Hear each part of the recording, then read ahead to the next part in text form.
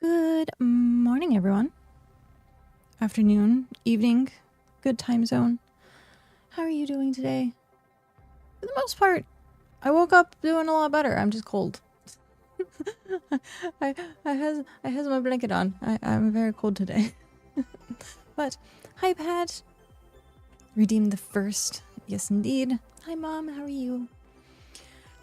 Yeah, for some reason today, just way colder. I turned the heater on. I forgot to turn the heater off, I think. I meant to turn the heater off when I went to get a drink. Oh well. And heater's now on. I have to go get ready and go to the dentist soon, but hi. Oh, you, dentist. Yeah. I am terrified of dentists. I do not like dentists. Last time I had to get teeth pulled, and I was just like, put me under for that. Thankfully, we did.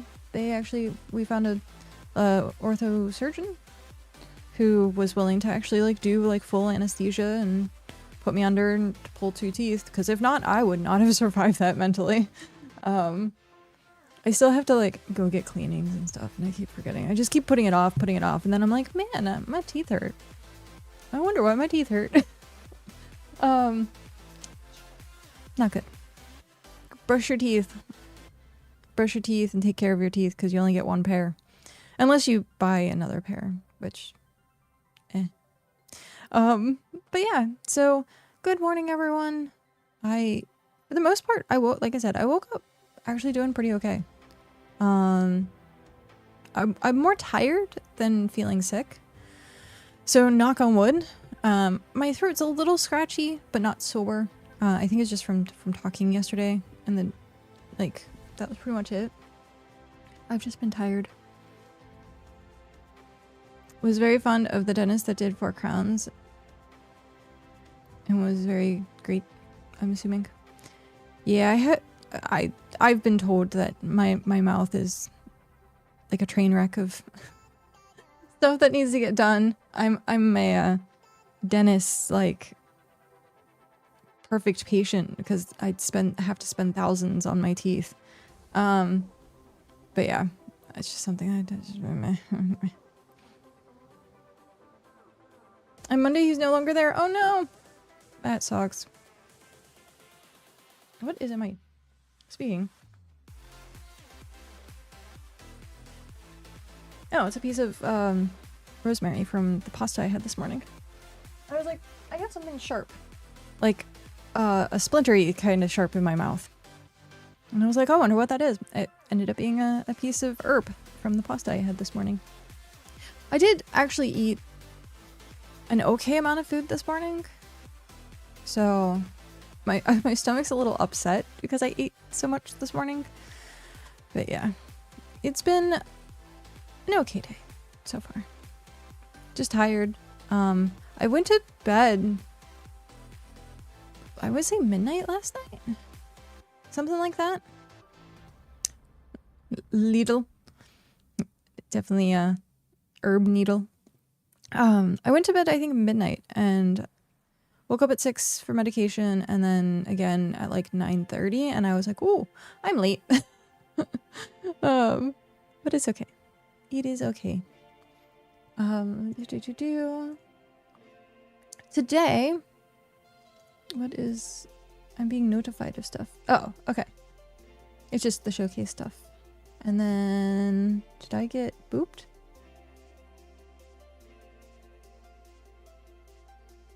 Oh, I figured it out. It's not the ox, it's the fishing skiff. Okay.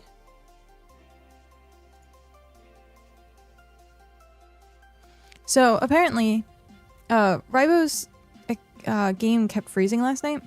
So after stream, at the end of stream, we ended up raiding Ribo, who made me an epic fishing rod, which was really nice. I gave him a few materials, but for the most part, it was like all of their stuff. Actually, let's swap over so I can show it off. Da-da-da-da! I had volume muted. Okay, let's pause that. Let's unmute this. And then I can show off my tier 6 epic fishing rod that Raibu made me. I really wish it would tell you who made stuff. I think that would be really cool. Most other MMOs have that, where it's like made by so-and-so. But I think that would be kind of cool to have in like BitCraft, where you can kind of be like, oh yeah, so-and-so made this. Or like, you can make your own little shop and be like, here's the things that I make. I think it'd be a little bit of like a nice like roleplay-esque thing. But yeah, apparently going into the house, he discovered like a glitch type thing. We'll see if I can redo it. So we thought it was originally the ox. So if you're in your house and you go to the vault and you mouse over, we thought it was the ox. Nothing happens. My game, nothing happens. But if we go over, I guess, to the fishing skiff, nothing happens. I don't see anything happening, at least.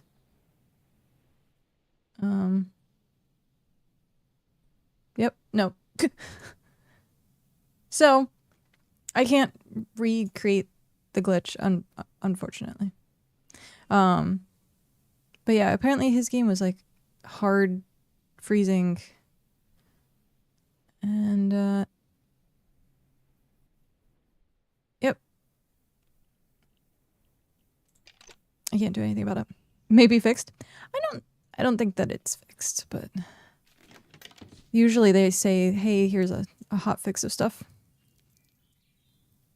Oh, I think Cow is home for lunch. Yep. It's funny. I just started streaming and he's home for lunch. Perfect timing. So today, as you can see the title, it says decorating. I've decided that I want to take the time to actually make this place look a little bit nicer. I think what I need is a bunch of tier 1 planks though. I'm pretty sure I'm going to need a bunch of it because I think all of this is tier 1 planks. And so I kind of want to do the wood, like I said yesterday, in a circle around here. I want to do, I guess, like a path, have stuff. Yeah. Just kind of like add some tiling to make it look a little nicer. Make little pathways. That way it's nicer to see, like get rid of this tile. We're going to have to pick up and move a lot of stuff to actually get it. Hello. So yeah, it's a lot of like little stuff. So like we'll have to move all the fences, do all that. But right now, we go here and go paving. I think we're doing tier 1. And with that, I think it is wood paving gray. Is it wood paving gray? It must be wood paving gray. That doesn't look gray. It looks like tan. I think, yeah, I think that's what it is. So let's see if that's what it is. Okay. We have our planks. Plank, plank. A paving, tier 1. Is it the correct thing? Yay, it's the correct thing. Okay. So yeah. We'll go through, add this to... I don't know if I want it as the whole area or not. And then maybe we can change with tile as the road. This is gonna be a lot of materials. Like, pebbles is one thing. Pebbles you can kind of get like hundreds and hundreds of.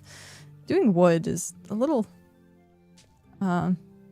more costly, I guess is the word I'm looking for. So we'll have to see. I'm a very like visual type person. So I have to like see it and then adjust it. So I usually end up wasting a lot of materials, unfortunately, because I'm like, I don't really like that. And then I change it. So, Raibo, hello. We just tested out the housing thing. I can't reproduce it, unfortunately. I tried. I was like, well, you said fishing skiff, and so I tried fishing skiff. I moused over my entire vault. Nothing happened. So, yeah. So weird that it's only happening to you.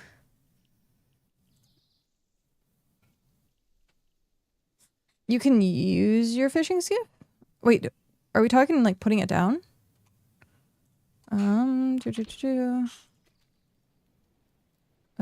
Fishing skiff.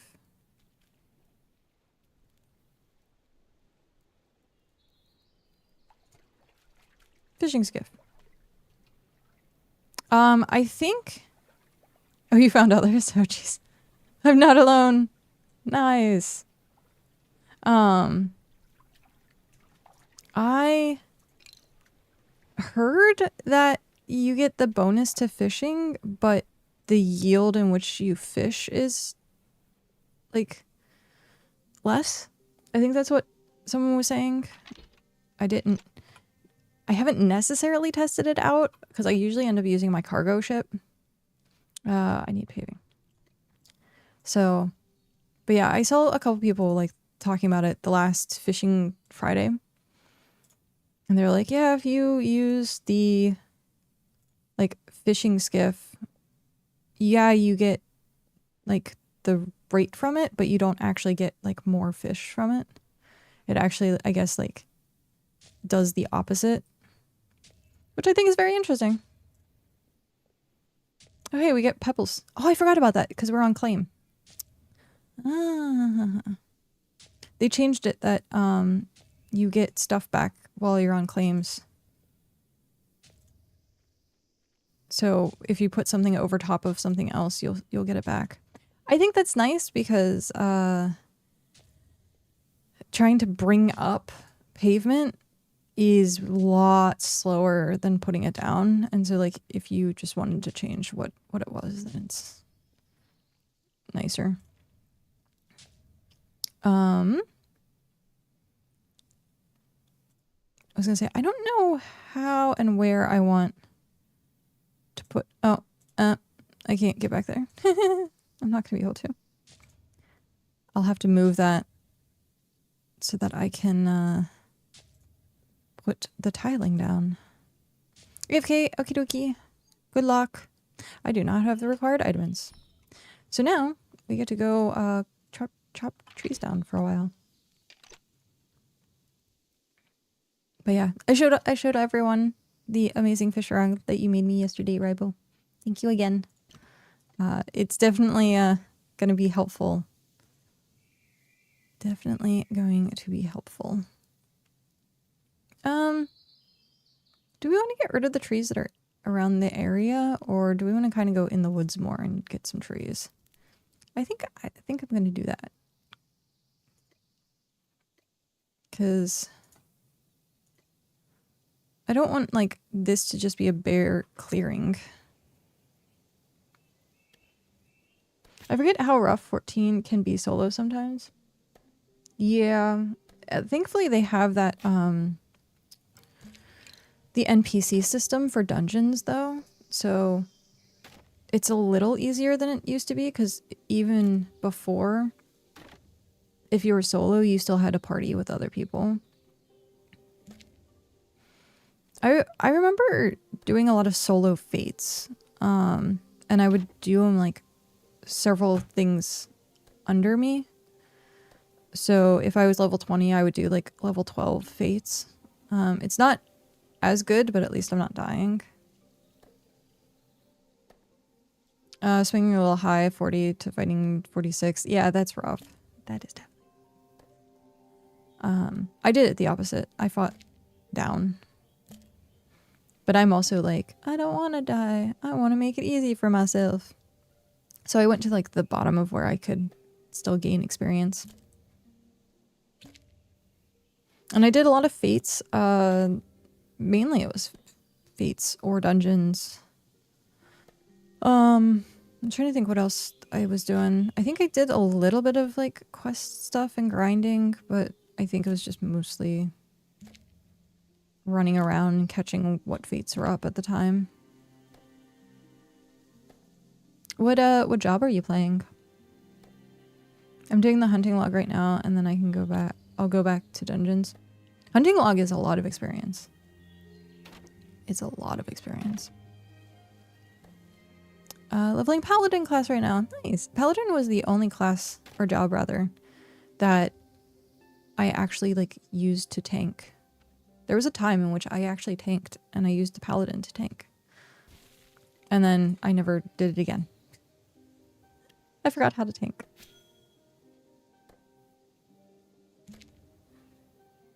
But usually I played healer. And then, oh, excuse me, I enjoyed playing DPS a lot as well. Sometimes I think I took more of a break from healing, and I think may have been red mage for a while. I know I did summoner, but I think summoner is healer. Unless it is DPS now. I don't know. Because I know I did scholar? Summoner is DPS. Okay, so yeah, that was my DPS class. And then I did scholar as my healer. The pew pew laser. Where you have the floating, like, your weapon is like floating daggers or something. But yeah. I mainly played that, but I remember doing summoner. More and more, in like certain games, I like... That's not scholar? Oh, it's sage. Yeah, that is sage, rather. You're correct. It's like in that same school of Arcanist, I think is what it's called. The base class. But yeah. No, you're right. Scholar was the...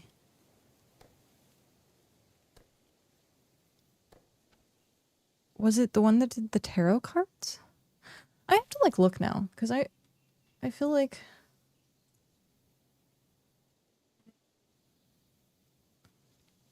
Astrologian, Arcanist splits into Scholar and Summoner. I am feeling a lot better. I'm tired today, but mostly doing okay. I woke up with a little bit of a sore throat. I think that was just pretty much from talking yesterday. I slept pretty straight through. I woke up feeling like the tiniest bit, and then like right now I don't feel bad. We did get the humidifier, so I think the humidifier did help a lot. Sage was an expansion class because it started at level 70, same as Gunbreaker. Yeah, I do remember that. Yep, I do remember that. So what was... Scholar was another healer, I'm guessing? Final Fantasy 14 Scholar.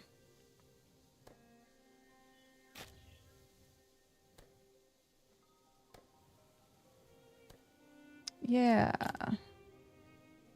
They're a healer. They're the ones that have the fairies. Yes?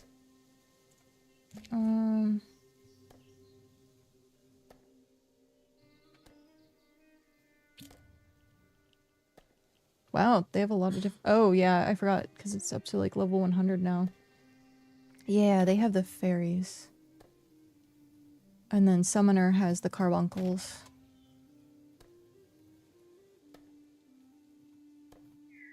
And then after a while... So there's a White Mage, Scholar, Astrologian, and Sage, yeah. Yeah, that's what it is. And then Summoner... Okay. I'm just getting them all mixed up. I'm just getting every single one of them mixed up. That's funny. I remember Siege being, like, really easy to play because it was like damage and healing, kind of like Disc Priest. So I played a lot of that, and then I was like, I guess I'll play something else because I didn't want to play healer anymore. I don't know if I like healer, but I think it depends on the game at this point.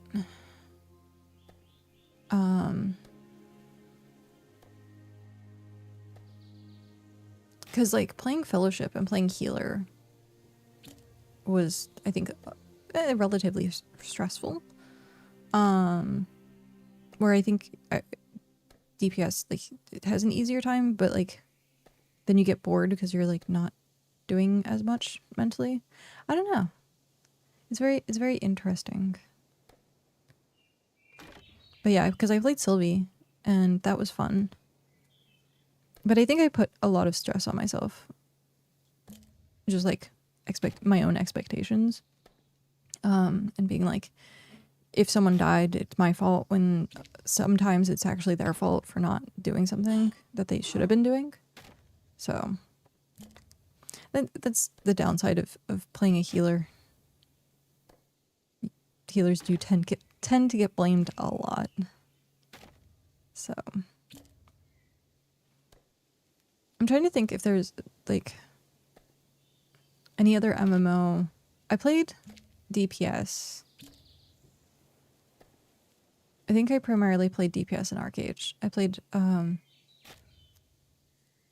the Archer, the Primeval, I think is what it was. Hi Mir, how are you? Yeah, I think it was Primeval. It was Archer and something else. And that was like the main thing I did. And then I don't know that I healed. I don't know that I healed in Arcade. I might have at one point. If the DPS dies, it's probably their fault. If the tank dies, it's 50-50 on tank or healer's fault. If the healer dies, it's the tank's fault. Yeah, it's a vicious cycle. I've personally, I think it was only Fellowship where I took it personally. Yeah, I think Fellowship was the only one that I took personally. If it was in like WoW or something, but I think it was because I knew the game well enough that I'd be like, nah, you stepped in fire. That was bad on you. And then like Cow's always my tank. And so good communication there. So I feel good healing. But if I'm like healing a stranger, then it's a little rough sometimes too. It just depends on the dynamic of who your tank is. DPS is kind of like anyone can be your DPS. Because if you have a good healer, you can kind of overcompensate for bad DPS if it's not a DPS check. Because like if they do something stupid, you can heal them. And so like as a healer, you're kind of like the babysitter.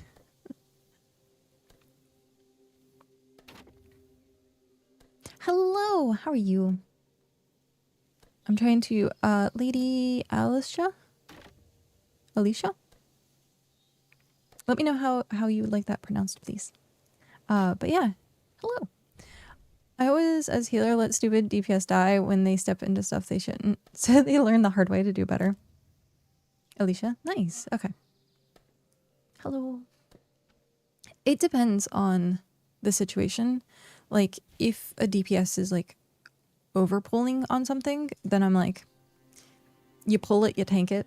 And so I'm not going to heal someone who's like trying to be impatient and like pulling extra. Like, if for some reason the tank like loses threat, like, okay, that's understandable. That can happen, especially with like aggro-y kind of games. So sometimes the DPS can do way more DPS than what the threat threshold would be. And so, yeah, if it goes on to the DPS, that's fine. But if a DPS is being a jerk and pulling things, I'm like, I'm not going to heal you.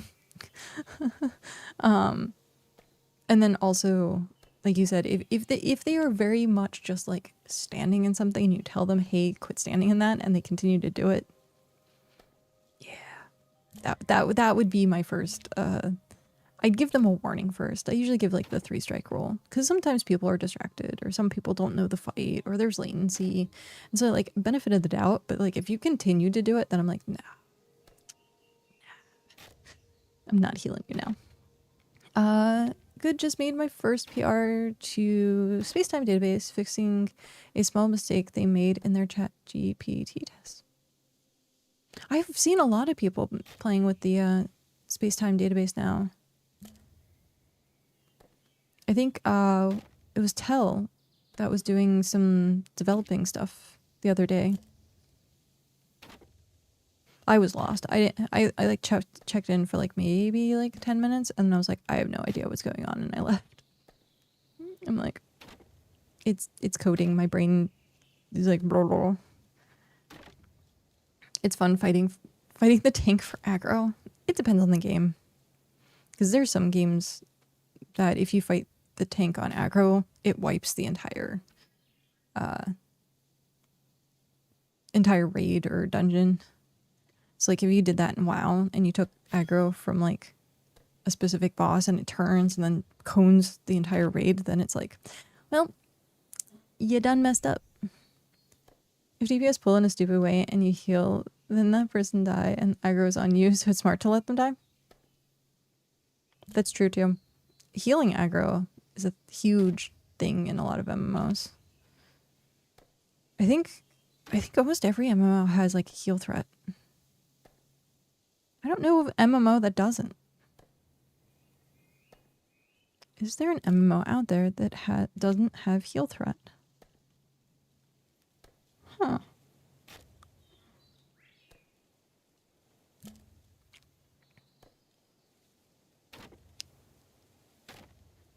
Yeah, I can't think of any.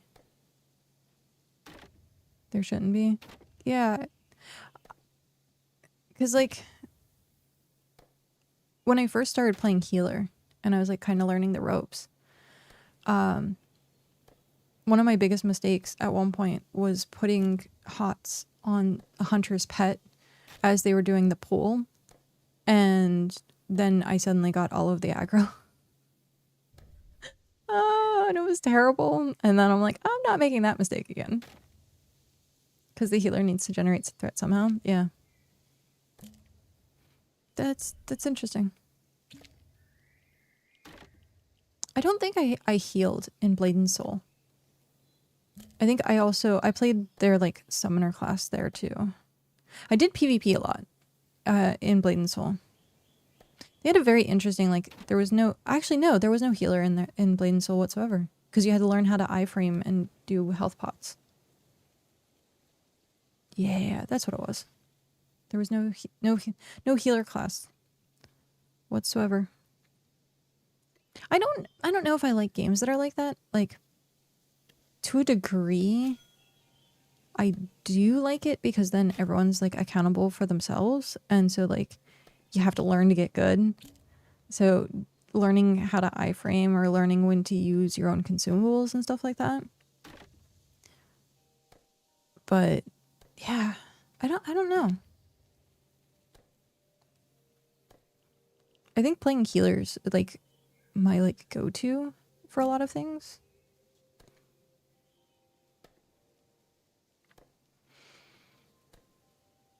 But yeah, because I know Blade and Soul didn't have healing. There was something else we played that didn't have healer. I'm trying to think what it was.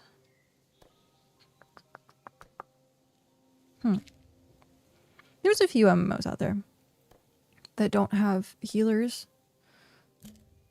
Yeah, I can't think of what it was. I think it was more recent, unless I'm...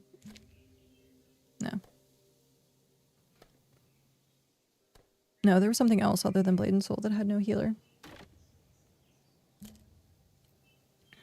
Even Pax Day had a healer. The healing in Pax Day was like, eh. The spell crafting or the spells in Pax Day in general were just like, ugh.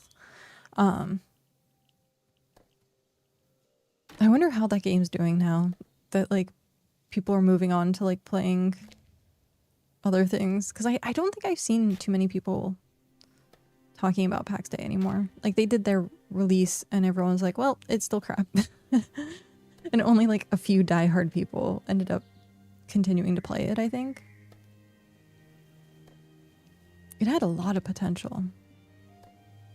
The building was really nice. The crafting system was nice. Yeah.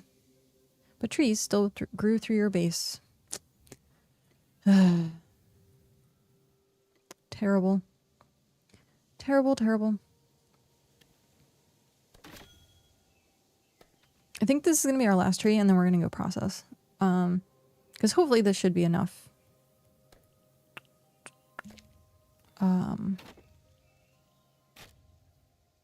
Enough flooring. Chaotic, hi, how are you?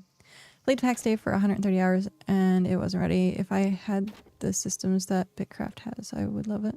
If it had the systems that BitCraft has, I would love it. I definitely, to me, when I first started playing BitCraft, I was like, you know, it's a chibi PAX Day without the custom like building. It felt like kind of the same. Where it's like, okay, you have to go, like 90% of your job is to go get resources. And that was the same for PAX. You'd have like routes that you'd have to take to get like clay and stones and pebbles and like building materials. And then you have to like go back and like flowers. I remember trying to get grain and stuff like that on top of a mountain. Like, at the moment, BitCraft is the only game I'm looking forward to. Played AOC as well, and that was a shit show. Okay, I've seen a lot of people go very much both ways with Ashes of Creation. And I'm interested in why you think it's a shit show. Because after watching like some footage, it's just nothing but like PvP. Like, I don't know. I think they overcooked it. I think it's a little crisp at this point. If they would have just left it as like a base bones, like typical MMO, I think that would be better, but I think they tried to overcook it. Zero are the system. Oh, Zero systems are ready after 8 years. They never finish anything. Oh, jeez. That's, yeah. I was going to say, it's in just, they put it as early access, I think, right now. But is it open early access? I think it's open early access. Ashes is going to be a very specific niche game from what I've seen. It's not going to be a general public MMO. It's going to be a MMO for people who want a classic type experience. I could see that. Based on what I've seen so far, I can see that. Niche is definitely a good word to put it. Because like when they originally showed the dynamic lighting and the environment, I was like, man, this is really nice.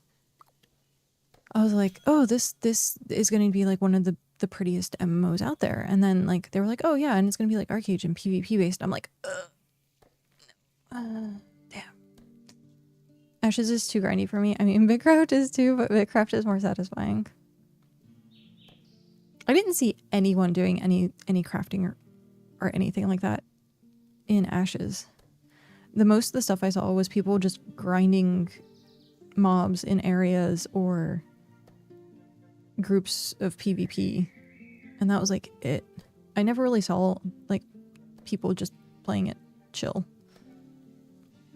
But I loved Arcade. Tony and I talked about this a couple of times now. I don't know if you can tell we love Arcade as much as we do. But we were talking about like boats and getting a galleon and how awesome it would be to have a galleon in BitCraft.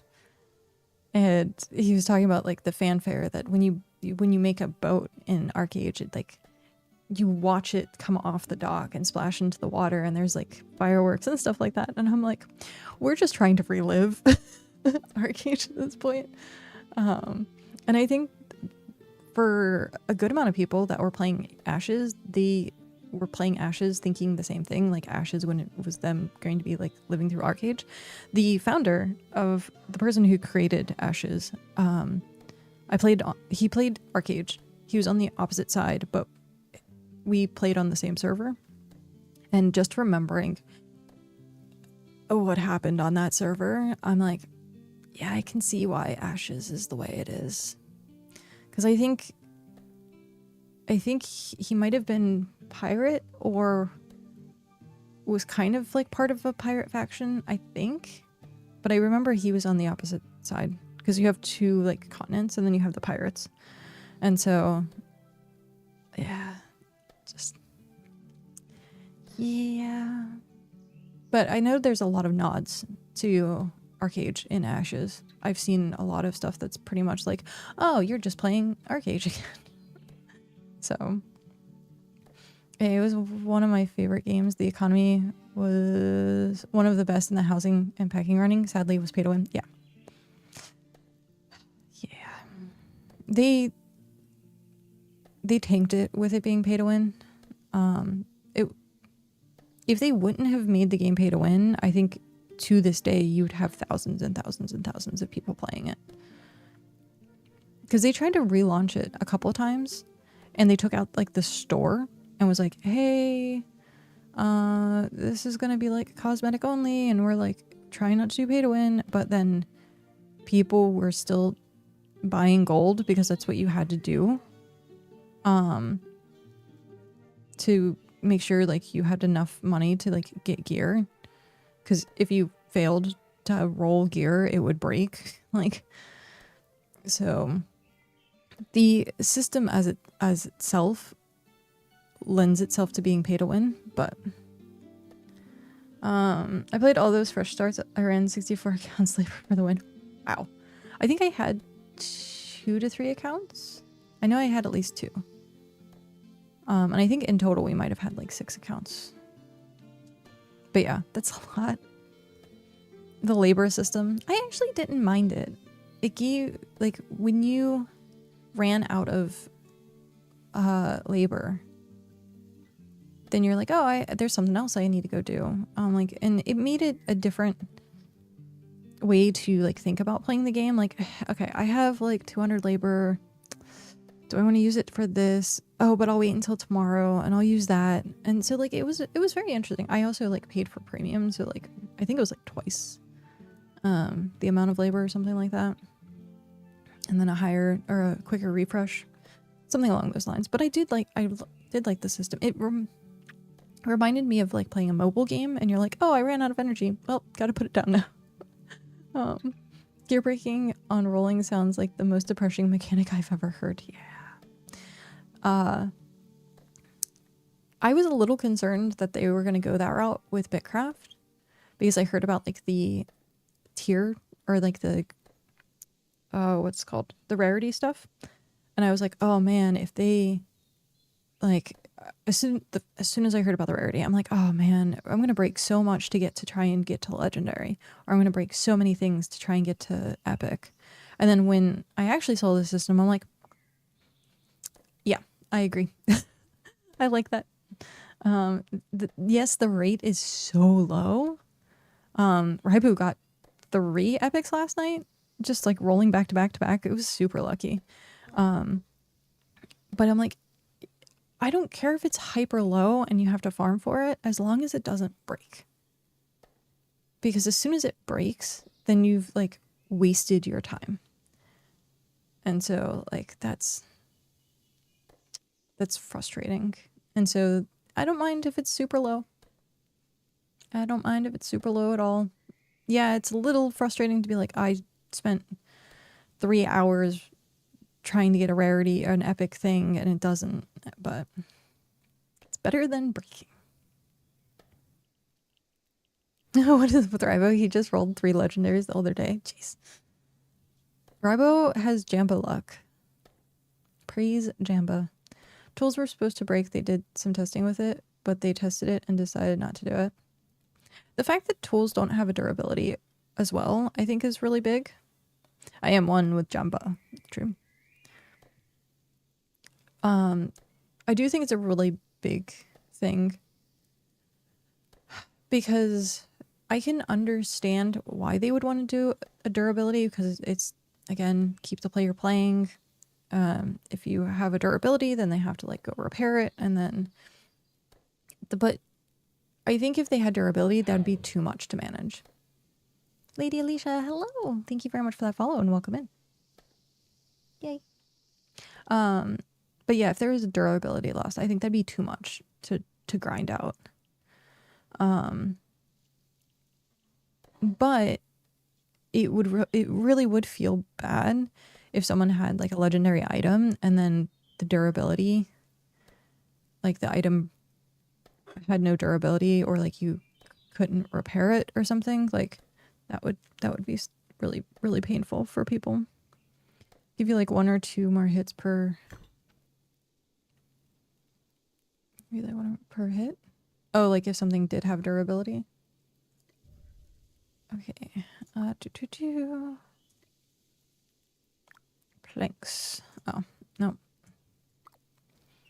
I still have 1 more step. But yeah. It'd be a lot to juggle. I think they've talked about multiple times, like, utilizing these, like, extra slots. So we'll have to see, like, maybe there's items that are, like, durability based there, where your main tools are, like, you don't have to worry about it. Because I think, personally, if you get all epics on something, like, yeah, it's cool to get a legendary, but you could just be done at that point. And so having the split focus between tools and grinding items, yeah. Get more than we already have, like with the wind update, no nerf, just buffs, then we could try, but that's basically scholar buff now. The scholar buff having the +2. I keep forgetting about that.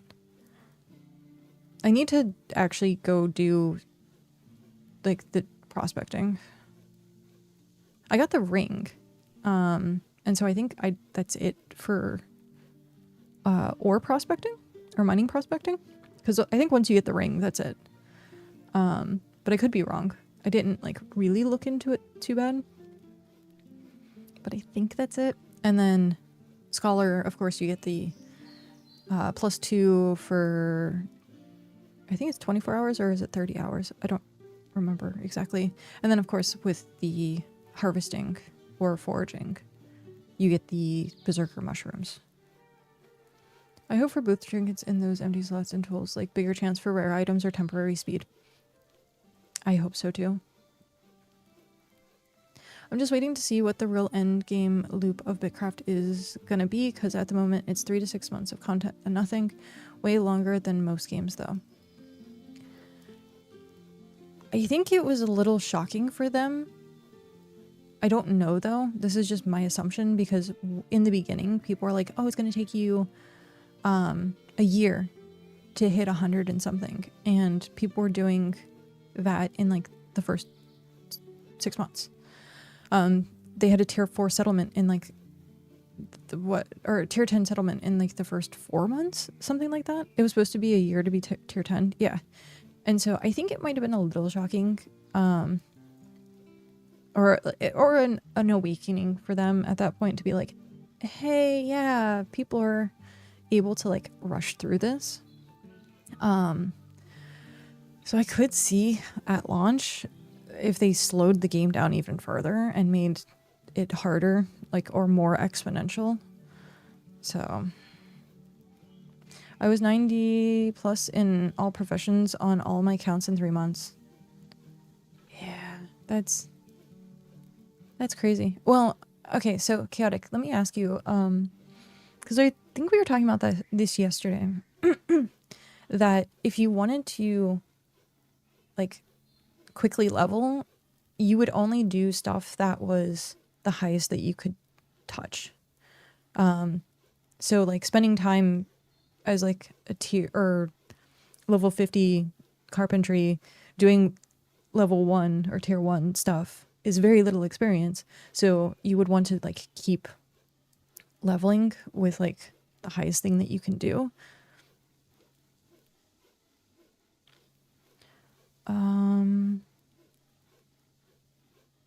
It's I mean, people no life it. Of course, it's gonna be fast. I really hope they don't slow the game down. Well, I don't. The more horizontal gameplay they add, the less that are gonna have to slow it down. You would not bring, and you would not bring anything back. Oh, am I missing context with? And you would not bring anything back.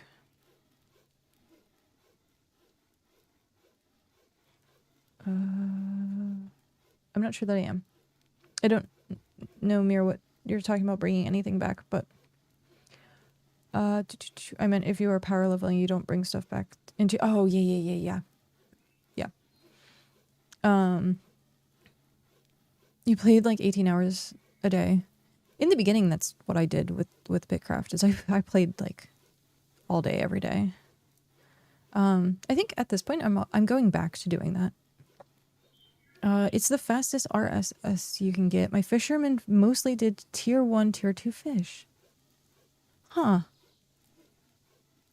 Interesting. Yeah, because people said like you get more experience by like I'm 64 right now. So if I did tier 6 trees, I would get more experience than me doing the tier 1, but you're saying it's not? And I wonder, is it because of like how fast the numbers are going? I don't know. That's interesting. You get the best for the highest thing you can do, but can you get it as fast? Ah, I see. So it's all about uptime. What's uptime? Sorry. That was terrible. Yeah, because if you're harvesting tier 6, but there's not too much tier 6, or it's a struggle to get to the tier 6, you're wasting time where you could be constantly doing something at a lower tier. Once my woodchopper could do the trees in desert, it was the meta. I see. It was the meta. Yeah, I haven't been to desert or snowy peaks yet. I don't have my heart. Those trees have 100k XP or HP. I watched, I think it was the 4th or someone else who was doing those trees. And they sat for like a half hour on one tree, and I was like, well, that's a lot of experience. But yeah, they're beefy trees. Beefy. But yeah, I haven't been to the desert or snowy peaks. I need to actually work on getting my heart. Learn the bag move trip. I moved 2,400 of anything at once. The bag move trick. What? What is this? What trick do you speak of? Unless it's like dropping items, picking stuff up and then dropping items and then like chaining. Is that what it is? Because that's the only thing I can think of. That was during the alpha. I don't think it move the bag one spot at a time.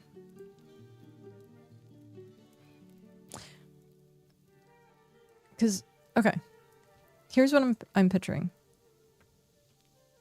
That still works. Is, so I drop this on the ground. This bag's here. I view dropped items, and then I walk away to like where I can't view dropped items. And then like a little bit further. Let me see if I can actually do this without. And then claim all. And then drop it again. And just like, is that what we're talking about?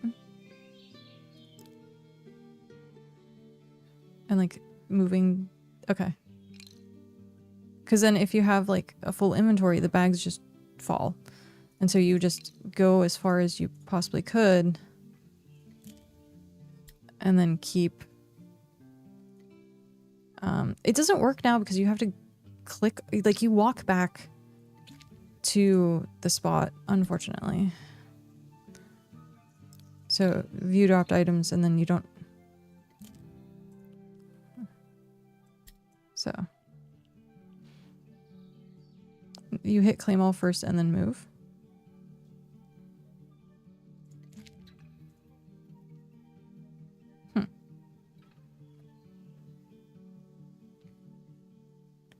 Interesting.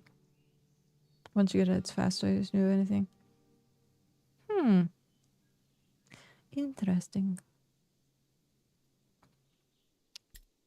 Yeah, because it sucks because now you actually have to walk up to the item. Because it used to be I could view dropped items and then you don't have to like walk to it. But now if I have to walk to it, it's so yeah.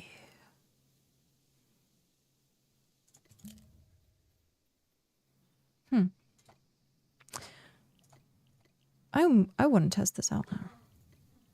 I want to test it out. But now wagons are 1K, so it might be better to do that. Yeah. Wagons are really nice. Wagons are definitely really nice. It's one of the first things that I'm like, get a wagon. My alt doesn't even have a wagon yet. My alt is so far behind. It's usually just meant for like tier 1, tier 2 stuff. Give me one quick sec. I will be right back.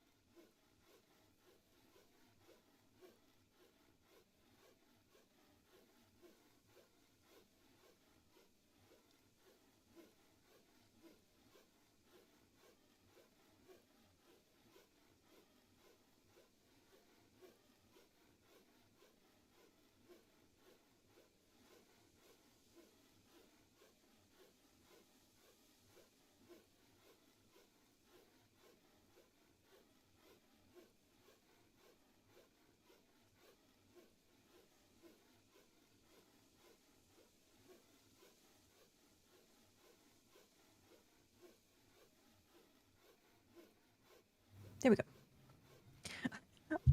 I got trapped in my blanket trying to get out of the chair. It is chilly, but it's like roasting in the living room because that's where the heater is. But the computer room's like the farthest place from the heater. So it's chilly everywhere else. Uneven heat distribution. Ads are starting in a minute and a half, and I did change them. So this is a recent thing that I changed. Instead of doing, what is it, a minute and a half every 30 minutes, it's switched to 3 minutes every hour. That way there's a longer time in between ads. But thank you again, Remy, for showing me that was a possibility. Because I was like, oh, it's the lowest one. And like, according to the settings for it, the lowest one is doing it a minute and a half. And then it's like in another setting that you can do 3 minutes every hour instead. And I'm like, I'd rather do that. I would rather do that.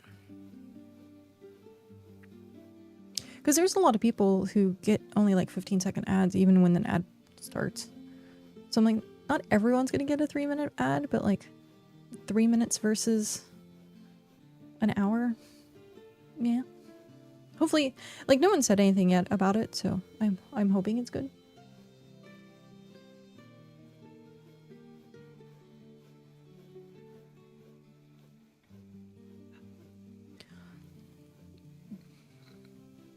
Excuse me.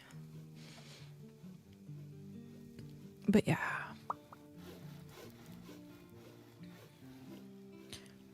So one of the things that I'm gonna do the decorating stuff today. But if I get it done, I need to work on hunting more. Because I need to get it to tier 5 at least. So that I can start harvesting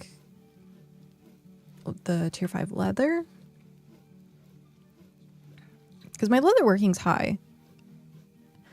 And I'm kind of regretting not doing these two at the exact same time. Because I think my leather working, I was primarily using the group experience thing where like someone else would be crafting it. And then I would just be like, hey, let me also craft that. And I think that's what ended up like boosting this higher than my hunting. But for future reference, like I want to make sure these two are pretty much the same.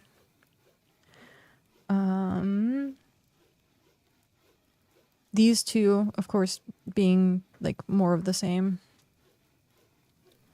I think mining and smithing being the same, and possibly masonry.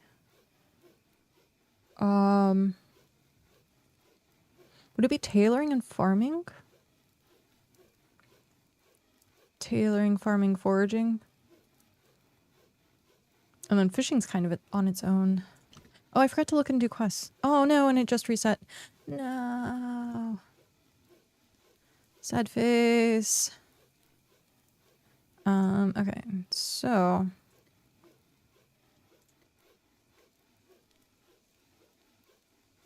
that's funny. Wow, there's like nothing for money to this. Oh, excuse me. Unless I did Bricko, but like that's not worth 2,000 for those materials. Not worth.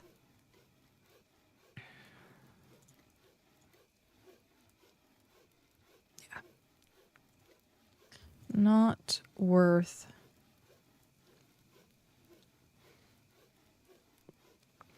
Guess we're not doing tasks. I should have looked previously. I totally forgot when I logged in to look at it.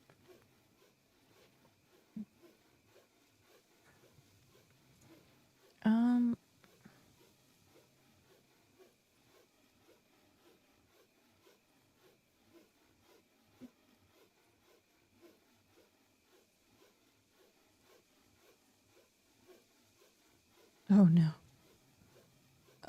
Hey, I got notified. Please consider a view of Ribo and Starforged on Build. We greatly appreciate your patronage. I'll give the thumbs up.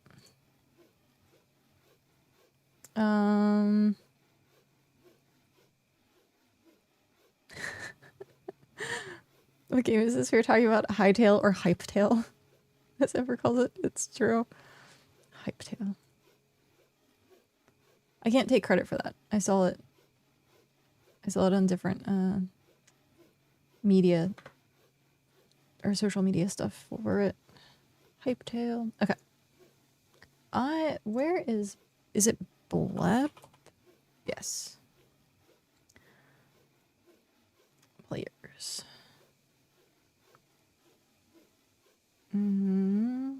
I have 4 reviews. I thought I had 3. Aw. We will miss you in Region 3. Great streams, great person, would recommend. Aw. would be 5 stars, but damn, that hurt to watch. And then now we're cool. Give the thumbs up. That's a cool app. Give a heart. If people don't know what this is, it's primarily a region 9 thing, but I've seen now region 3 people using it. It's a like Yelp review for BitCraft and BitCraft stuff. And so everyone's asking for stuff to get reviewed, and you can like review other people. I don't know if you can review yourself or not. I know people were doing it with like their alts and like logging in as their alt. But it's made by TNT, I think, from Region 9. And we have a lot of people on there now, which is nice.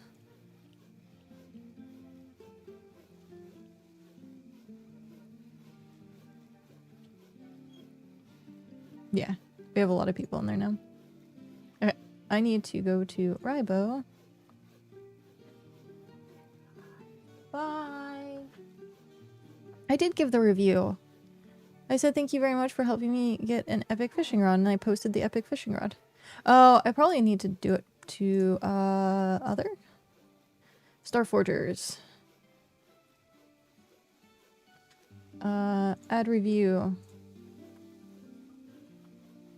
Ribo was amazing and helped me get a tier 6, I think? That's what it is, right? Tier 6. Yes, tier 6. Epic fishing.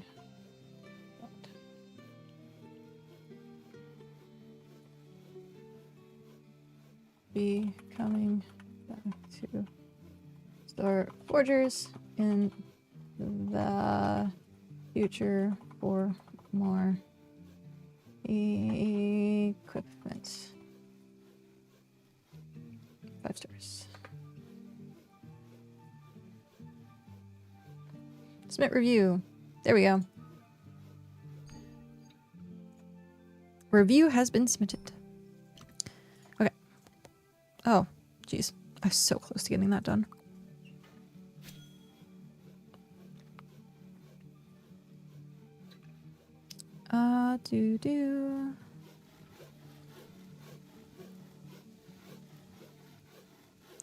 And then we have to make planks, and then we can put stuff down again. And we... mouse over. I'm gonna wait for my energy to fill up a little bit.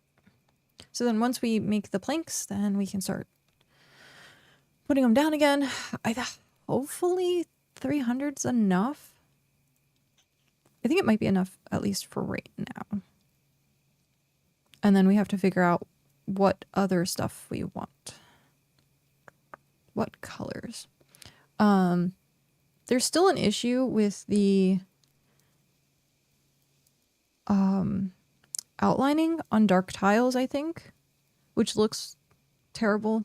So I can't really use like dark colors without it like being like wonky. So I'll have to keep to light colors. So like probably tier 1 stuff, or tier 2 stuff maybe. Tier 1, tier 2, I think will probably be like where we're stuck at color wise. Maybe tier 3, but I know like tier 4 and up are kind of darker unless we do the yellow, which is tier 7. And I don't think I want to stare at yellow. Ew. And then tier 6 is red, but yeah, you can't see it all that much with these. But like, yeah, there's like an outline. I think it's more prevalent during the day. At Ember Isle, when I put the black tiles down, or the tier 9 tiles, oh my gosh, those were terrible. Absolutely terrible. But I did submit it as like a, hey, this is a thing, please fix. So it's on the radar to get fixed in the future. But for right now, I just avoid dark colored decorations and tiles. But yeah.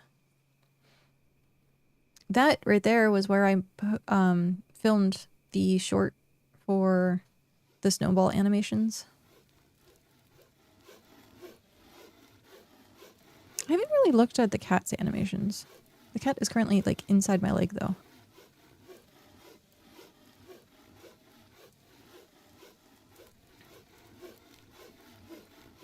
I got the party hat still on.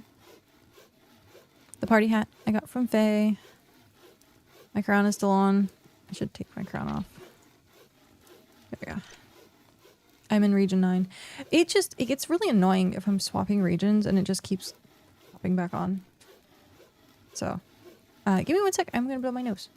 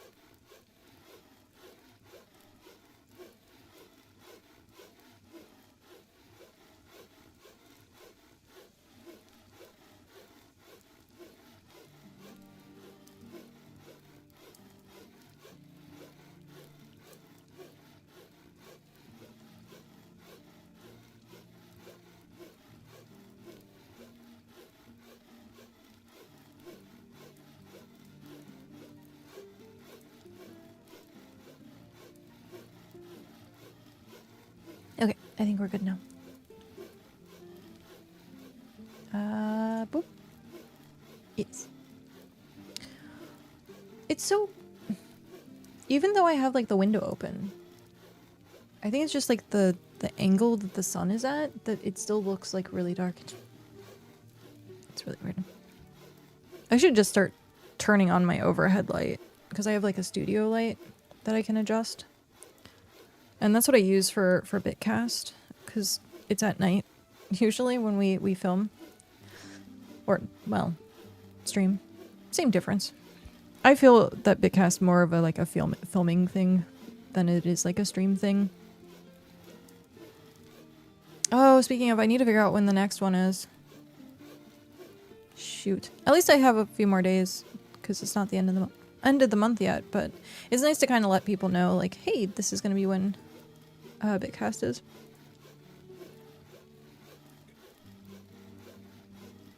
I also need to do a lot more editing for YouTube, because I have a bunch of shorts that I need to make. So there's the elbow pop one, there was the tier 5 buckets, the thing that happened yesterday, and I forget exactly what it was, it's in my notes though. It was at the 2 hour and 51 minute mark. I randomly know obscure stuff like that every once in a while. But yeah, so I have a few things that I need to put together. It's so weird. Like, I did the snowball thing, like, so quickly. And was, like, I guess, like, motivated to do that. But if it's, like, my own, like, shorts stuff, like, I just, like, don't feel as motivated to do it, which is weird. Like, that one should be the thing that I'm most motivated to do. I don't know. My brain works weird. My brain is weird. But yeah, because, like, I'm like, oh, it takes me, what, 2 hours to put a short together? If not shorter, if I, like, get the hang of it and do it more often. And then I'm like, why don't I just do it? And then I never do.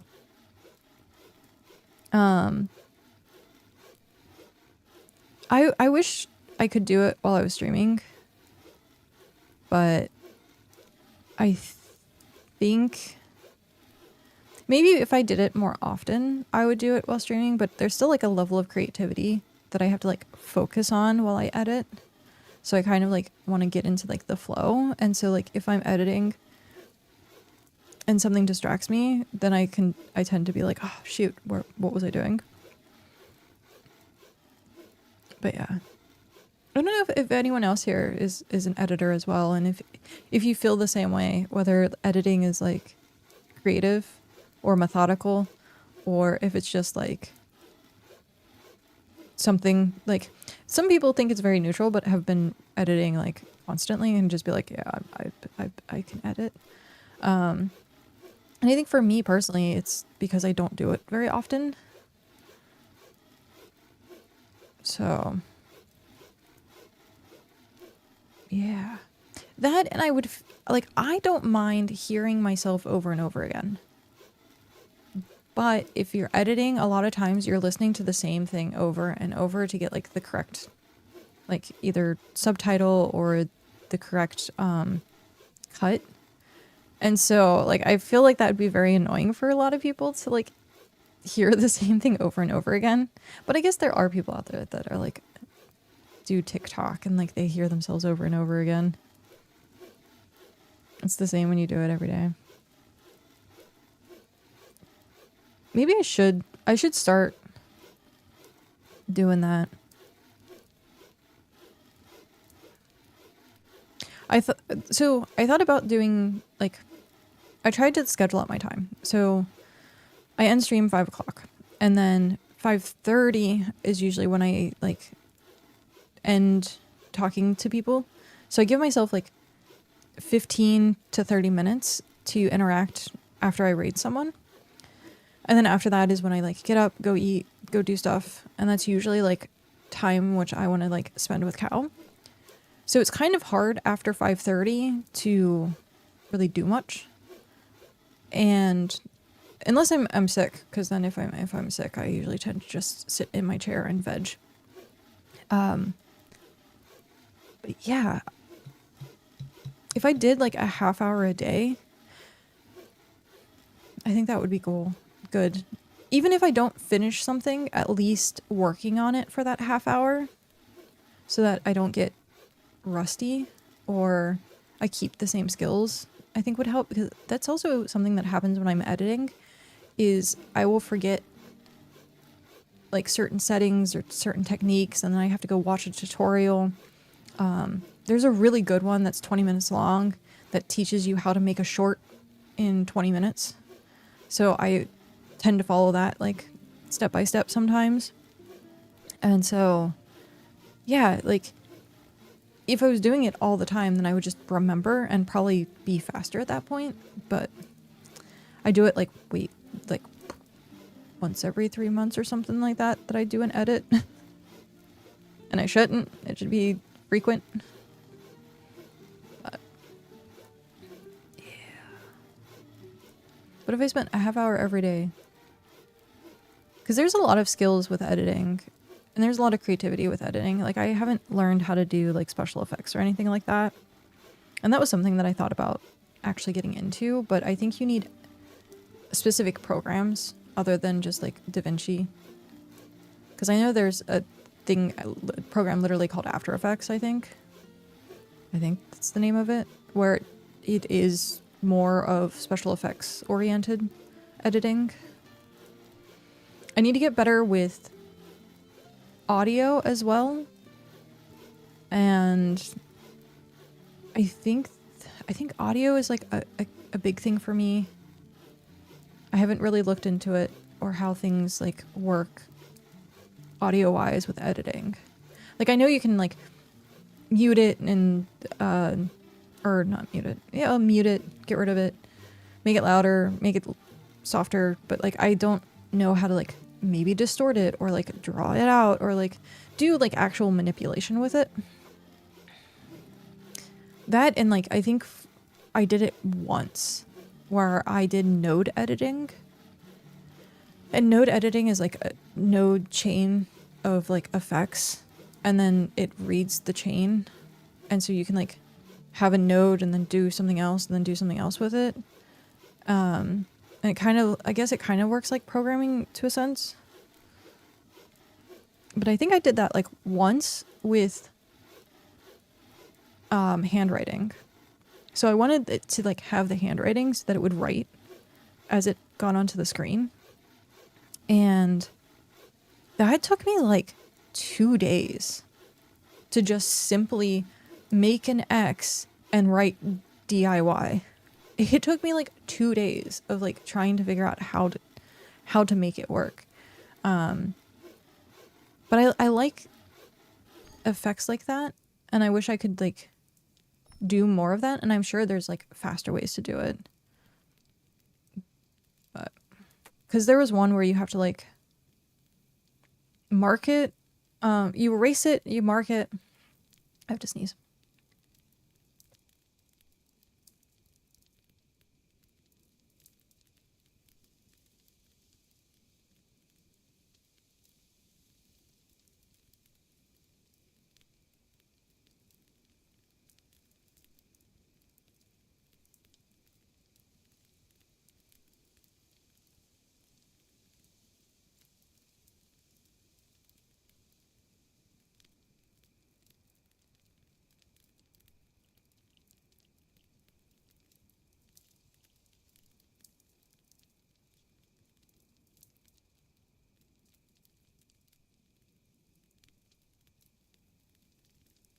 I guess my nose decided it wasn't done exploding.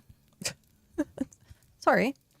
But I think if I remember it right, you would have to like erase it in a certain order. You'd mark it, erase it in a certain order, mark it again, then flip it so that it would look like it's being written on instead of being erased.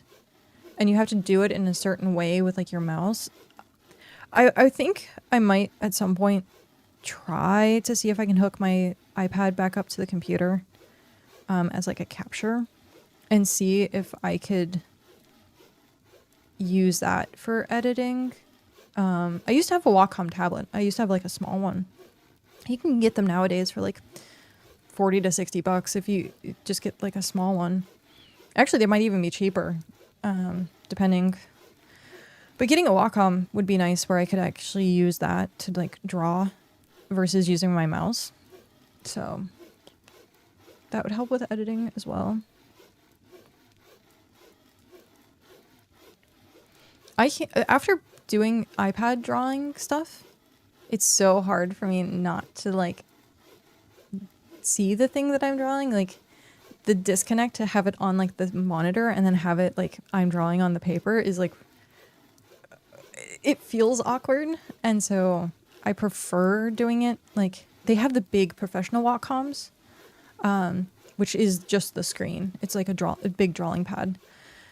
I got to use one for a little bit. I had a friend to let me borrow one, and I used it relatively often, and then it just like sat there because I was like, getting it to work. I don't know that it was a problem. It was just awkward because it was like sloped up, and I'm used to like doing it flat. And I think it could have gone flat. I just didn't want to like mess with it. But yeah, gave it back. It was like one of the big Wacoms. Like it was a machine that I had to sit like on a stand. But yeah, now they make them like nice, slim, compact. Still, I don't think anything's gonna beat getting an iPad pencil, because the response for that is really, really good. So yeah, just my little tidbit of art knowledge. But yeah, we're almost done with these planks. We are almost done with these planks, and then we can start filling in our environment. I don't know. Need a nap, be back later. Okie dokie. Enjoy your naps. Sleep well. I think I'm gonna put this and then like make it from like here over as a different tile. Because blending in this area is gonna be awkward. And then I'm trying to figure out if how I want to do tiles around the kilns and stuff. Do I do different colors?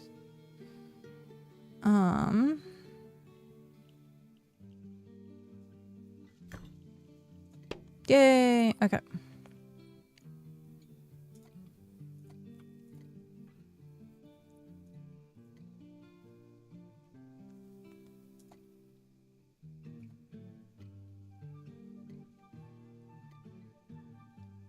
There we go.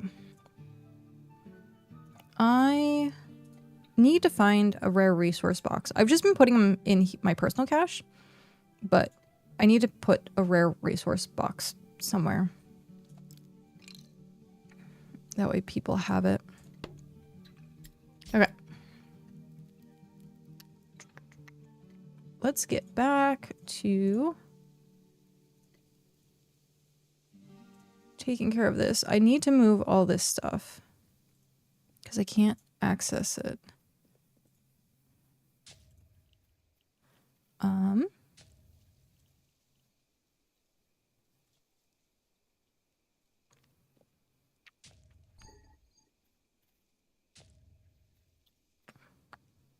The only thing I dislike about moving stuff is then like trying to figure out how to put it back.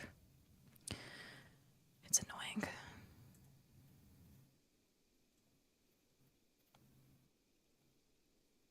Mm-hmm.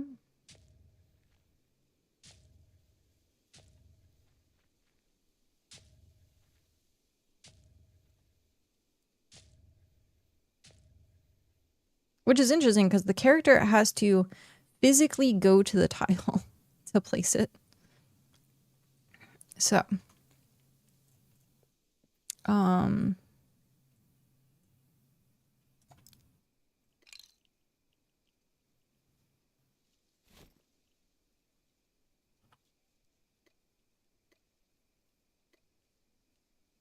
is this gonna work? Aha.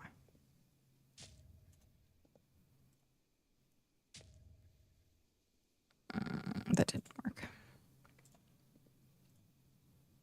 Wait, oh, that did work. Okay. So then I need to get to that square.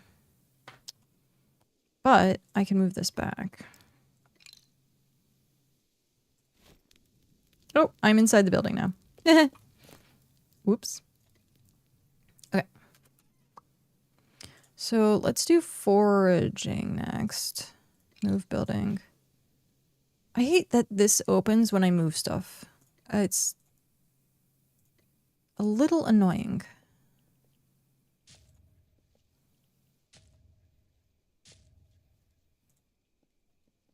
Okay, so I can't get over there. I can't get back there. So what if I move that? Oh, interesting. I thought I paved. I guess I didn't pave that.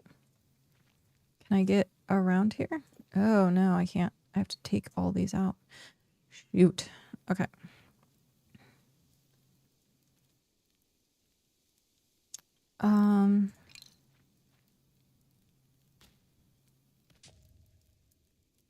Okay. Can I get over here? I can't. Okay. Move. Let's go over to this side. Move you. Just one. Move you.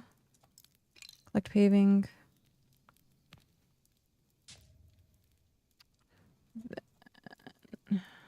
Oops, that's tier 2. I'm looking for tier 1. Oh, can't get there. Okay. Move.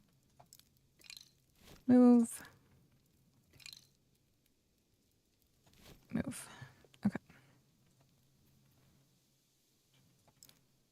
Move.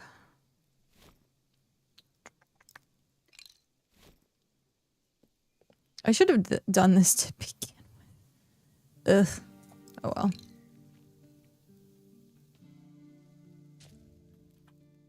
Because I was like, oh, I'm going to be redoing all this stuff.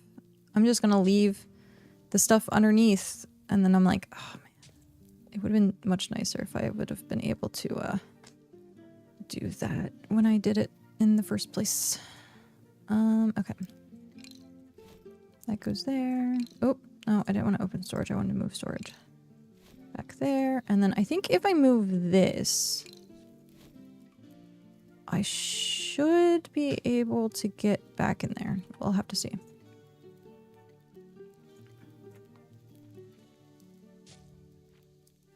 Oh no. Okay. Well, we got close. So I'll have to move the forestry. Oh well. Just have to remember where it was.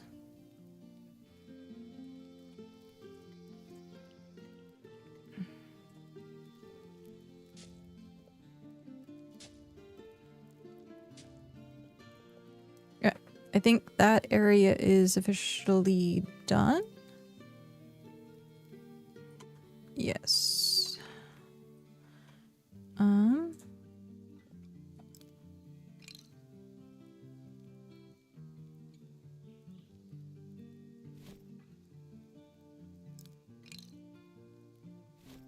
Was that it? I think this might have been it.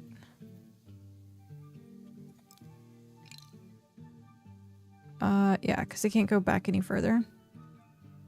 And then that was in the middle there, so yeah, okay. Yay, we've moved stuff back in the proper place. Was there anything else that needed that sort of treatment? I don't think so. I need to get in there to pull some of those up, though. Okay, collect pavement there. And then I need to do it over there. Can I get over there? Move building. Collect pavement. And then we'll turn this into...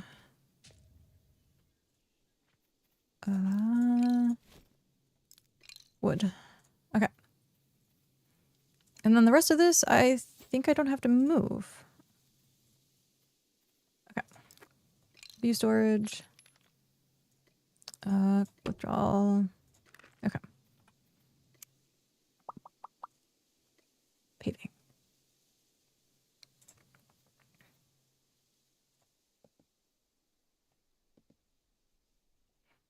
Because we get the stuff back, I think I'm just going to pave everything in this area with this wood for now and see how it looks. And then if it looks awful, then I will like change that. But I think doing it in this area first. I'm going to need a lot more. I just saw that. Gosh darn it. Gonna need a lot more wood. A 61 construction.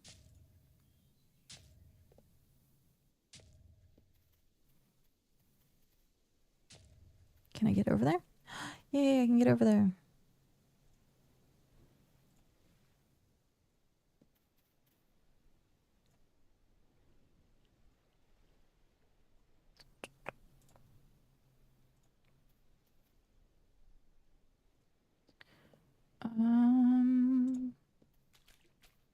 Yeah.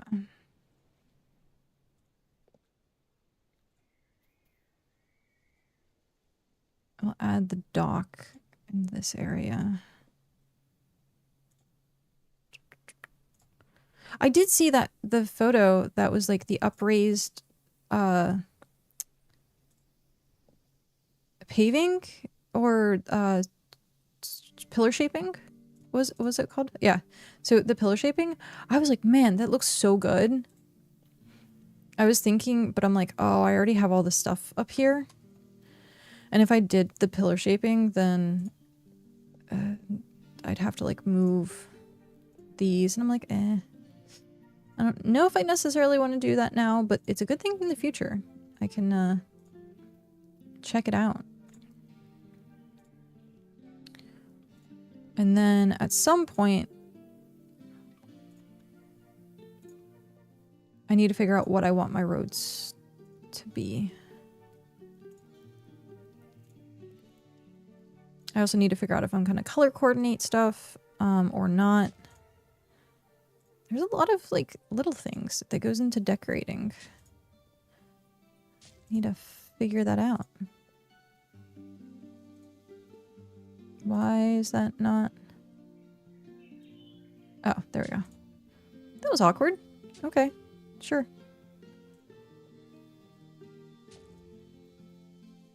For some reason it didn't want to pave there.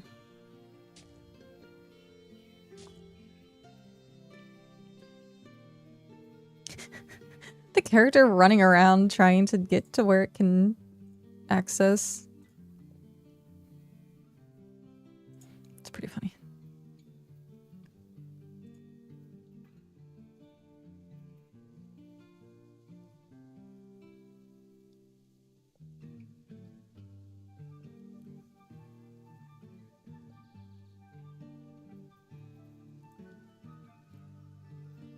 The most exciting part of decorating.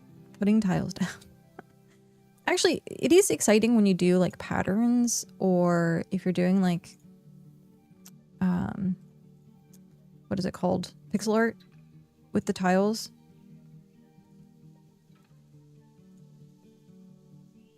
I thought about doing some pixel art stuff actually with the BitCraft. Because I've seen some towns that have the pixel art, like we showcased one that has like the tools and stuff like that as like the different areas, and I thought that was like really neat. But one of the things that I wanted to do originally for Ember Isle specifically was put a fire logo.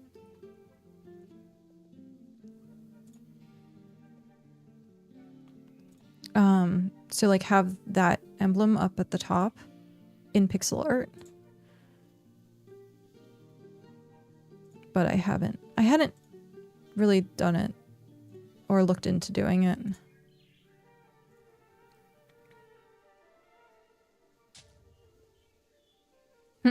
Getting pebbles back. So there's a little bit of an audio change now. I don't know whether it was because I was like running over something, because I know they said they footsteps and stuff they improved. So I'm like, I keep hearing something like weird every once in a while, and I'm like, what is that noise? And now that I'm realizing it, I think it's the gravel noise. Like if you run on gravel or something, it might make a different sound than like running on the wood. I don't know. That's very interesting. I need to get to those tiles. I guess I don't absolutely have to. They're kind of hidden. I want to get to that one though. Move.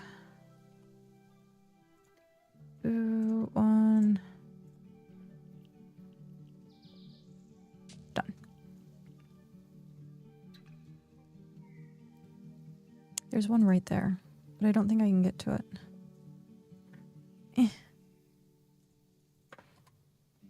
Yeah, I don't think I'm gonna get to it. Or maybe I can do it there. Nope. Okay.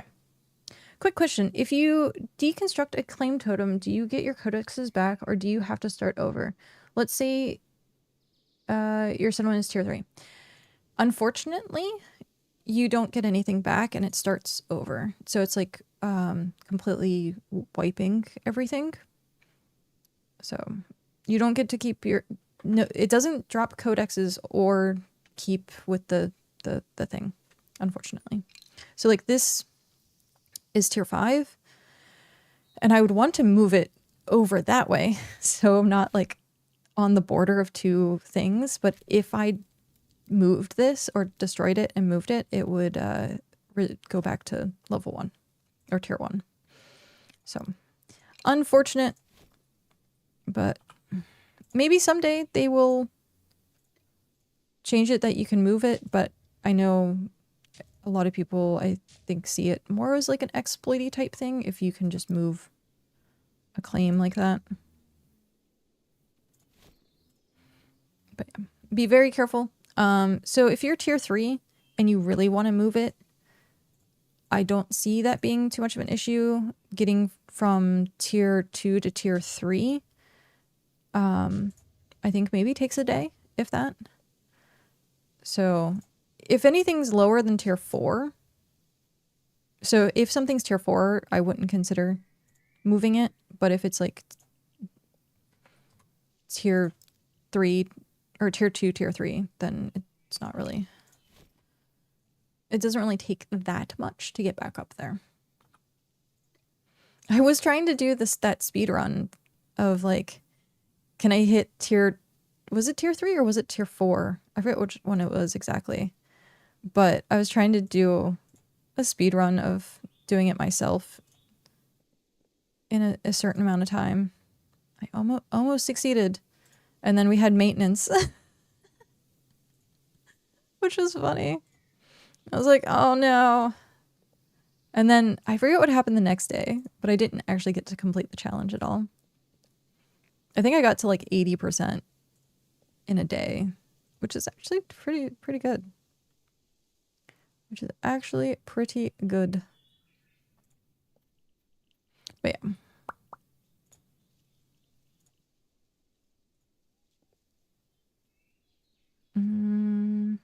Do I want to fill in this entire area?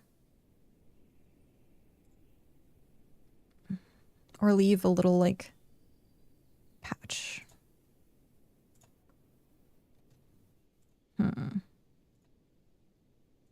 I think it's very obvious that this area isn't measured out. I just kind of put things down when they looked okay. But I guess that actually, now that I look at it, I don't think that's too bad. No, it's off. I would have to put the tip there.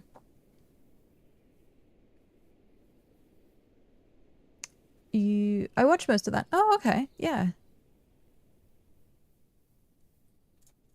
That's awesome. Thank you for watching that. I did a couple time test run stuff when I first started playing. So like figuring out, one sec. My dread is stuck. Ow. Okay. I have to like split it apart. It just got stuck in like my headband in a weird way. Sorry for the distraction. But doing the packaging stuff, like supply stuff, I was doing tier 2 wood, and someone's like, okay, tier 2 ingots is better. And so now that I have seen like more evidence, like it doesn't really matter as long as the resource is like around you. So there's people out there that use tier 7 like resources for their settlement because that's what's around them. So it's easier for them. Whatever is easiest for you to make where your settlement is the better like supply choice. There are hyper efficient ones. So it's like cost. I actually just saw it today. The cost of, what is it? Hex to supply or something like that. The amount of supplies you get per hex, because you have to buy like sandpaper and stuff like that. So tier 1, tier 2, anything, you don't have to buy stuff, so it's like free. It's just the time. But yeah, I thought it was really fascinating, like learning stuff, and then also the rare drops. I found out doesn't matter. So I was like, okay then. So I used to do like rare drops like 1 at a time or like 5 at a time, thinking that it changed the rarity or the chance at getting something rare. Nope. It doesn't matter. So you can make batch crafts and little crafts. Yep. I thought that was hilarious. I'm like, man, I've been sitting here wasting so much time being so inefficient. I could have just been batch crafting literally everything instead of being like, okay, they'll do this one at a time. The only thing I do have to say is if you do stuff in like smaller increments, if you need to use the station, it works out like faster. Because if you have something that's like 100K effort and then you're spending like 45 minutes and you're like, oh shoot, I really need that station. There are places out there that have double stations. So like you could go somewhere else and get it made. But if you wanted to stay in your own claim, it's kind of like you have to wait until you finish that 100K effort thing. So for me personally, I think it's interesting to, or better to do smaller crafts. So that if I need to take a break and do something else in the middle of it, I can. Especially if I'm focusing on doing tasks. So because they refresh every 4 hours, some of these crafts that I would be doing would be like an hour, 2.5 hours long. And so being able to have the table free to like make ember grain, or like if I really needed to like make cloth, whatever. So yeah, something to think about. Or if you really want, just have double tables. We did that for a little bit, actually. We had double tables for things. I don't know if I want to do it in the future or not, or just like leave the highest rank. I don't know.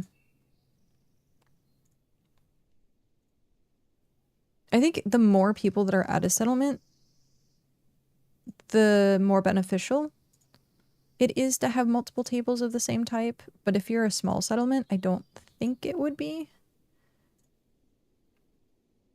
Because then you'd have more people able to do like help with like multiple crafts, and then you could have 2 crafts going and like 2 different tables. And then people can help, and like you could spread out the effort kind of that way.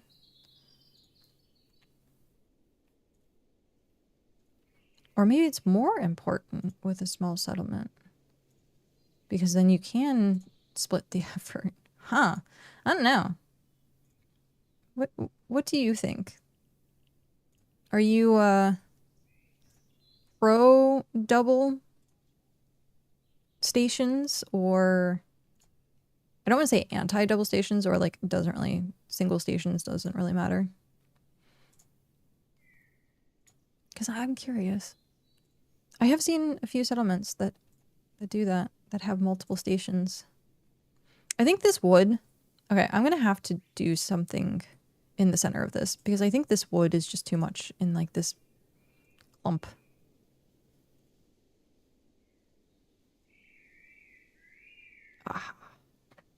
Drive myself crazy to make sure I finish it. Yeah, I think we'll have to put something here.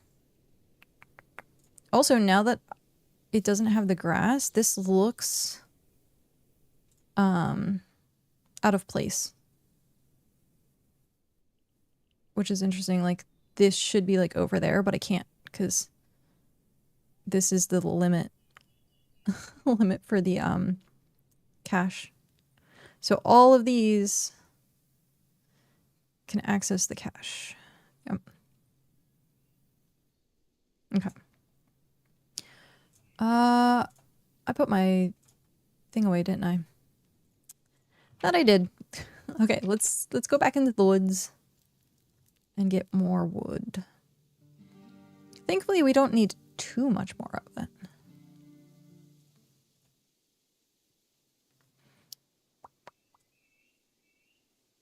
Okay. Let's do a full cart for now.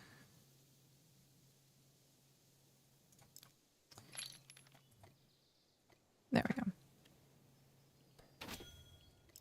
Oh, people are talking about Final Fantasy 14 in general chat now. Or in region chat. What is up with my dreads today?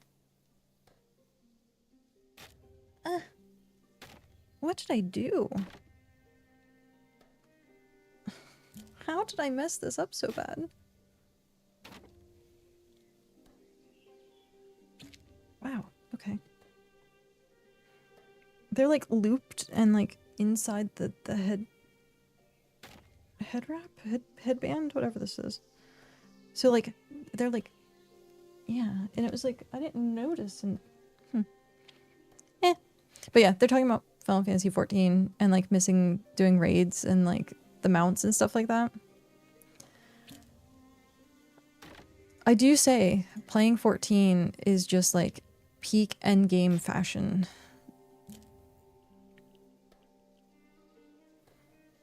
Peak endgame fashion. They also have a lot more roleplay stuff in 14. So like the housing and stuff like that, the venues that people make are really awesome and it allows for roleplay. I think once BitCraft has more character abilities, for example, like being able to sit in chairs, because you can sit now and sit on the floor and stuff like that, but once you can sit in chairs, I think a lot more roleplay will happen and a lot more people will like make prettier stuff and use the benches and be like, here's a garden and can sit at the garden. But yeah. I wonder how difficult it would be to actually make the characters sit. Because they sit on the ground. You would just have to like find a way to interact with the chairs. Because like the first thing I can think of with this would be like people could use their houses like they would in 14, but in BitCraft, where they could make venues, make coffee shops. I'm planning on making Adventurers Guild. So there is that. Like, I have to make the furniture and all that. I wonder if there's a catalog somewhere. Does anyone know if there's a furniture catalog for BitCraft? If anything, I would expect Star Viper to probably have it posted somewhere.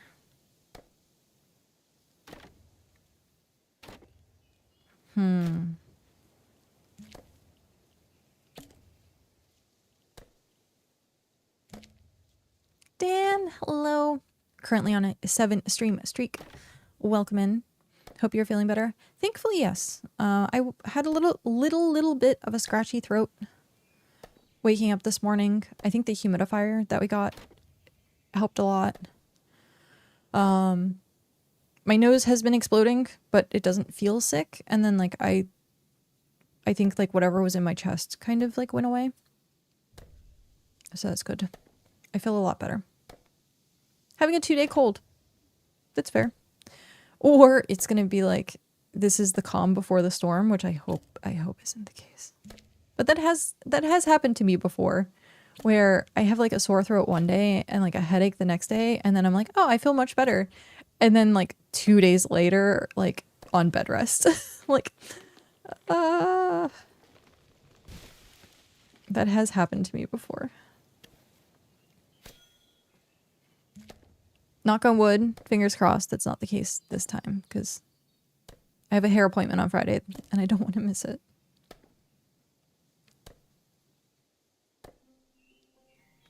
But yeah. Just a tiny dose of sick, which is good for your immune system. It's kind of like having a kid and like someone has chickenpox and you're like, okay, we're gonna set up a play date so that you get it now instead of later in life. I don't think, did I ever get chickenpox? I don't think so.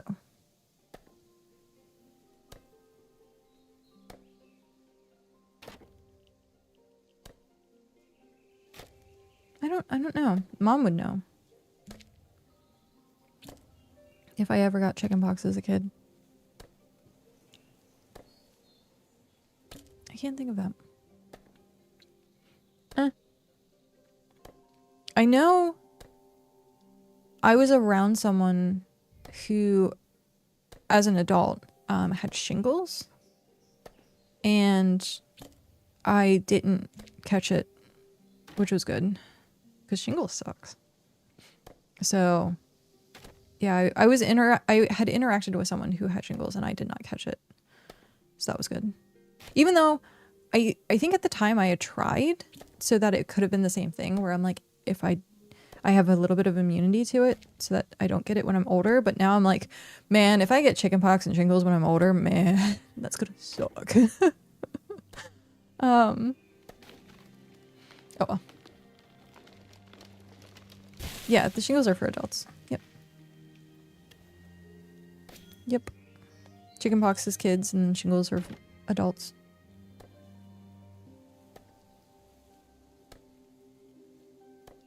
You. Yes, you. Yes, me. What is this? Oh, hey! That's awesome.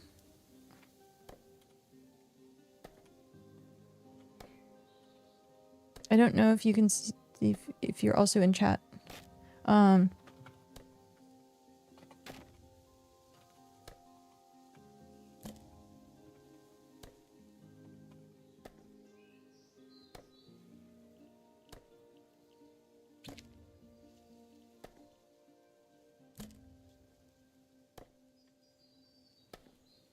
I just got a message from Dad who says he is also in BitCraft doing a solo thing. Ooh. I know we were talking about going back and playing on the Minecraft server. Nicole had chickenpox and I never had them. I know there are some people out there that are sort of immune to stuff like that. So, I don't know. Very interesting. You won't find me. That's fine. That's fine. Watch. It's like right next door to where we're at or something. I won't find you, my ass. And it's like, ends up being right next door. Looking for a settlement. Nope, nope, nope. Unless you're in region 3.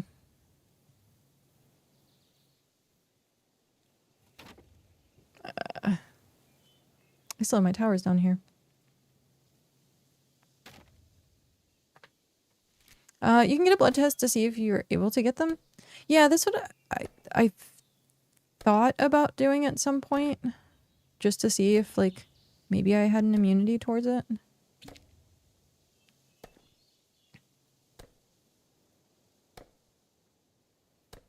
There we go.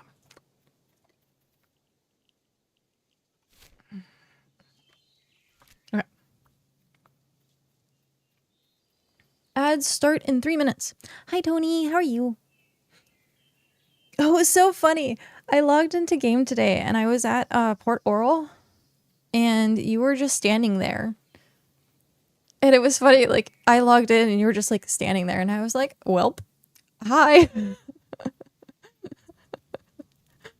I was like, well, okay. And then I just instantly teleported away.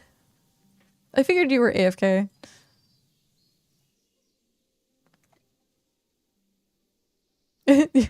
Yeah. It's so funny. Hello.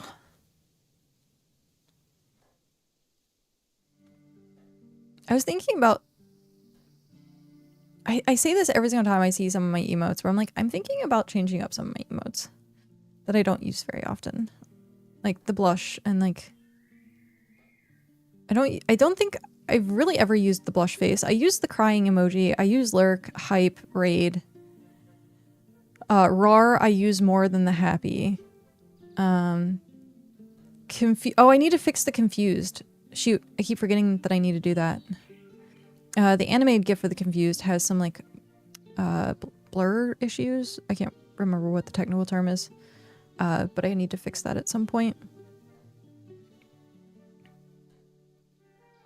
But yeah, there's some of these that I just don't use, and we could probably make different ones for things that people usually use, like ads. So holding up an ad sign or What's some of the other emotes that people use?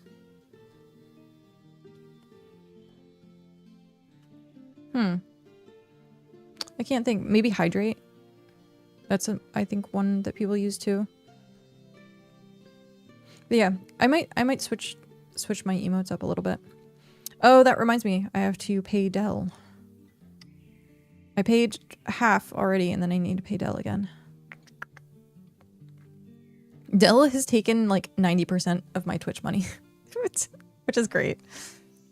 All of the stuff that I've made via Twitch has gone into Dell to do art for people on Twitch.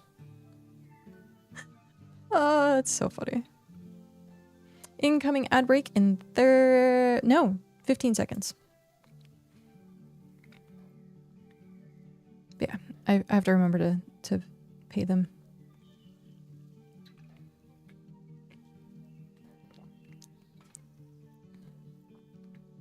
I forget who it was.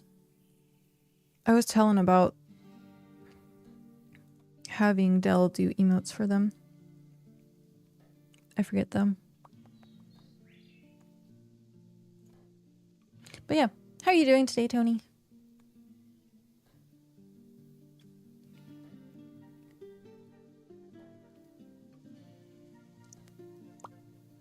At least I know I'm feeling better.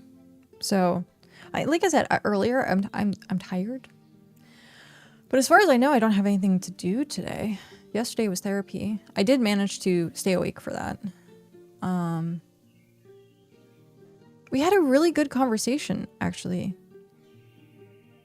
It's not a very Twitch appropriate conversation because it gets into religion, but it was actually a really good like psychology thing. So I was kind of excited to actually discuss a lot of stuff like that. It was less like actually doing therapy stuff last night, and more just kind of chit-chatting about theories and talking about like, I don't want to say beliefs, but like talking about how a lot of stuff correlates back to psychology. Yay, clean Keef. Good job. I'm doing great. Working on a bunch of Discord stuff with bots and getting distracted. Nice. Oh yeah, you said the other day about doing the bots for Region 9.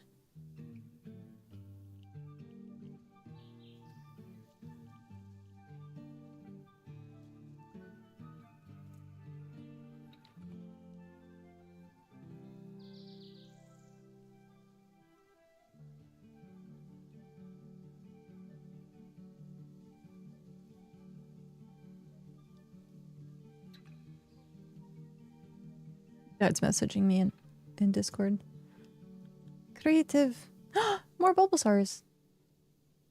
That's so cool. Diana is posting the art that they were doing. I think they said Rust, was it? They're so awesome. And done with a mouse, which is even more impressive.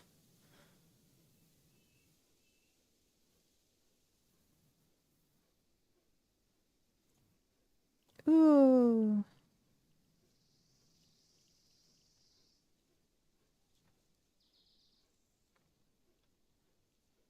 I keep forgetting that I now have, oh shoot, what is it called for Discord? Shop, what is it called? Nitro. I ended up getting Nitro for Discord because I was so tired of it telling me, you can't upload this file. You can't do this. You have to get Nitro. And I'm like, ugh. So I broke down and got a Nitro subscription. I have to like remember what it entails because I know it's like you can boost servers and do different things. So I have to remember to do that at some point. Yeah, my package.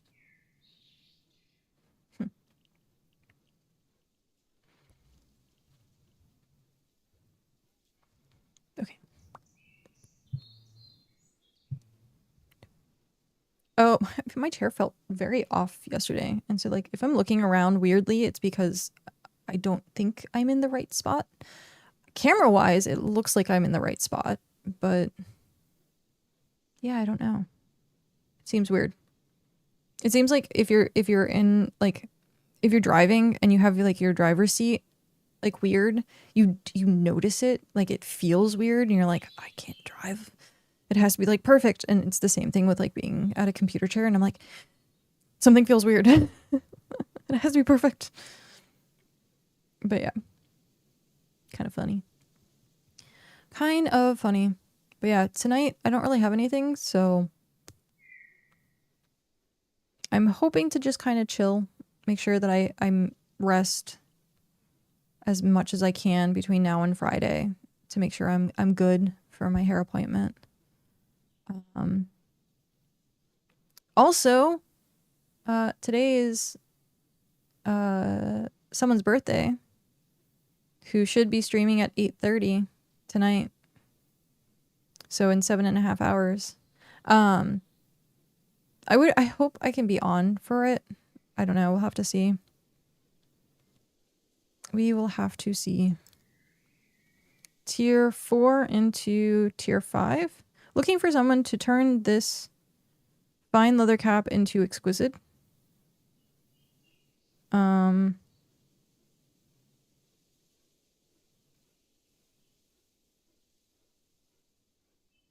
Good luck. I was gonna say, because if it was just upgrading it to tier 5, I was like, I think I can do that. But like, and then I saw that, yeah, I could do it. But I saw it was a different, it went into legendary, and I was like, yeah, I can't guarantee a legendary. Where will this transmutation take place? Yeah. I don't, Raibo ended up actually giving me the epic fishing rod yesterday. I gave him a few materials, like what I had just kind of like laying around. And then, I took a lot from like my house that was down in Region 3. I was surprised actually how many materials I did have. So we now have an epic tier 6 fishing rod. I'm excited. Epic rod, I know. It's so nice. What is it? 27 power? And then this is 26. That's so funny. It goes up by 1. And then that's 26 as well. But yeah, I found this in my storage. A tier 6 hammer. And I think I put my other hammer in storage, so now I have 2 hammers that I can like upgrade with each other, which is nice.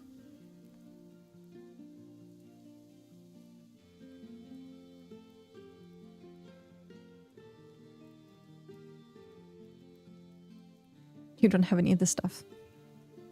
I think what I'm gonna do after I finish getting all of the structures up, because I still need to work on, I want to do 6, I think.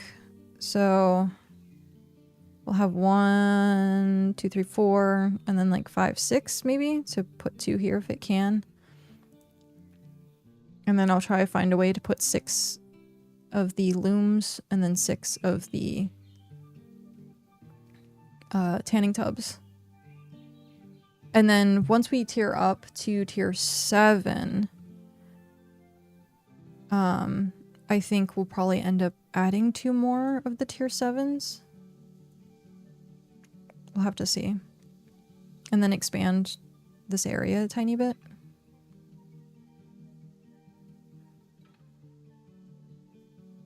Because I do have a lot of space there, but I know the tubs are going there, and then I have a lot of space right here, which I thought about putting a big house at some point. And then I have the tiny house, but I don't know. I'll have to see. It depends on how many people actually want to move their house up here. Because these small houses, which is very interesting, the tents are what? 3 people? Is the tent 3 or 5? And then these small houses are 5 people. But then the big house is like 20 something? I almost put a house. So yeah, housing slots 20. 5. I think all the small ones are 5. This is the large sturdy tier 3, which is 20. 5. And then, oh.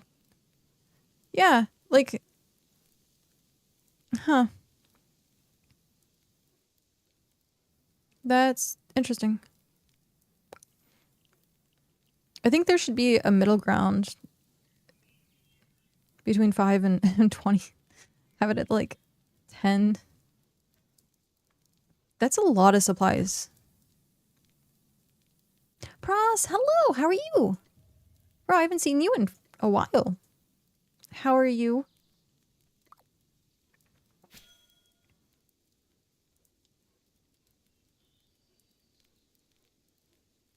Wait, did someone actually get a legendary? Legendary axe? What?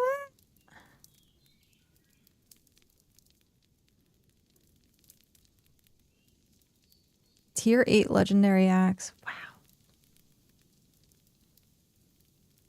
That's crazy.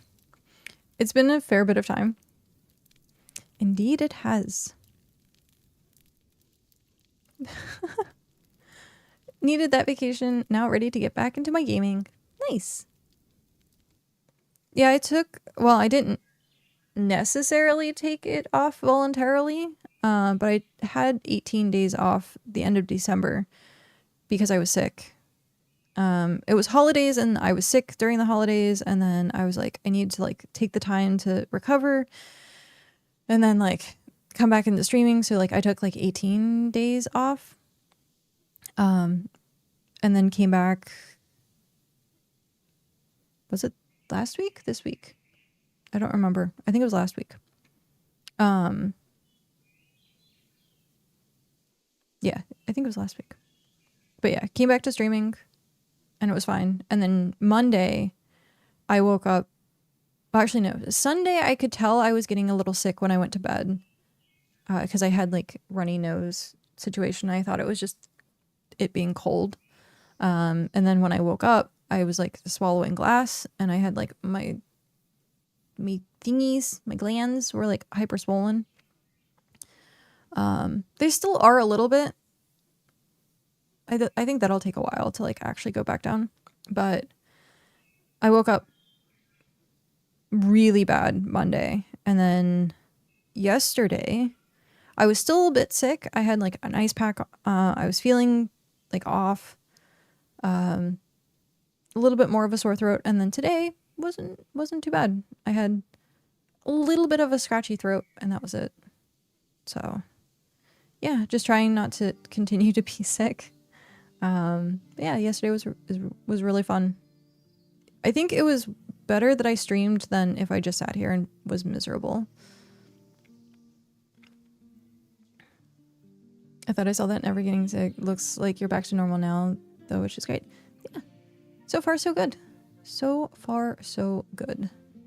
And then BitCraft-wise, the newest thing is that I'm now in Region 9 instead of Region 3. So we moved up here. We have Alcatraz over here, and then this is going to turn into the Adventurers Guild. And we have 3 towers up here. We still have 2 towers in Region 3. I don't know if that's going to change anytime soon or not, or whether we're just going to keep them. It all depends on what they decide to do with them. Because they're technically not mine anymore. I'm just waiting for them to be taken over. Or if they tell me, hey, come destroy them. So, yeah. Even further away from us in Region 1, I remember quite a lot of Region 9 activity before I went on break. Yeah. We officially moved. My house is now up here. Started moving a few more people up as well. So my cache is also up here. Mog is up here. I think Mog, Hrothgar. I don't know if Pat, if you completely moved up here or not. I think you did. But yeah, so we've pretty much had to like start over up here, but it's been great. Last weekend we took part in all of the events that happened, and then at some point I will start doing adventurer guild events and stuff like that. But right now I'm just trying to get everything actually set up so that we can do stuff. Yeah, Shock made fun of me for going even further away, even though I don't feel like it's any different than being in Region 3, except for now I'm literally on the other side of the map. So I'm as far east that you can get on the map, but like if I was up here, then I would be the furthest away. So, which is funny. This settlement was actually given to us by an amazing gentleman named Higgins. He had the settlement. It pretty much didn't have like any structure. It was just like a bunch of tables kind of clumped together. And there was a sign that said, hey, like for sale. And I messaged and I said, hey, I'm interested in that settlement. I'm looking to completely move up here. I want to turn it into my capital. I'm getting the watchtowers below, and they were very kind enough to give it to us to take care of, as long as we would continue to take care of it, and it's tier 5. So at some point we're going to work on getting it tiered up. We also are working on getting an outpost to tier 6. I still need to go check and see if they've done anything with the other island, because it is tier 6.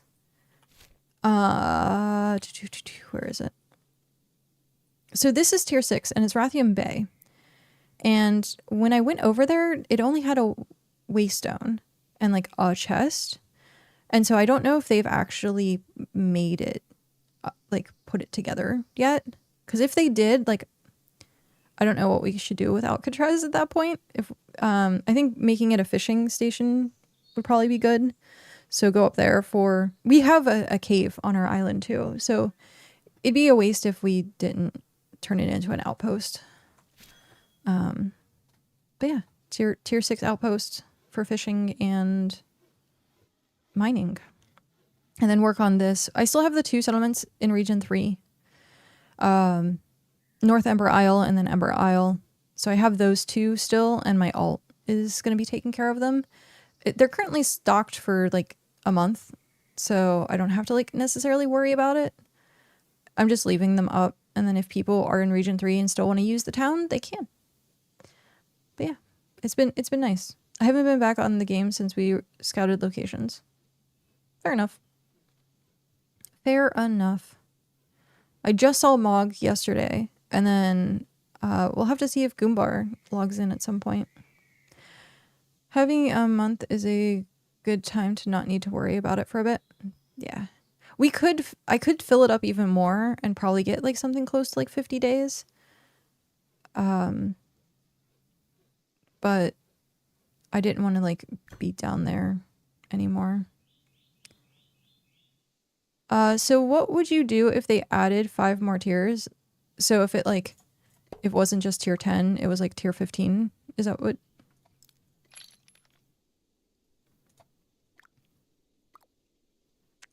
I will answer that as soon as I blow my nose, because I feel like I have to sneeze and I don't want to just like end up sneezing. So I'm gonna blow my nose super quick. It'll give me time to think about the answer too. So 1 sec.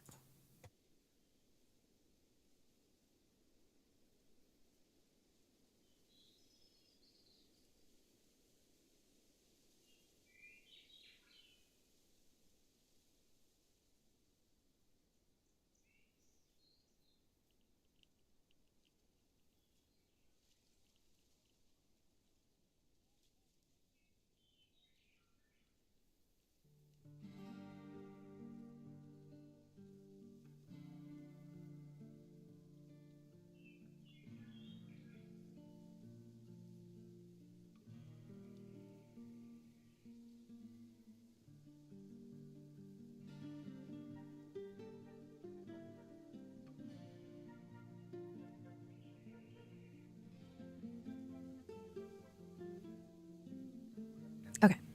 I think my face is done rebelling. Hopefully. It still feels... Actually, give me a sec. Gah, it still feels like I have to sneeze.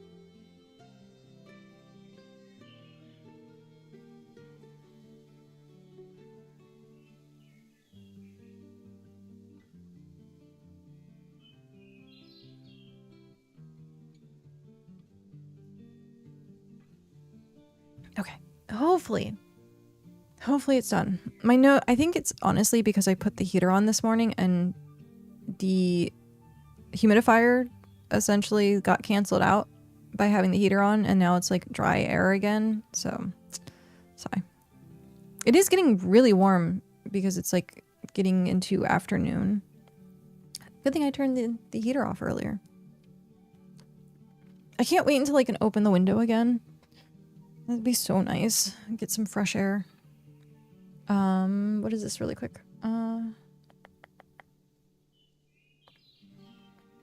Another rail station. Oh, nice.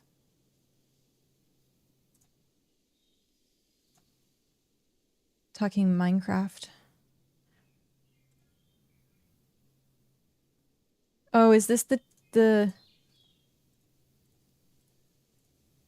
Oh. Oh, I thought the video that TNT posted was Rolling Legendary, but it's not. It's just them goofing around with Jamba.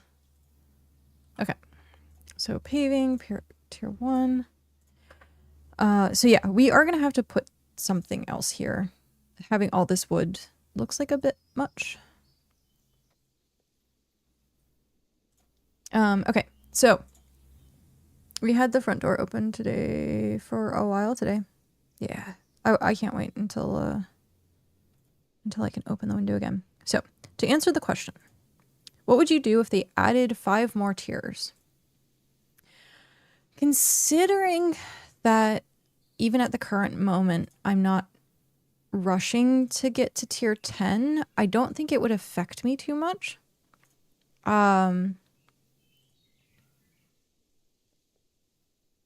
I think ultimately I would try to do more community-oriented settlement stuff. So, like, maybe have, like, the Zephyral City and, like, work on that to get it to tier 15.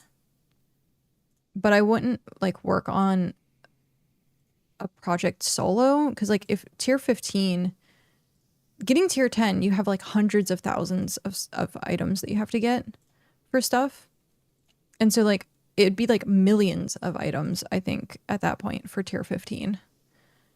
And with that being the case, like, you would have to have, like, so many people willing to put time into, like, having storage or, like, use multiple people's houses, have settlements around the main town that are outposts for each craft, and then have the storage on that plot. I think that's a really, really awesome idea. And I had that epiphany, I think, like, over the weekend, where I think it would be really awesome to have, like, a central capital and then have, like, 12 settlements, like small settlements, like ringing around this capital, and then having each one being dedicated to a profession. I think that's going to be, like, something I'd want to look into at launch. You'd have to have, like, a lot of area to do that, though, because they have that, like, you can't be within a certain amount of borders. than another settlement. I don't know what's going on, but I've now just had Microscape open and running all day for the last 2 days, and I blame you. That's funny. You're welcome. Speaking of Microscape, I don't have it up and running right now. Okay. So this area,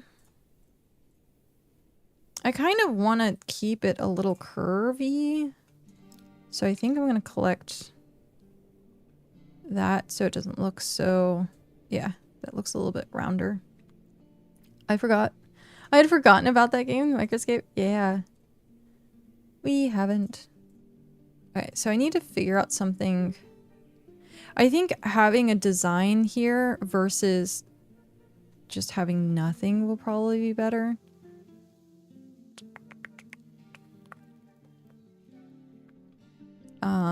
Because then if it's an asymmetrical design, then you won't see how weirdly oblong or like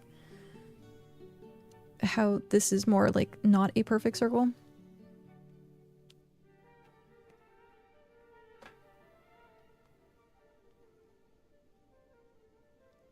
Blave lied. He said 35 minutes ago he would start his stream in 15 to 30 minutes. Is space-time database stream too? Ooh.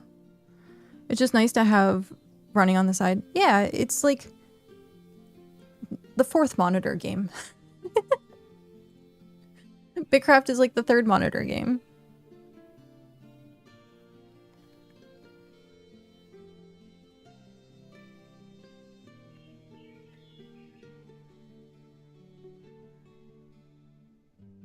I was trying to see where they said about streaming.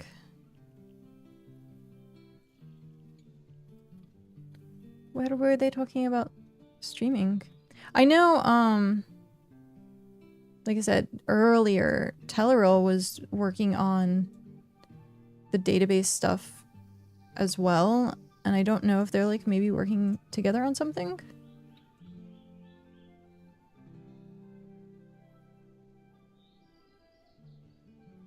Oh, that's cool.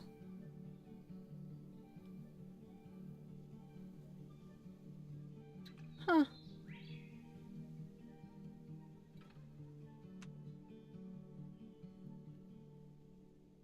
So I was looking into the main BitCraft Discord and someone was like, I have these items. And I was like, that's cool. They have like a founder item and stuff.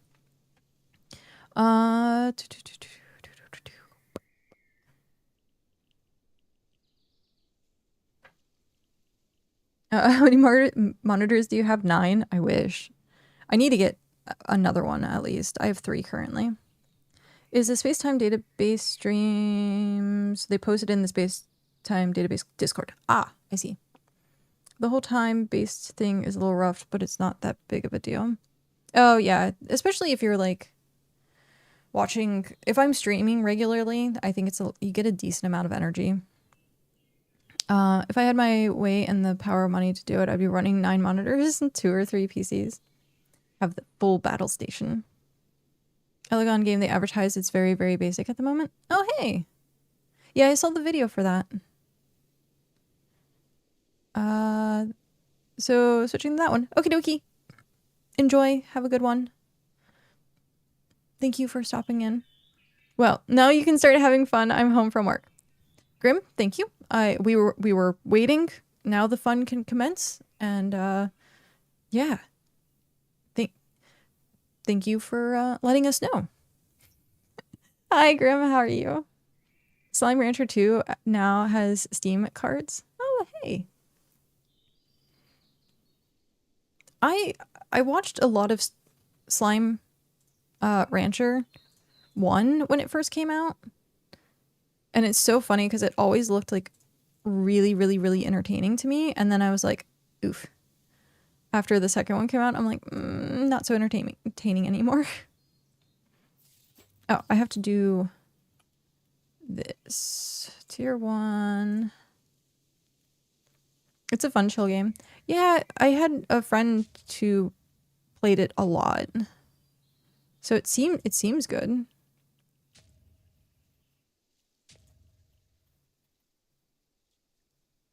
I've been waiting for this moment. Let the fun commence. Yes. We're currently decorating the settlement. And I'm trying to figure out how I want to make a path for this. And what I want to use for that path.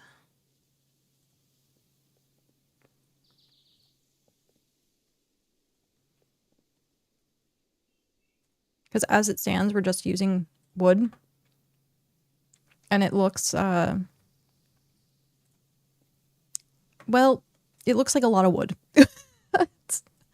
So I'm going to have to like figure out what I want to do with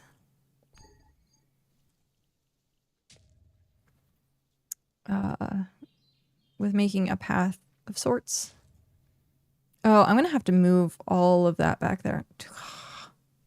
Terrible. Terrible.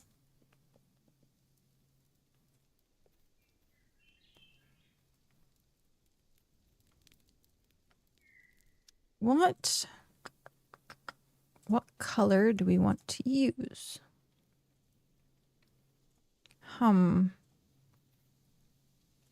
really wish I would have thought about this earlier and planned it out to have, like, it would be really cool to have different tiers. I keep forgetting we can terraform. And so, like, it would be really neat to have different, like, platform tiers and, like, have the... Like, this inner circle could have been, like, up a tier. So it could have been, like, a platform. And then... So it's not just so flat. Like, working in a 3D aspect in a 2D game, I guess, is what I'm trying to say. But yeah, I keep forgetting that's a thing. And then I have to, like, go through and fix those. You can still do that. It wouldn't take too long. I'd have to, like, move all the things. I'd have to move all the things. And I don't know how well it would work having this stuff, like, up near the ocean. I might see about doing it with, like, in the future if I really, really want to do more design stuff. So once I get the kilns in... Because, like, if I had, like, a raised garden, stuff like that, that'd be cool. There's a lot of possibilities just that I just didn't think of. Also, the tiles being, like, off the edge of some of those seems wonky to me. So I think I would wait until they, like, have cornered tiles, so it's not just floating tiles. That's just me. That is just me. Pillar shaping is the only thing that looks good with steps. Yeah. The floating is still there. That's unfortunate. Yeah. Yeah, having the pillar shaping really only has grassy dirt, cobblestone, dirt, and the framed dirt pillar. So yeah, once they add more of these, like, yeah, having these options is really nice. Like, especially, like, seeing the cobblestone pillar in some places is really awesome. Does pillar shaping prevent resource spawns too? I don't think so. But I'm not 100% on that. It does not. Okay. There you go.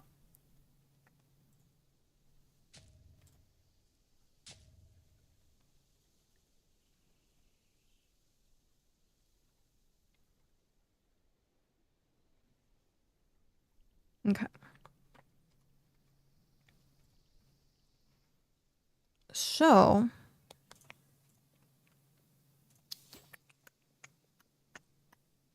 I want to do a sort of path type thing. which I think is going to look really weird. Because I thought about putting like a path in between here to show that you can walk through, but I don't think that's going to be good. I think we just need to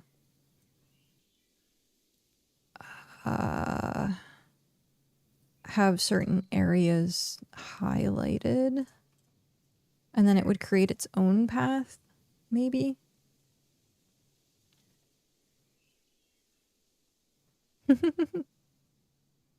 Kitty rave. Also, I thought about doing this where I put the tiles of each color underneath the thing. So like these are tier 5, tier 2, tier 5, tier 5. And so like you know which one's which, because you can't, like with the new function of like only seeing you, like certain things in you, then it kind of gives you the indicator of like what things are. I think I'm going to try it. If not, I just get my stuff back.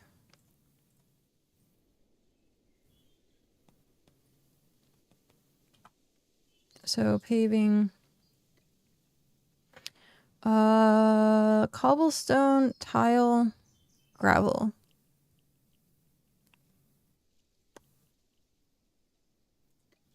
Let's look at it. That's gravel. That's tile. That's cobblestone.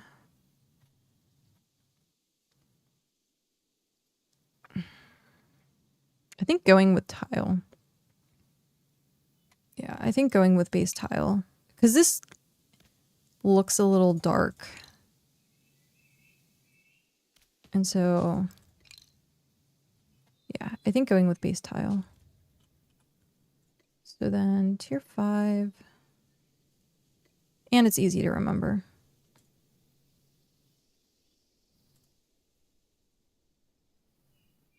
All right, so we want to do one out in every direction then. I think. How is that gonna work with? I don't know how that's gonna work with having, unless I just did it here and here. Like have it at the front. I think that might work. Let's give that a shot and see how it looks. So we'll do everything around the base. All around the base.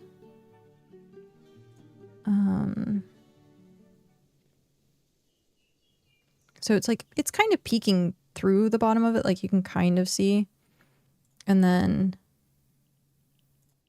we'd have that. And then this is tier 2. So tier 2 tile.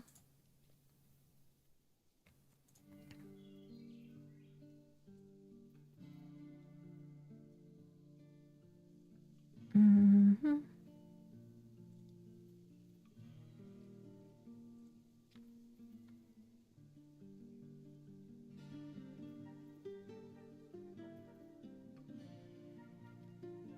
Faye! Faye with the 5 months. One away from a new icon. Hey, how are you doing? Thank you very much for subscribing for 5 months. That is really awesome. Thank you. And also, good to see you. How are you doing?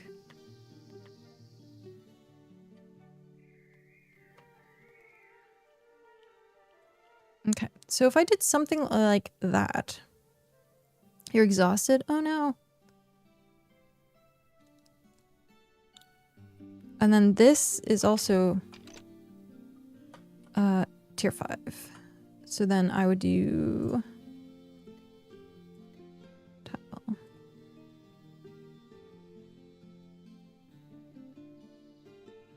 I don't don't know where I would...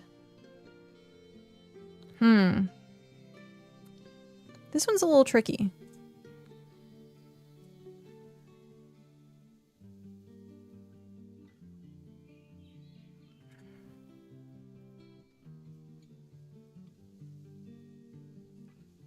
Yeah, that's a little tricky.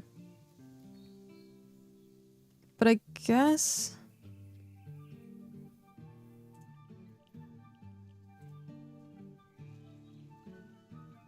it kind of works. Because then it's there, there, and then... it would be there, there. And then we can put gray tile in between all these, and then you can see which ones are each. And it'll be a little bit more festive, or the colors won't just be like the two colors. Once we get more stations, or like once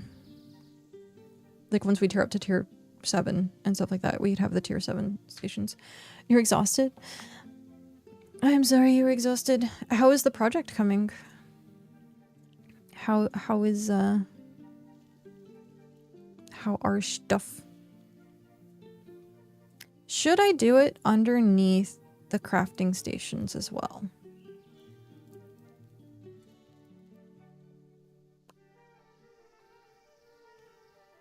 Should I do it under the crafting stations as well? Because then it would be like a ring of like purple to indicate this is tier 5. And then it would change colors at tier 7 and so on and so forth. Let's try it. The worst that happens is I can get my stuff back. Just kind of nice. Great work is good. But I was playing D&D till 10 p.m. last night and got home at 12. Wow. 'Tis be quite a bit of D&D. How was it?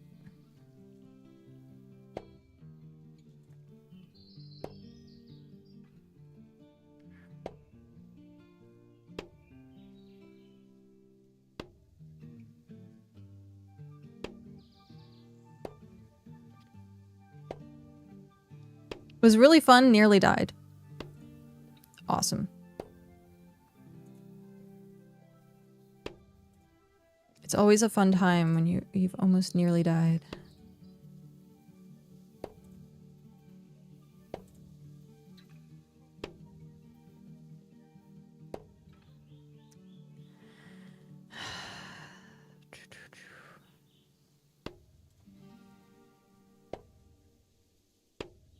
I'm trying to decide if I like it or not.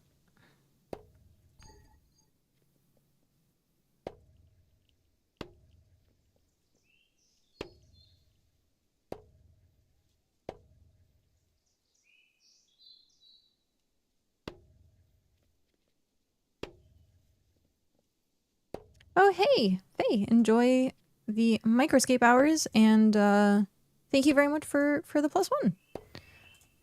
I will add to that as well. There you are.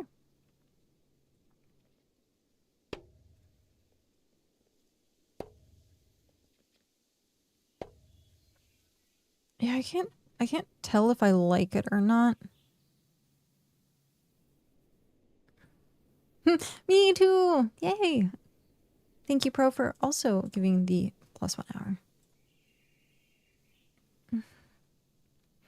I'm guessing it doesn't really technically matter.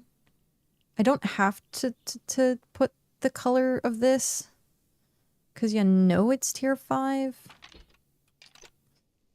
I think I'm gonna go back to...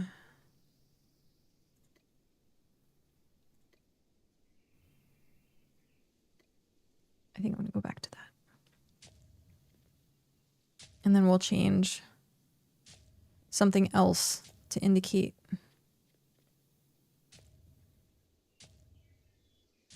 Oh, when I was going through that the channel and the main Discord with like the quality of life and the bugs and stuff like that, someone was talking about having the tier of each station being like part of the banner. And I was like, that's actually a really good idea.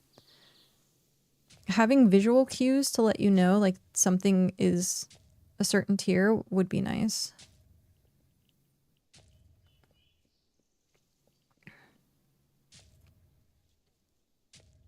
So like it can stay how it is, but like add like maybe the tip of the banner is like the color of the tier or something like that. Just something small. Or even having a Roman numeral on it would work too. Because I do like the fact that each station has its own design. It makes it feel immersive to a degree. But there's no indicator for stuff. Because how many times do you... Okay, this is an honest question. How many times do you use the banner to find something? I usually use like the table structure itself. Because they're diverse enough that you can just kind of be like, oh, that's what that is. But are there people out there that actually use the banner to find tables? Like if you go to a new settlement? I'm always curious about that.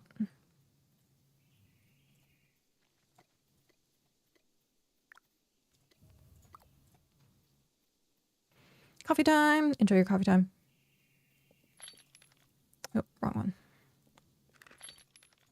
Not that. When I'm in a completely new settlement, I think I do look for banners. Oh, interesting. Okay.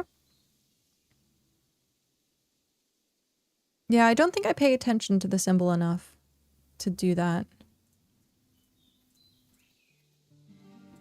But that's interesting. Tier 5.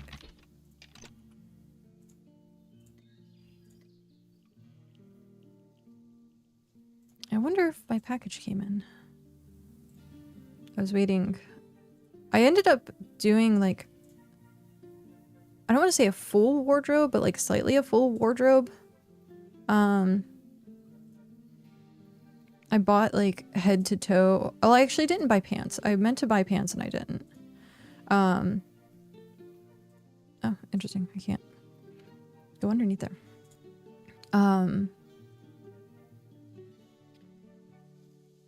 But yeah, I bought new shirts, all black shirts. I bought like all new undergarments of all variety. I bought shoes, running shoes. What was the other things? I bought a new keyboard. That's not really like clothing wise. I still need to find pants that I like. I hate shopping. I hate shopping for clothes, actually, in general. And I need to find a pair of pants that I like. I like having a uniform. I usually wear comfy pants, like at home. What? I wear my keyboard all the time. Almost like Flavor Flav. But yeah, I don't. So, okay, back up. My brain is going too fast. So usually my uniform is yoga pants. So I wear black yoga pants, which for the most part are comfy, but tend to be like pretty restrictive and they're not very warm. I don't think I've worn jeans in a very long time at this point. The last time I wore jeans was when I go horseback riding, because it's kind of like a must. So yeah, I don't tend to wear jeans anymore. So trying to find pants that I like is very, very difficult. Because most of the pants that I find that I like the cyberpunky gothic type stuff. And either one, to get good quality stuff like that, it's really freaking expensive.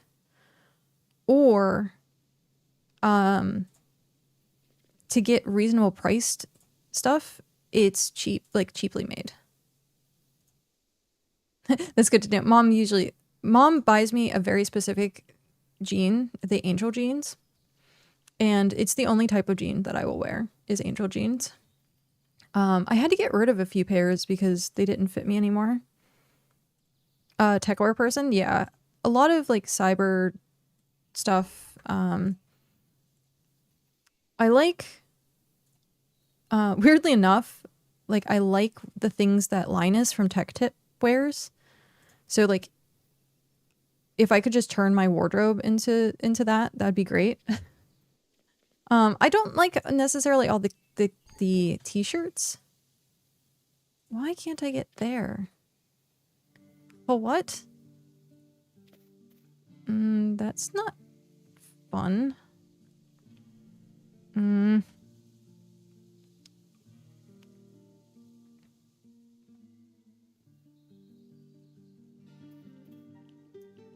Shoot. I'm gonna have that one piece that's just not cooperating. Ugh, fine. It's also dark when I'm trying to do this, and I shouldn't be doing it in the dark. I should be doing it when I can actually see what I'm doing. Tier 2 tile. Oh, okay. Yeah, that's the end of that.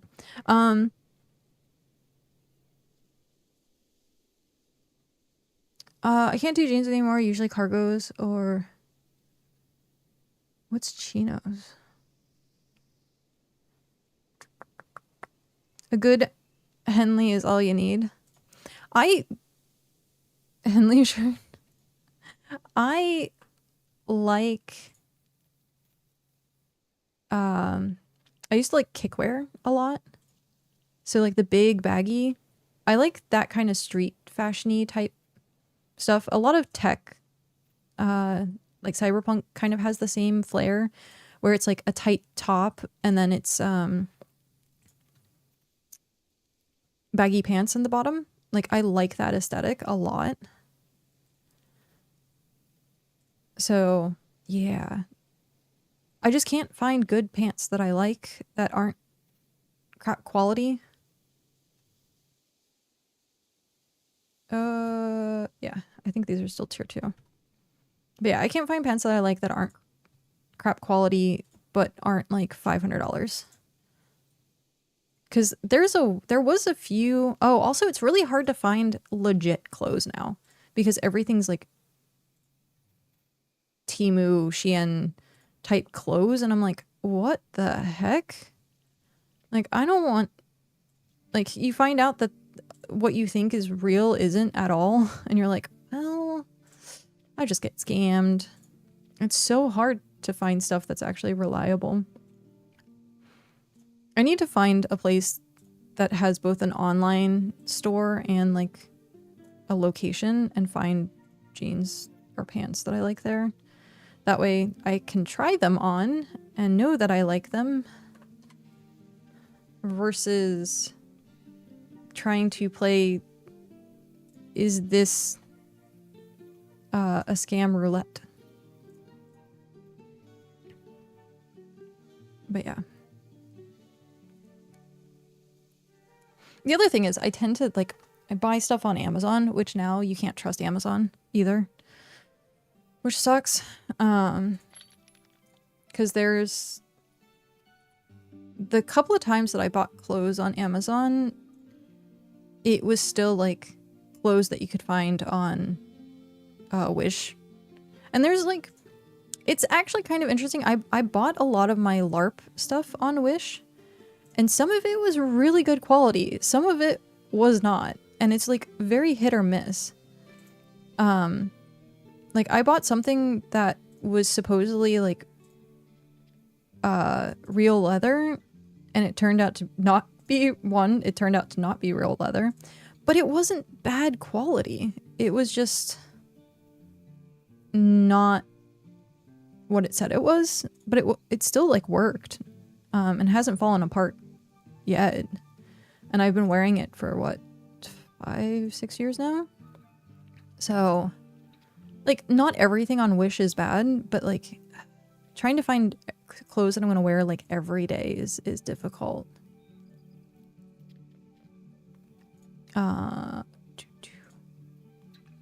But yeah, I want black cargo pants that are kind of like cyberpunky.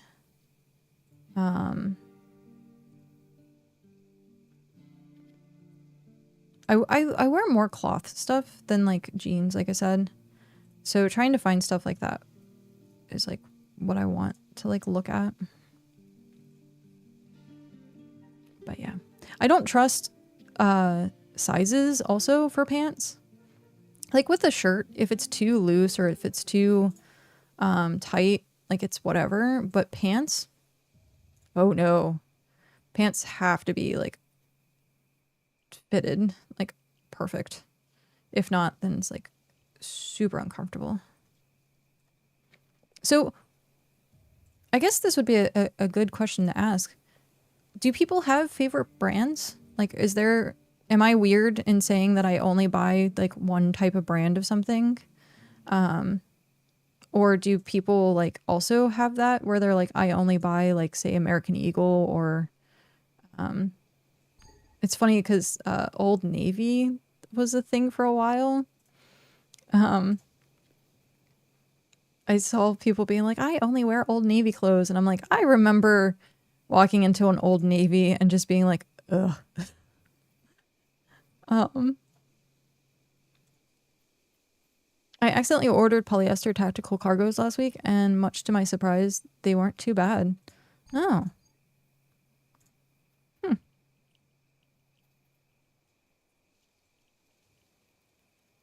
That is interesting. Ah, I'm stuck. Is that everything? No. I'm missing like one there.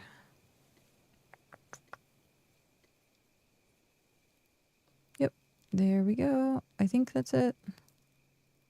Because this is not centered.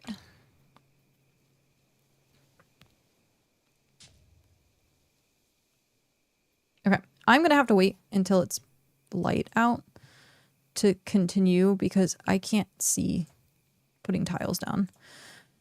So I guess we'll work on grabbing some of this farm stuff.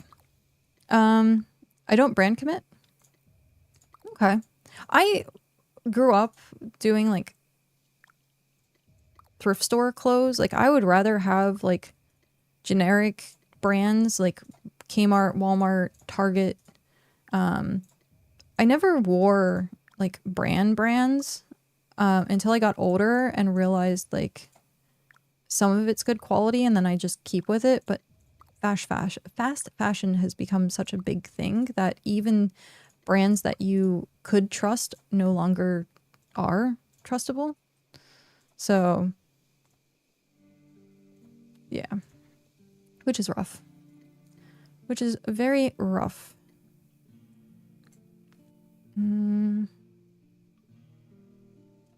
Okay. Pro of New York City, I pick up 90% of what I like in person. Yeah. I'm sure there's like really good shopping in New York. And both ends of the spectrum, like good thrift store shopping, but also like if you want brand names, you have like an entire section of street that are like Chanel and stuff like that. So I've heard people literally go to New York to shop, which I think is very interesting. But yeah, so like I think more like 10 years ago there were more niche shops. So like when Hot Topic was good, I wish I would have bought a lot more of their trip pants because that's what I'm like looking for. I want like the original baggy trip pants, except for not with all the chains. So yeah, like finding trip pants, or when I was in Florida, Tampa had a couple like alternative kind of clothing stores which was really awesome. And I wish I would have bought something there. But yeah. Aritzia, Rag and Bone, Buck Mason, all great options for women's jeans, sub 250. I went to Fashion Institute of Technology, so I have credentials. Oh, nice. Okay.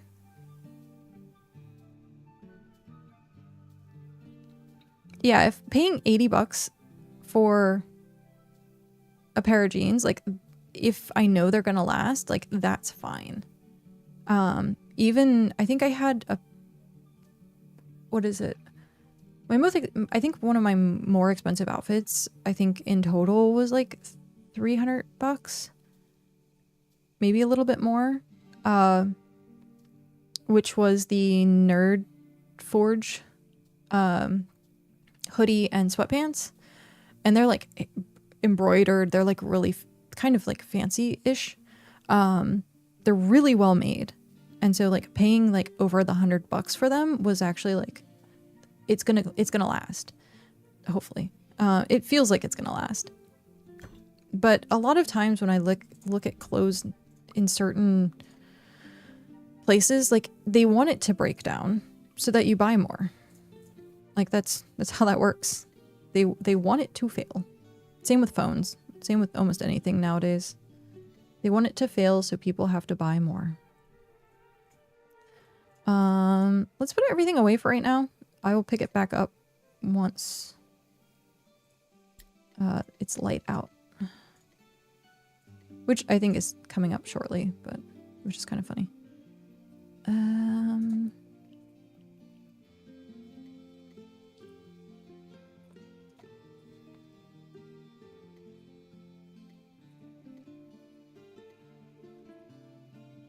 I was like, where did I get that? And I realized it's probably from pulling up tiles. Probably from pulling up tiles. Okay. These go in here because I have to still make a rares box and then I can work on these. Nice. That is why I fail, so I can be bought more. Yeah.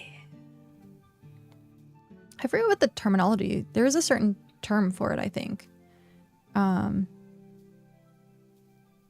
iPhones and stuff like that. I forget what it's called though. Something like obsolescence or something. Planned obsolescence. Obsolescence. There you go. That's what I was looking for. Yep. To make something obsolete. Same thing with clothes. Same thing with clothes. I have like a lot of my clothes I've had since like middle school and high school, which is weird. Like I have a few t-shirts that I think they are smaller, so like they are more like a crop toppy type thing, but I've had them since middle school. So I used to have like pants, like a pair of kickwear pants that were from high school, and then they finally died because I wore them everywhere. They had like the pocket pretty much fell out the back of them, and it like it's, yeah, it was in tatters like by the end. Good morning, Hrothgar. How are you?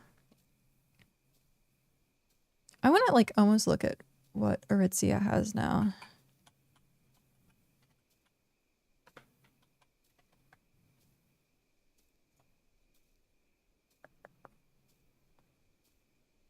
Clothing. Pants.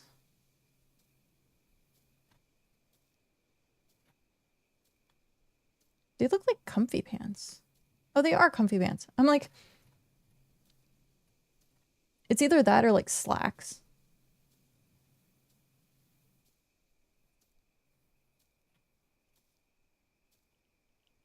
They have some yoga pants type stuff. And the prices are actually like reasonable. I say reasonable when I look at like an $80 price tag, but if it's actually going to last, then yeah, that's reasonable.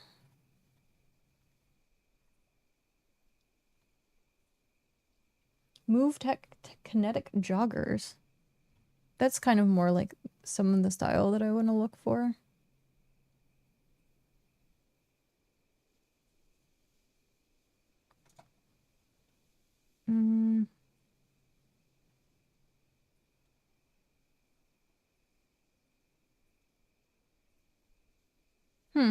Okay. Wow, it's really zoomed in.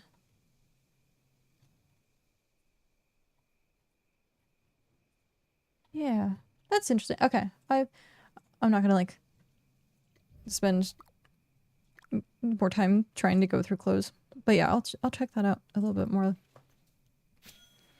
I crashed for 13 hours. Now I ache all over. Oh no. Hey, at least you rest. I slept for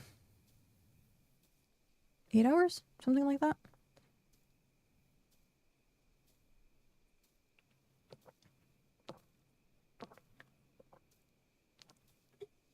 Holy crap. That's a really long stream streak. 35. Jeez. Thank you very much for having a 35 stream streak. That's quite a bit. I like it how you only got 450 points for that. Like, I feel like you should have gotten more points. Welcome back. And you have coffee. Nice.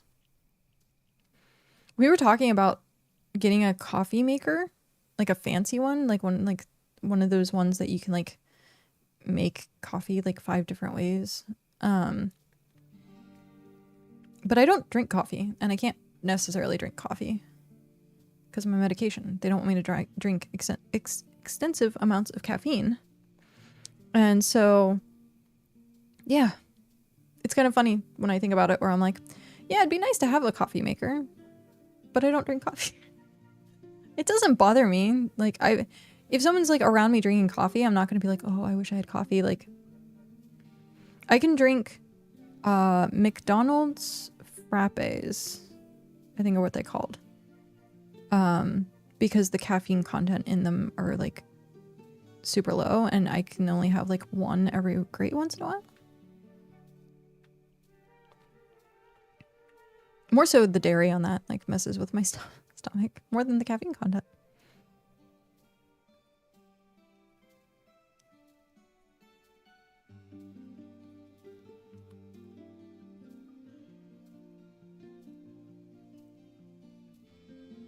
Yay!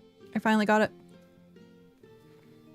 I had a rough piece of something on my lip, and I was like, driving me insane, and I finally managed to take care of it.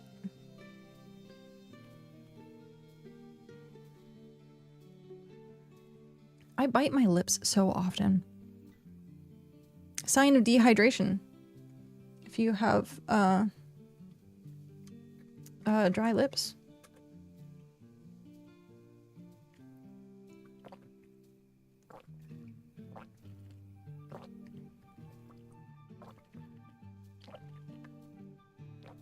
There we go.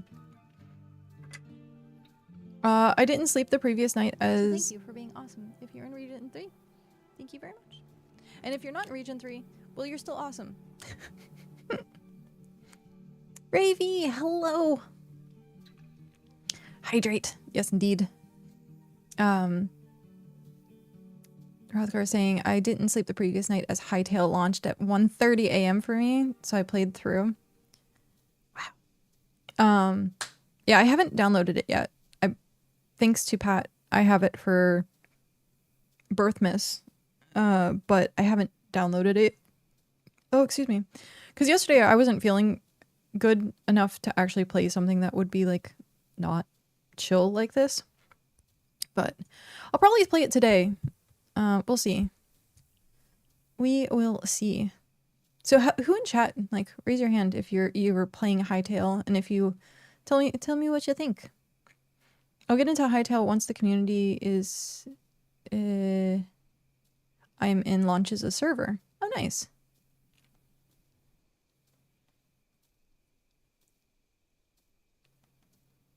I need to look into launching a server. Raise my hand. Ember says in text chat. It's true. Raise your hand. For those that have that are subbed, you could, there's a paw. You can raise the paw. If not, you can just say, yeah, I'm playing. But yeah. No, it is kind of funny. Be like, hey, raise your hand in chat. Ray says, I don't have it yet, but I will. Nice. Yeah, we have the Minecraft server, and we're paying $80 a month, I think, for the Minecraft server. It's a hefty Minecraft server. It can hold up to 100 people. So I might look at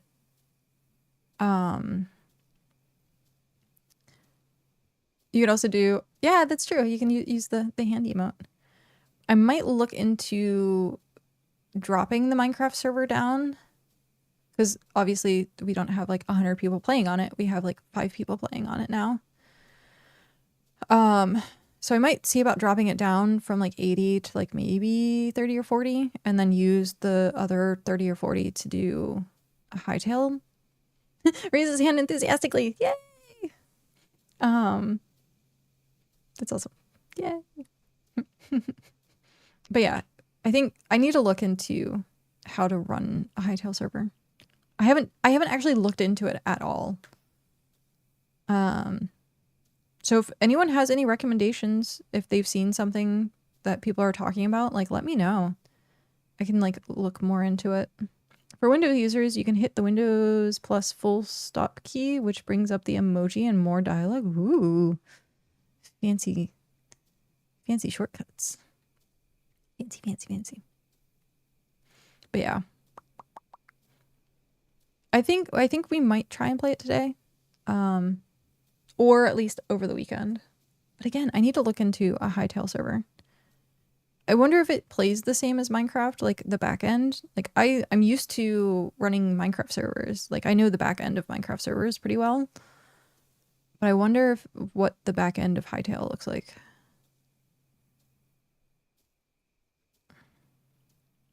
I imagine it's kind of the same because Hightail's made by Hypixel, and Hypixel does Minecraft mod stuff too. They also have like world gen, like a very extensive world generator. Or what's the word I'm looking for? World edit.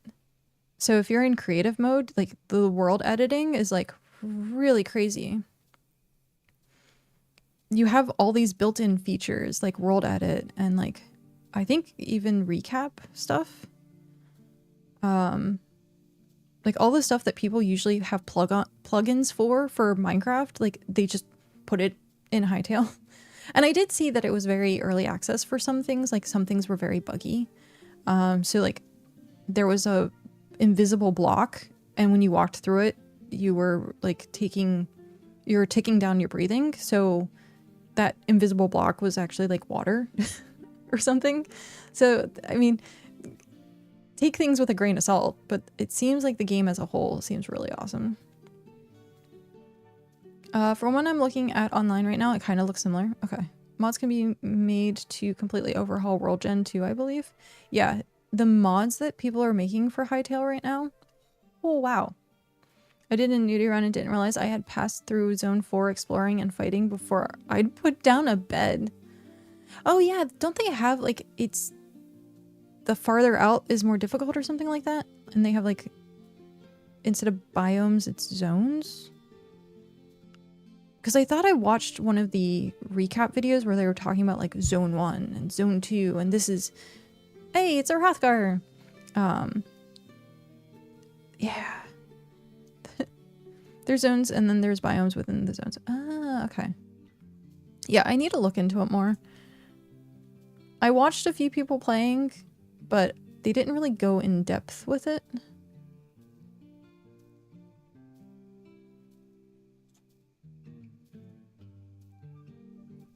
Yay! Starforgers did it again. TNT now has 2 legendary items, it looks like. Cert, hello! Black cat emojis. Did tiles break for anyone today? What about tiles breaking? Yeesh. What you yeeshin'? Yeesh, yeesh. Titles! Oh. I read it as tiles. Titles. Okay, there we go. The leg, yeah. I saw, I was watching Rybo last night for actually a pretty long time. And their setup for their tools and like how they have everything like in, I guess, is it bank or personal cache? I couldn't tell. I think it was personal cache. But yeah, they have like a bunch of like resources and stuff, and it's like there and neat, and it just reminds me like I need to do the same thing at some point when I'm done doing all this. Hello, Hrothgar. Ash, enjoy your lurk. I'm surprised you're here and not playing more Hightail.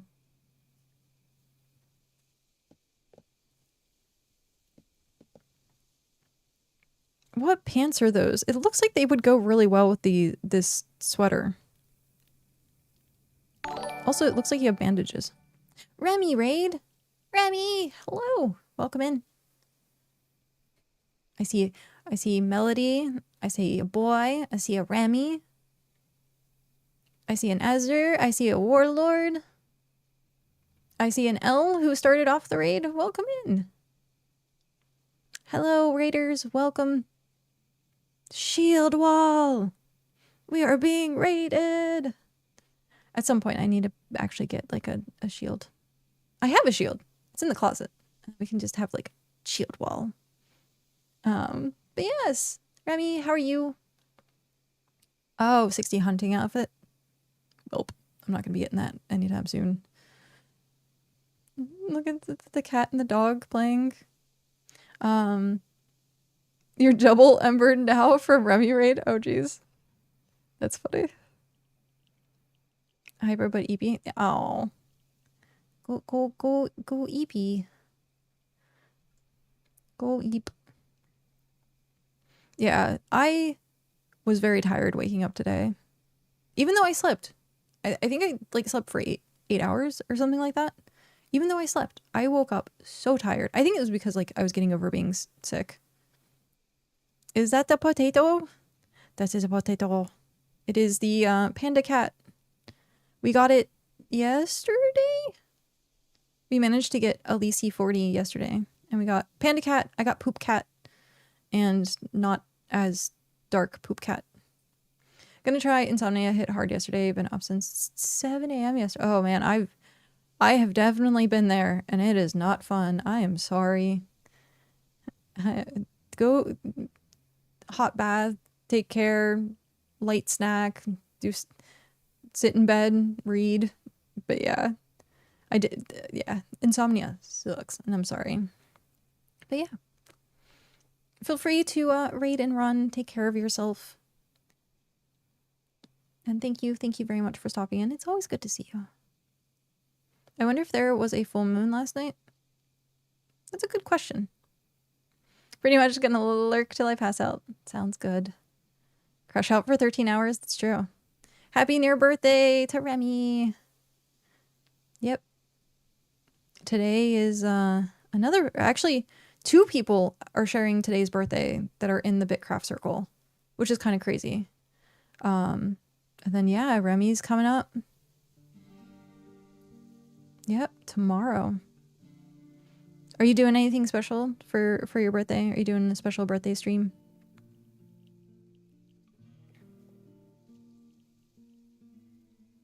My birthday is in August. I could see, Faye, I could definitely see you being a fall baby. Sleep tomorrow, stream Friday. Ah, there you go.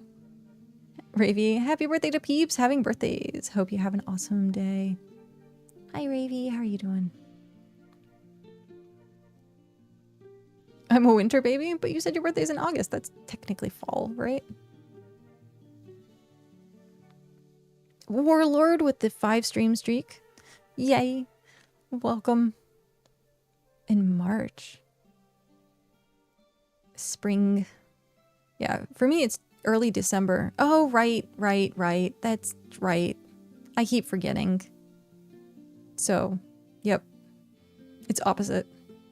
For your birthday, I'm dropping off all my kids from work at your house. Good luck. Teach them BitCraft.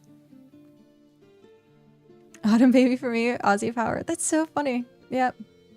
No, it's true. It's opposite. So I guess if you don't like the season in which your birthday is in, you could just move to the other side of the world. Hey, that's a big brain move. Be like, I don't like the fact that I'm born in winter. I'm gonna move to Australia. Okay, so this does look good. I was a little concerned that it wouldn't look good. I went from being winter to summer. That's good. That's okay. So I feel like BitCraft would be a good learning game. I agree. Well, to a certain extent, because like resource management is a little heavy. But if they weren't going to be doing like the tier up stuff and then just playing the game and enjoying it, then yes, I can definitely see it being a good beginner game. I keep forgetting to go get that. And then I think I have I don't have tier 3 cloth, I think is what it is that I don't have.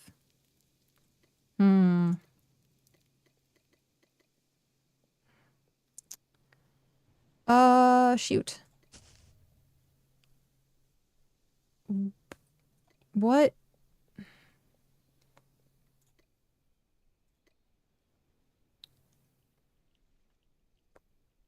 Which one do I want? Oh, I guess I could make both. I guess I could make both. I just need to make more fertilizer. Hey, star bulbs. I wonder if that's Faye. I think I have. Yeah, I do. Lake fish, ocean fish. Why don't we just do 100 of this fish? We'll work on this fish and then turn it into fertilizer. Fish. Not yours. Oh, okay. Really good for learning cooperation or trading and negotiating. That's true too. If you like made it a more merchanty type lesson and like how game economies work, that's actually a good point. I think it'll be more later on once they like add more trade stuff. But like the stalls, having the market. That's what I keep forgetting. Shoot. That's what I should put back here. That's what I'm going to put back there. Is stalls. Or no, it might be too cluttered if I put it over there. The other thing I could do is spread out. Which direction would I want to spread out in? I think I would go...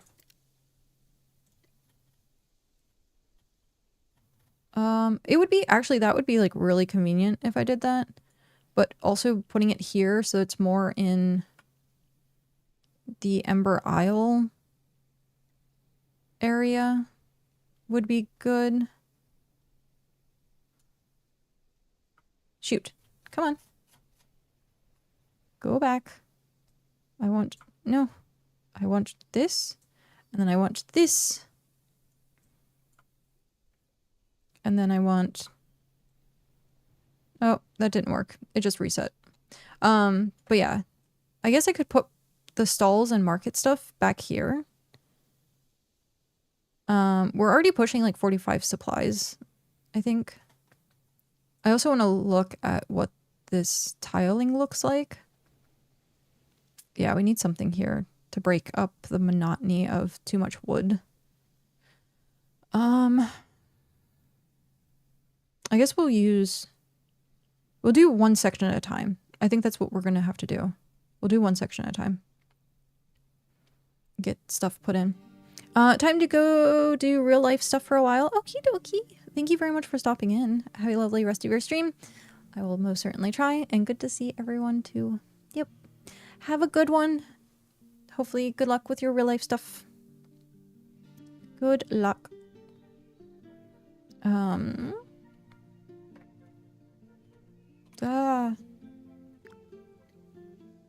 Resume.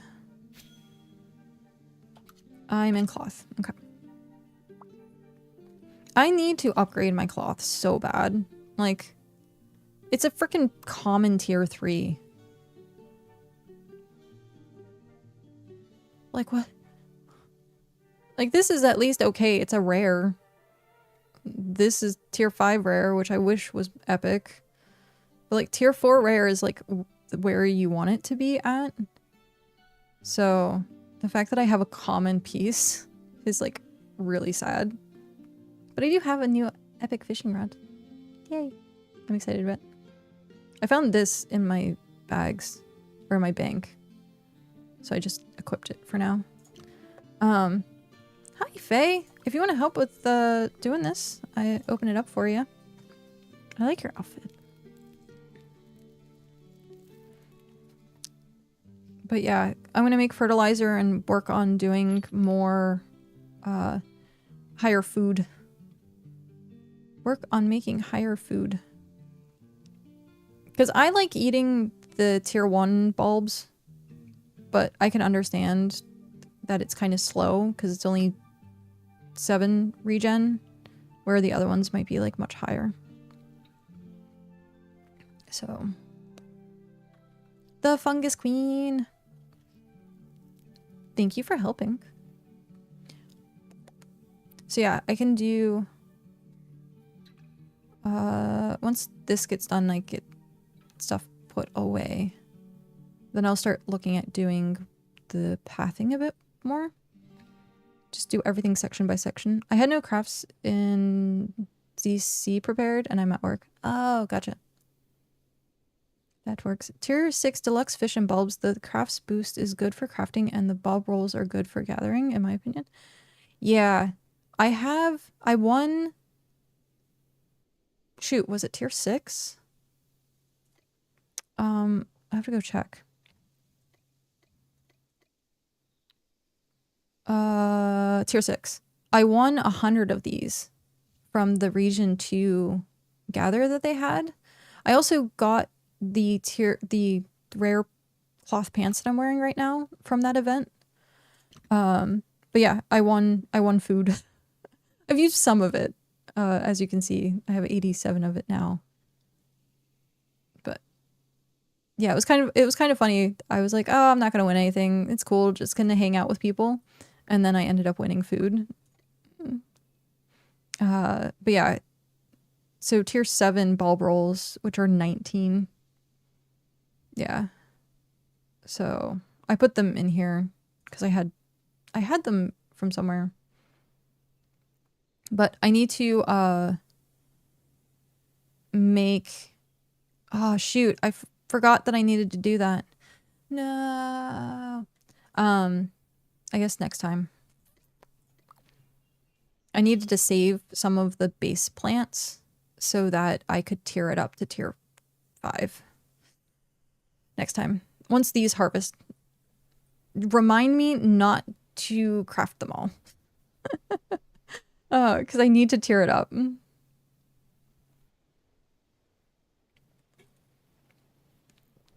then at some point, I want to start gathering stuff for like the catalysts.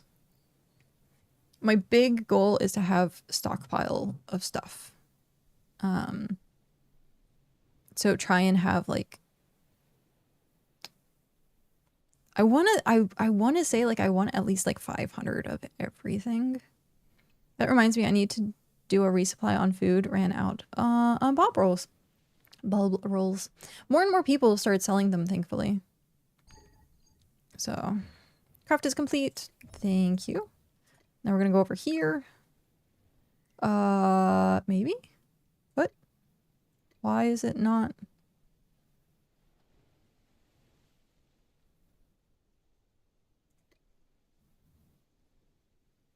Oh. Oh, that's mine.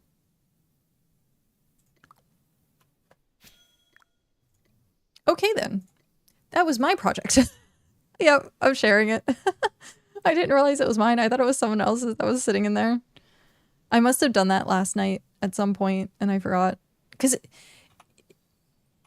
having this, it doesn't show crafting, like things that are in the middle of crafting.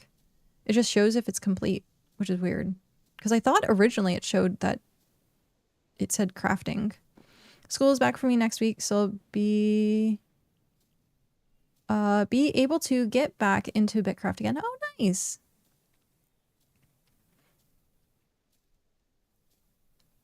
For me, I read that opposite because usually when people say, oh, I'm going back to school, it's that they can't play games anymore. So the fact that it's like, oh, you're going back to school and you get to play BitCraft again, I was like, oh, okay. It should show crafting. Yeah, it doesn't though, which is weird. So like, yeah. If I step away, it doesn't show anything. So. And I was gonna say, I think I have the settings on for it. Unless it needs to be project sites, but that's not true. Everything else was the same. So buildings, show buildings for personal crafts, yeah.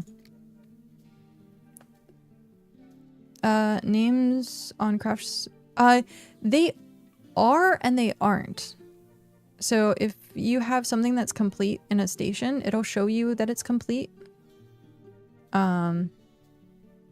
But yeah, I guess not with this. I could have sworn it was a thing previously. This is going to be so short. It's only 3,000. That's funny. Has 7 tier 4 ore caves. The most useful ones are here, here, and here. Tony is so obsessed with the hyperlinks. It's great. You can see hyperlink, hyperlink, hyperlink.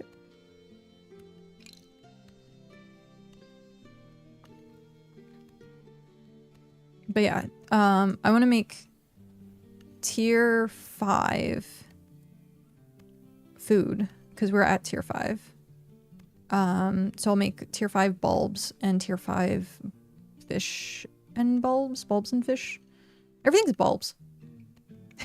When Tony tells someone to go suck on a bulb, I'm like, this is so good. I pictured some anime character or like cartoon character with a potato just like sucking on a potato. It's really funny. Go suck on a bulb. The best Minecraft insult there is now.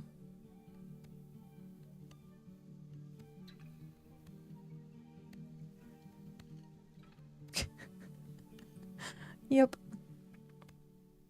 And then once I get this going, then I can move over to different projects. I want to try and keep the farm fields stocked at all times. Because I was really bad at doing that before. And I think I really need to get better at doing that now. Thank you for the help.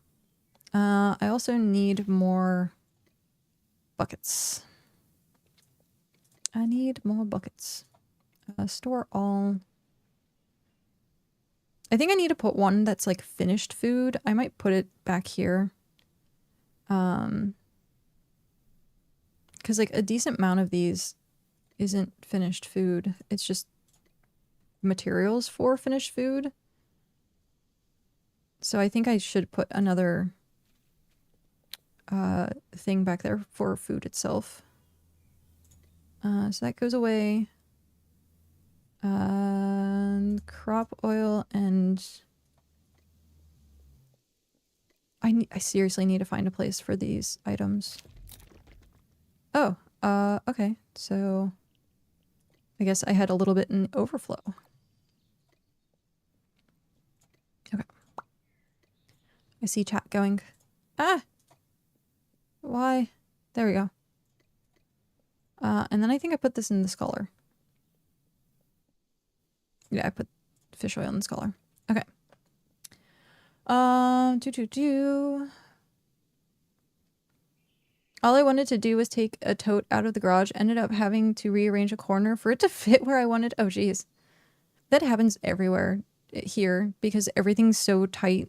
And like, as soon as you move one thing, you're like, oh man, I have to get it either back in that exact spot or I'm going to have to rearrange everything to get it to fit again. That sucks. Hopefully it didn't take too long though. Also, the hyperlink for coordinates will log you out of the game if you're anywhere near other than the overworld, like in your house or in a cave. That's funny. Spa. What is this? Oh. Thank you. Thank you, Faye. I greatly appreciate that. Now to see if I think I had fertilizer.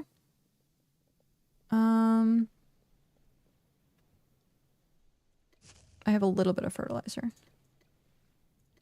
I'll still need ember grain, but that's fine. I can work with that. Seeds! Yes, indeed. You gave me a lot of seeds, so thank you. Thank you, thank you, thank you. What am I looking for?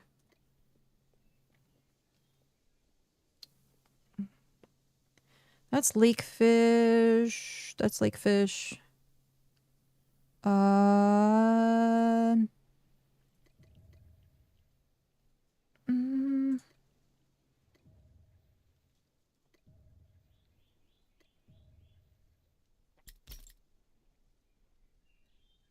much is that going to give me? 100? So I need 200 more.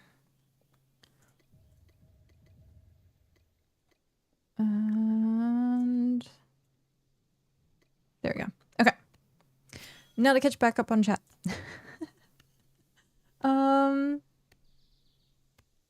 So every time I'm crashing a bunch of people, I should stop. No, keep going. Increase the posts. I agree. Yep, already crashed once when I got on and entered my house. That's funny. I still have another tote I gotta figure out what I'm doing with so I can get the living room looking like someone actually uses it. When we got out our Christmas supplies, we were talking about trying to get rid of a lot more stuff in the closet. We already pared down like 60% of our stuff. And then I'm like looking at stuff like I never touched that. Like we might as well get rid of it. I know the toads are nearly at tier 10 township. Dragon's Tail is nearly complete tier 8 township. Too. Then I'm free. Nice. I could have sworn Dragon's Head was already tier 10 township.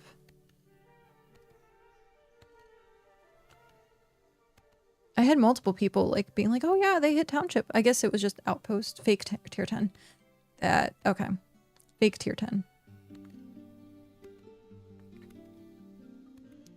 I'm doing my best to keep the house as nice as I can considering my family's tendencies. Ooh. Your family just drops in periodically, I'm guessing. Tier 10 claim ship. I like that word. Claim ship. Yeah, for a while, we were, like, we haven't actually, like, deep cleaned the apartment. I want to say in probably a month. And it really needs it. So, it's just difficult because, like, when weekend comes, because I've been streaming all week, I just kind of want to chill. And it's the same thing with Cow, because he works all week. He just wants to chill on the weekends. So, like, that's when we are supposed to clean, and we just don't. I live with my uncle and my brother, and they both work as janitors, so they don't exactly want to come home and do more work. Ah, I see. That definitely makes sense. And good job being considerate. It's awesome. That is awesome. 85% to tier 9 here. The grind is all there is. Yep. Praise be the grind. Give me 1 second. I'm gonna blow my nose.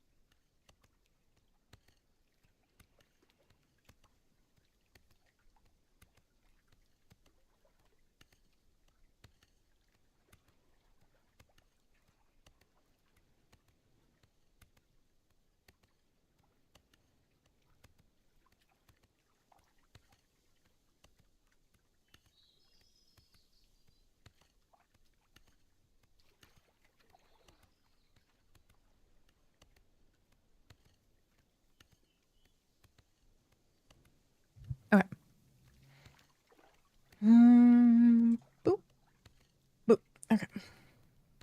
I took a second to eat a Madeline because I had it sitting on my desk and I forgot about it. And I was like, you know, I should probably eat that. And it's coming up on 3 o'clock, so I can't really eat too much more because I think Cal's making dinner when he gets home. So, I am crummy. Crummy cat. I can, like, snack on stuff, but if I have anything more than, like...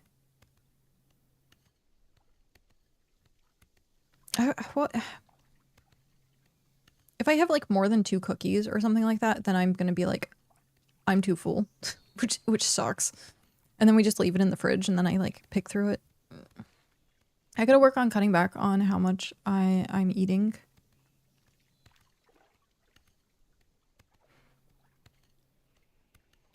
I hear it's a lot harder. I hear it's really hard to do that. I tried once to do like count calories and be like was it macroing or microing like nutrients and stuff like that. I tried for like a month and then it was just like I portioned everything out and I like did it like in a tracker and all this kind of stuff. And it just got to be like tedious. But like they do tell you if you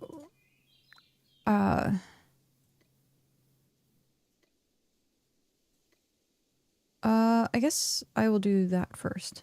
But they do tell you like if you're trying to like go on a diet for any reason, just take your what you normally do and just like cut back like 100 calories at a time or something like that until you get to your desired. Because if you do it all at once, like your body's gonna think it's starving and then it will be harder for it to actually like adjust to something. So you have to like gradually just eat less and less. But it's also apparently way healthier to eat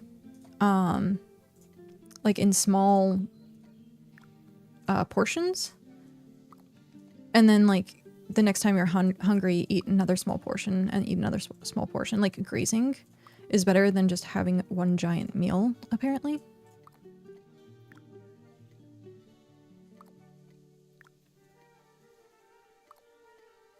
Which is funny because I've had people ask me, dude, your diet's terrible. Like, how are you still skinny? And I'm like, that's only because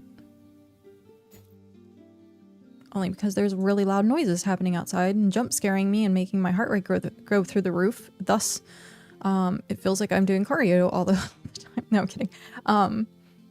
It's because when I eat, oh, what? Why is this not? Wow. Okay. Lag. I eat very little, but over the course of... It takes me... To eat a plate of food probably takes me like an hour and a half. So I like very small bites and like it takes me forever to eat. The calorie count for me is going on, but it is temporary till rhythm is established. I cut too much out and have to add more. Ugh. I mean, it varies person to person. You gotta do what works for you. And lately I've noticed that I just eat because I think I should be and not because I'm hungry. Eating out of boredom is also a big problem. That happens, like... It happens also a lot if, like before, if I'm drinking, I would eat more. Which is interesting because, like, something to do with, drinking alcohol apparently like makes you hungry. And so like when you drink, you tend to eat more. Which, interesting. I've watched her eat dinner over 5 hours. That's true. That is true. I will sit and just like take a couple bites of something. It's not usually out of boredom. It's, oh, I haven't eaten in 8 hours. I should eat something, but I'm not actually hungry. Well, it's still good to eat something, to be honest, because you don't want your stomach to be completely empty, because then you can have stomach issues like acid reflux, or you could eat the stomach lining, you could have ulcers, stuff like that. So like it is correct in like, hey, I haven't eaten in 8 hours, I should eat something, but like having it as like something that's small. And then also you might not feel hungry because your body is so used to not eating at that point. So like I think high school, I like sometimes didn't eat lunch. And so because I didn't eat lunch, my body was very used to, I have breakfast in the morning, I go the entire day without eating, and then I eat dinner. And it just kind of got used to it. So then like people would be around me like, oh, you're not eating. And I'm like, oh, I'm not hungry. And they're like, oh, but I had trained my body to essentially do that. Eating food is overrated. Real gamers absorb nutrients through telepathy.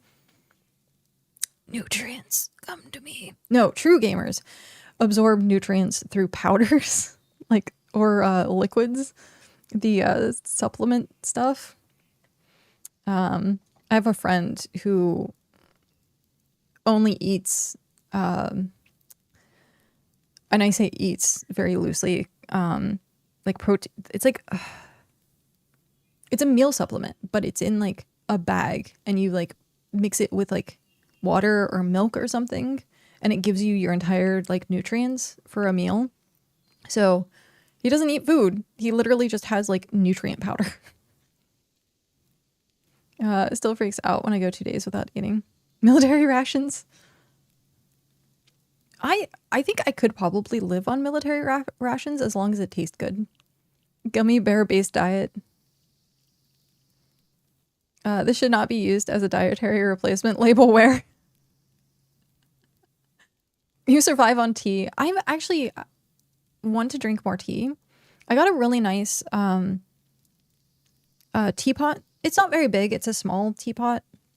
I want to get like a big one, but I got a small teapot and a cup that has a strainer in it so that you could put loose leaf tea in a single cup. Like you can make a single cup of tea. So I got those for Christmas, and it came with loose leaf tea. Was it Sakura? So cherry blossom tea. And I had like 2 other like artisan teas from, I think, New England. And I haven't used them yet because I usually only drink tea when I'm sick. And so I need to get used to drinking more tea and like actually using the teapot and stuff like that. For me though, it's hard because the amount of work it takes to make tea and then it's gone so quickly, like that's why I never make it. So if I could make like a large batch, I was thinking about buying a tea kettle or a tea, like an electronic kettle that left the water warm, because the one we have, it heats it and then it's done and it just sits there. And so if they had one that like was like a smart kettle and left the water like at a okay temperature, and like if it cools down then it kind of reboils itself type situation, then I would drink tea more often. MREs aren't bad, but you need to burn 220 calories. Oof. I survive on fish and bulbs. How's the power? Still waiting for the outage? Oh. Oh no. Is it storm? Are you guys dealing with like storm outages? I'm a little teapot. Vertically challenged and here is my handle. Here is my spell. There we go. Planned outage to upgrade them. Oh, okay. Shits, hello, how are you?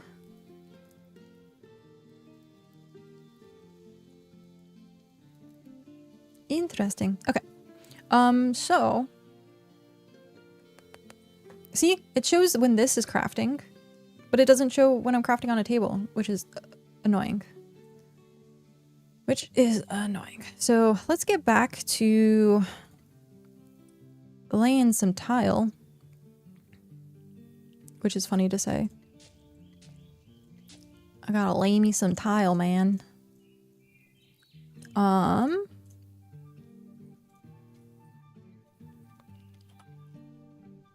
Paving. Tier 1.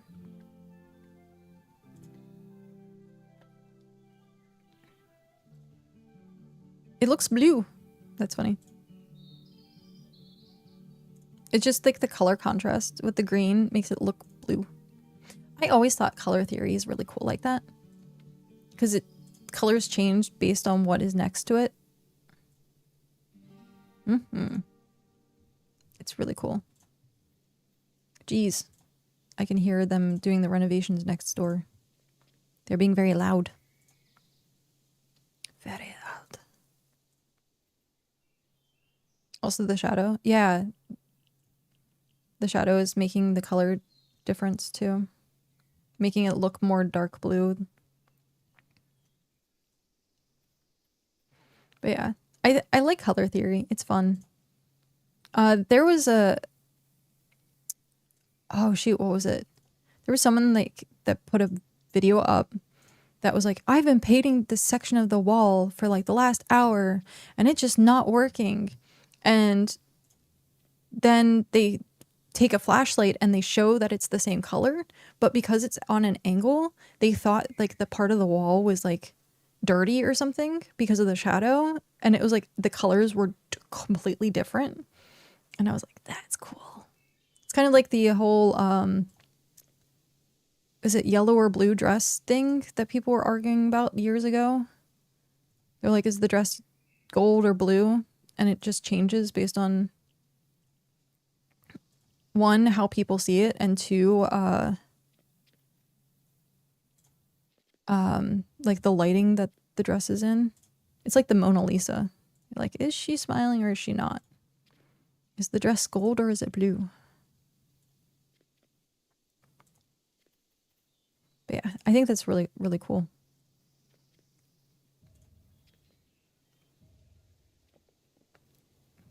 I don't know if I want to leave that or not. If I don't want it there anymore, I'm going to put the claim over there so I can get those tile or get those planks back.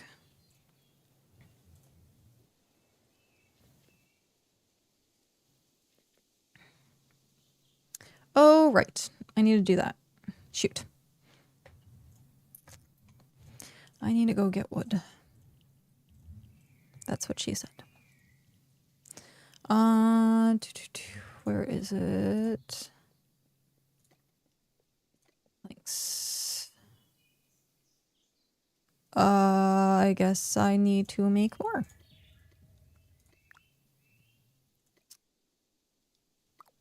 One off from nice. It's funny. Oh, I guess, yeah. Now I can make nice.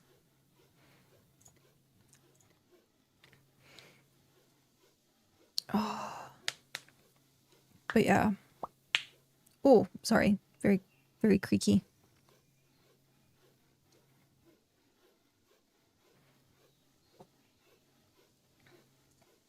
So I'm trying to think what my to-do list is. Finish up. I think I have probably enough stuff for the kilns. Because I have the rare resources. Make the rare resource box. That's definitely one that I need to do.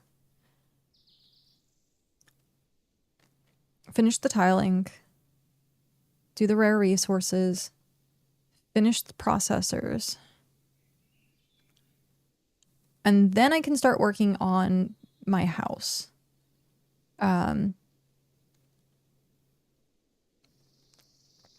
Because I want to do something very interesting with my house. I want to look into actually designing it as like an adventurers guild. So usually when you see anime adventurers guild, like the front part of it is like a tavern, and then you have like the reception desks, sort of like kind of in the back, and then you have like the back room of the adventurers guild. That's like, I think, the most common. There's some where it's just the reception desks, and I think I might do a little bit of a mix of both, where I'm gonna have like some tavern-y type stuff. There isn't a lot of options, unfortunately. So it's going to take some imagination. But I think if I can get some of the desks lined up, it might look like a counter. It's not going to like be next to each other, I don't think, unless I use the cargo containers, because that might line up next to each other. We'll have to see. And then I can use that as a counter and then use a desk as like where the receptionist would stand. And then I have all the tables and chairs, and then use the partition walls, I guess, to section off for like a back room area. And then I can change the floor tile as well. But yeah, I want to finish this outside stuff because that working on the inside for the Adventurers Guild is like a nicety where right now I think making sure this is up and running first is probably best. Epic hammer.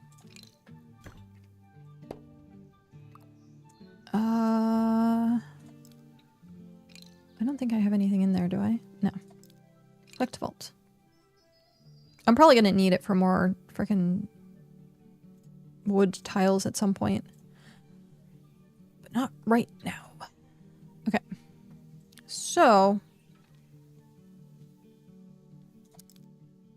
move that. Can I get around collect paving? No. Shoot. Also move, I guess. Actually, no. Let's do this one at a time. Because I don't want to accidentally like lose my place. Okay, collect that paving. Thank you for the 1 hour. Greatly appreciate it.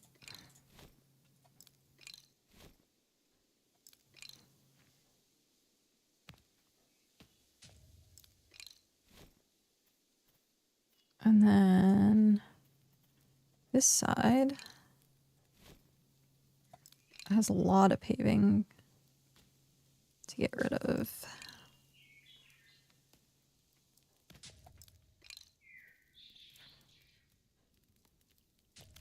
Can I get over there? No.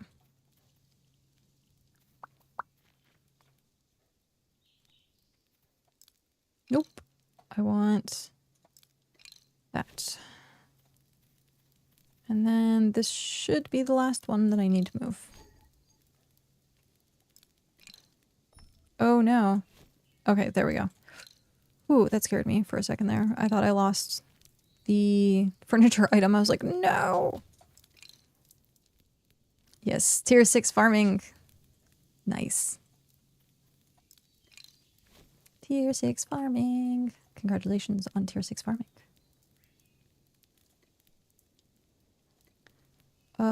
I think that's correct. Would you like me to cut down the trees so you can reach them easier? Don't you dare. As soon as Mog showed up at the settlement, the first thing they said was, oh, look, a big tree. And I was like, no. There's a reason I put a fence around it. It's just funny. Tis be funny. I'll have to move that chest. Alright. So then I move the chest. Move. Tier 1. Pave. Done. Okay.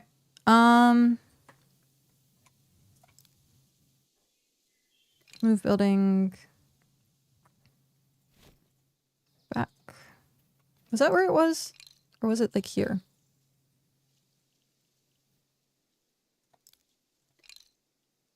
I think it was there. I'm gonna leave it there.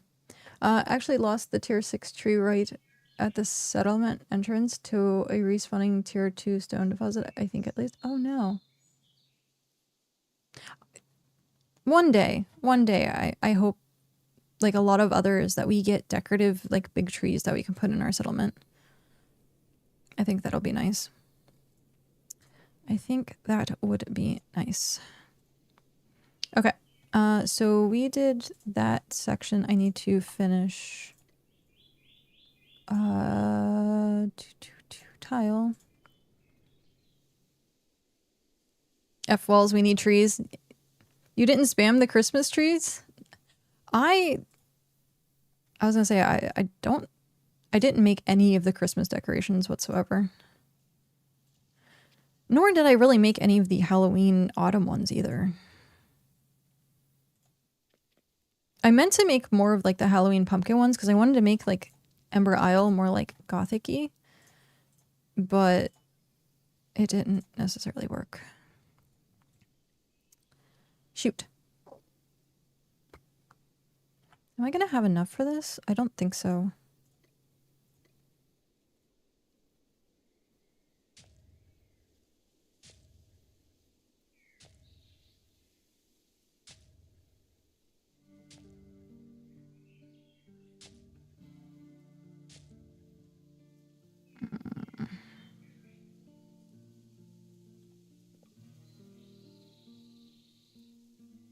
Yeah, I'm not gonna have enough to fully pave this area.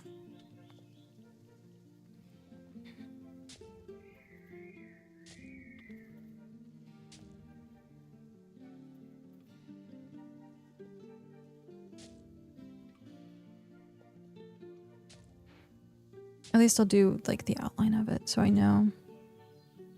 It's a Hrothgar. Hello. Okay. And then work on Elise so when I pick it up and move it, I can see where the wood is.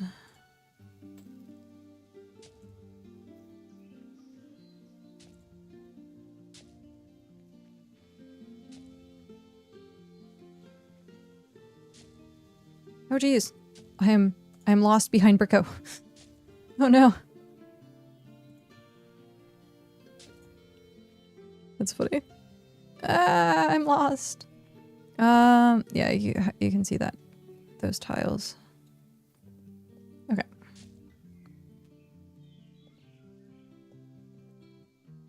Okay.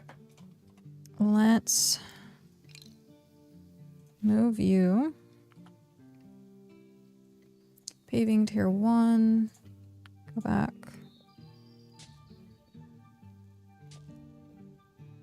Okay. Now we move that back. And then we move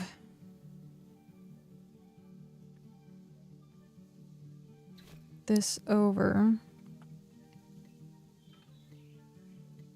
We have 8 tiles left.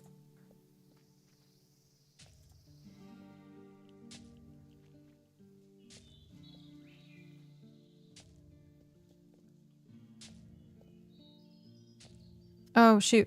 I meant to, I'll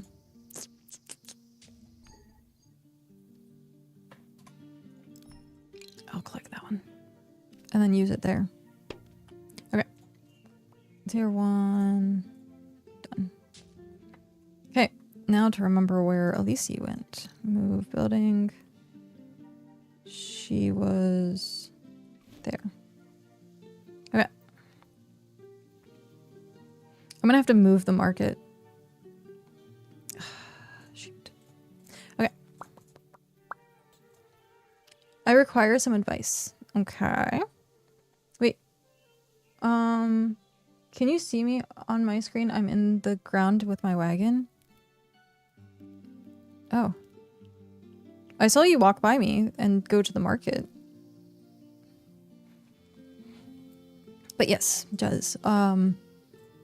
You said you needed advice. What is this advice that you need?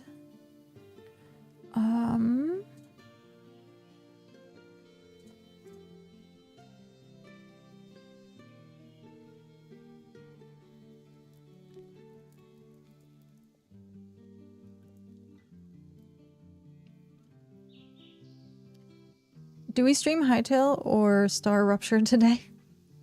That's funny. Or do we do our best impersonation of a vegetable? I don't know.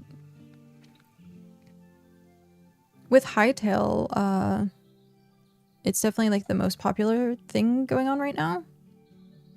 So if you're doing it just to have fun, then I would say try Hightail. But if you're doing it from like a stream metric standpoint, doing a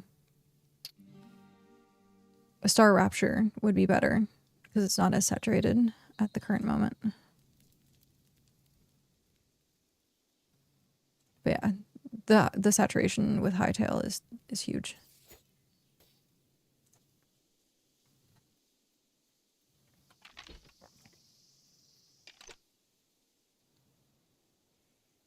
What vegetable are we talking about? Eggplant.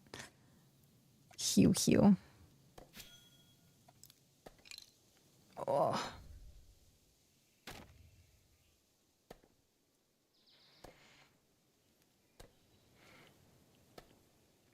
It's actually, I'm trying to think like what my favorite vegetable is, and I probably say broccoli. I like broccoli. Okay. So, for those in here that cook and cook broccoli, how do you cook your broccoli? Potatoes! Potatoes is also a good vegetable. I forgot about that. I'm a broccoli and green beans enjoyer. I love both of those too, yeah. Peas? I haven't had peas in a very long time. A can of peas. But how do you make your broccoli? Broccoli always lasts unless frozen. Steam, always steam. Otherwise you drain it too much and it goes soggy. Oh, yeah. Because I said about like boiling broccoli being fine. And most people like don't want boiled anything. Like boiled, shoot, what's it called? The tiny little looking lettuce things that look like cabbage. Brussels sprouts. So like boiling Brussels sprouts is like a war crime. You want to put them on a tray, drizzle them with oil, put a little bit of salt and pepper, and you put them in the oven and you get like roasted Brussels sprouts. Much better. But you don't really do that with broccoli. So like Ravi's saying, boil and drain. So I was like, I want to get broccoli because I will eat it. But I'm like, how am I going to make that? Because I was thinking about getting like frozen broccoli and like put it in a bowl and just microwave it. It just essentially like steaming. Washing rice after it's cooked is a war crime. You always rinse your rice. Always rinse your rice. I throw it in a pan, I just cook my steak in and add salt and pepper. Okay, that sounds amazing. That legit sounds amazing. Roasted Brussels sprouts with the balsamic vinegar. Oh, yeah. Yeah. It's a PSA for those who don't know they're committing illegal crimes. But yeah, like, if I got like fresh broccoli, I think doing like boiling it, or like Hrothgar says, throw it in the pan with like steak juices and stuff. Like, wash rice before you cook it, people. It's true. It is true. A lot of people actually don't know that you're supposed to wash rice. But you are. You are supposed to wash rice. Then it doesn't like bubble and get all like chalky and weird. But yeah, because if I did frozen, do we think that would be okay? Dirty little rice, bath time. That's funny. If I got a bag of frozen broccoli, just like take it out, put it in a bowl and put it in the microwave. Do we think that'll work? I also like broccoli with like cheese on top, but I'll just eat straight broccoli. Boil them, mash them, stick them in a stew. But yeah. I think I'm going to request broccoli We usually do like groceries once a week, and it's usually in the beginning of the week. So Monday was grocery shopping, and so we buy like the meal for the week, and so I have to like put it on my list and remember for next week to get broccoli. Particularly frozen broccoli, because I think if I got, like I said, I think if I got fresh broccoli, bleh, words, it would go bad before I would be able to like actually cook it. Unless I put fresh broccoli, like cut it up and then put a little bit of water and then put it in the microwave. But even then, eh.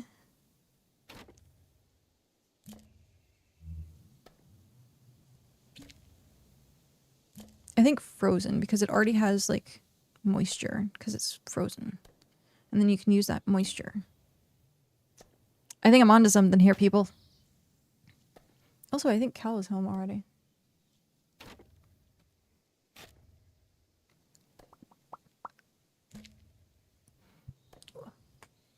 I'm stuck. Oh yeah. Tis be true. Ah, oh, jeez. Come on, untangle.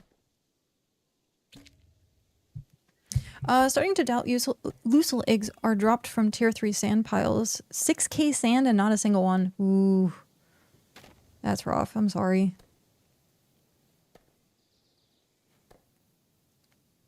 Do we have a theory on what, if you're farming for eggs, if there's like a better chance of getting them in like lower tier stuff? Because every single time I did like low tier fishing, like tier 1 through 4 for ocean, I got like frog eggs. Usually get 1 per 2,000 tier 1 sand. Well, because wouldn't it be like the lower the tier, the more that you can get, or like the faster you can go through it? Drop rate is fixed at all tiers. Right, but the speed in which, or it doesn't not matter. Because you still have the same chance of getting an egg at like a tier 5 node versus tier 1 node. But I always feel like you get less products. The higher the tier, the less products you get out of it. But that might just be me.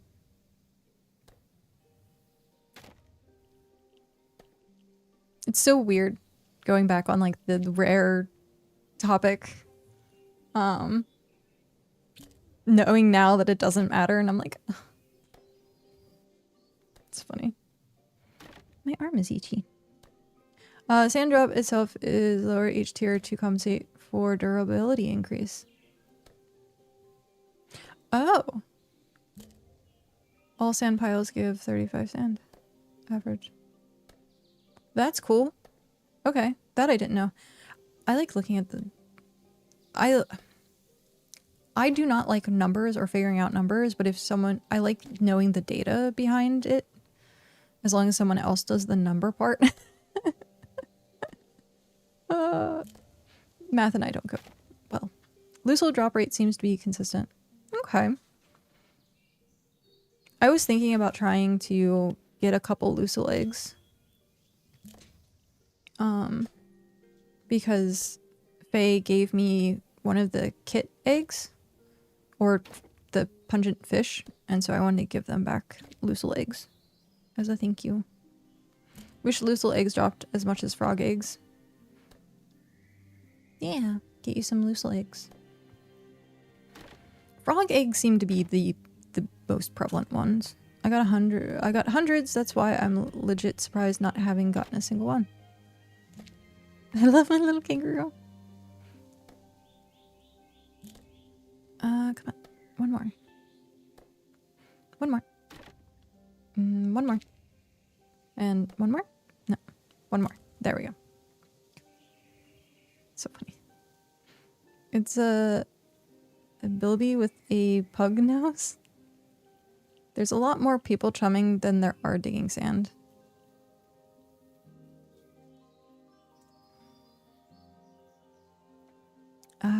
I definitely agree with that.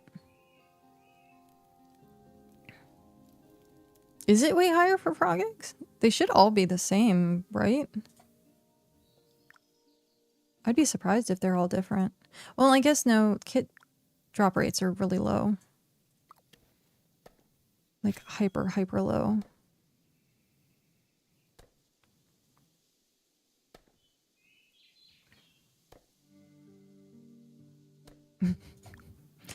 Tell me about it. I still haven't actually gotten one for myself.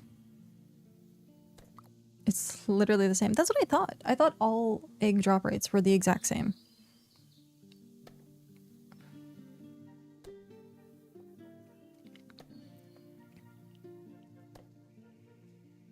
It's because there's less downtime between nodes. Oh, I could see that. Like, fishing feels faster. Because it's also 15 minutes of fishing, like, consecutively, versus maybe 5 minutes of finding one thing of sand, and then another thing, and then another thing. Pungent catfish is lower, though. Oh, okay. Brexite tooltip is borked for drop rate. I wish that Braxite came from something other than just pebbles, because it's like, it's one of the hardest rares to get. One of the absolute hardest rares to get. Like, crop oil is whatever. You can, like, add 50,000 crop fields. Fish oil, obviously, is very easy to get. The resin is dime a dozen. Straw, again, 50,000 crop fields. Gypsite. Citrus and gypsite are just, like, 1-for-1s. So, like, you get it or not. But, like, pebbles, you actually have to go break them down. So, Brexite is 16% to get 1 per chunk. Huh. Gypsite is fine, citrus is... What? But they're both the same. Citrus is 2%. Yeah. I mean, the thing that you're doing is still the same. You're still harvesting or foraging. No. You're talking drop rates? Berry bushes don't last as long as, except for tier 4. Oh, okay, I see what you're saying. Where the sand piles last longer, thus... Or clay piles. Clay and sand last longer. If they bump the berry bushes to tier... Then yeah, citrus is fine. I see. It's kind of like, getting the carvings. Because the carvings are, like, such a low health. You're always, like, bouncing around all over the place trying to get them.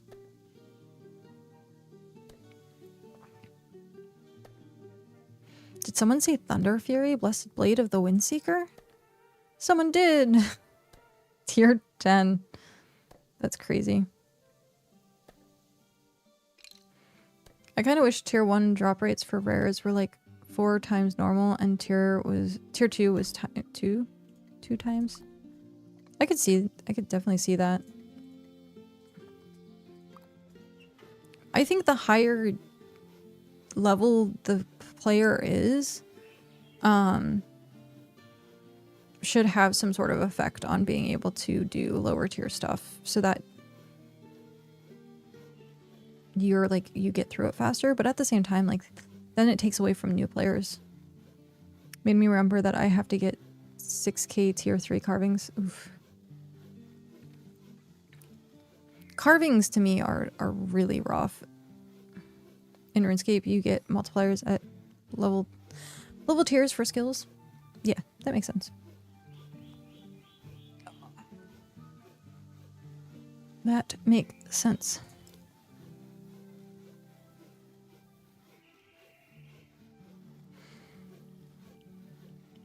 That's funny. I'm reading region chat. And, I guess they're talking about being from Florida.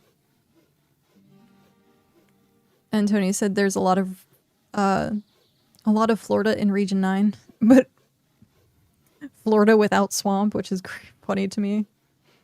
We're a special breed. It's true.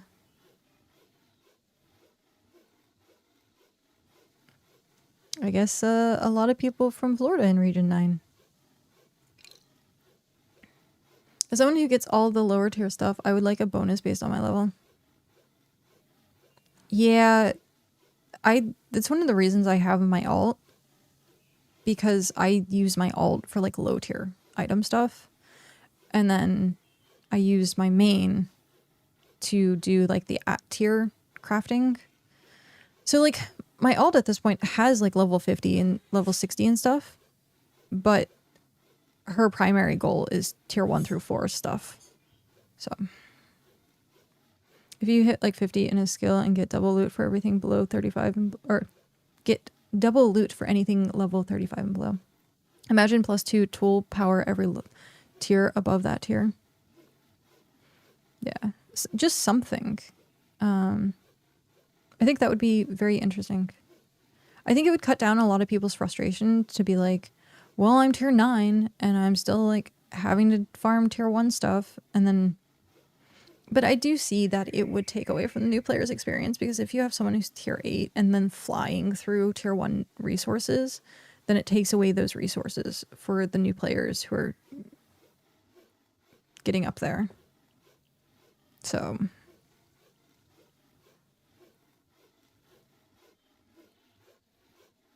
yeah, I can see justifications for both sides.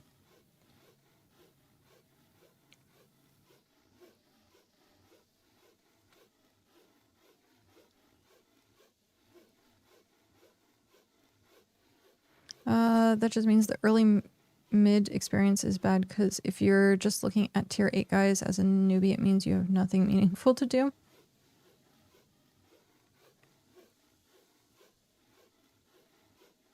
That just means the early mid experience is bad, because if you're just looking at the tier 8 guys as a newbie, it means you have nothing meaningful to do.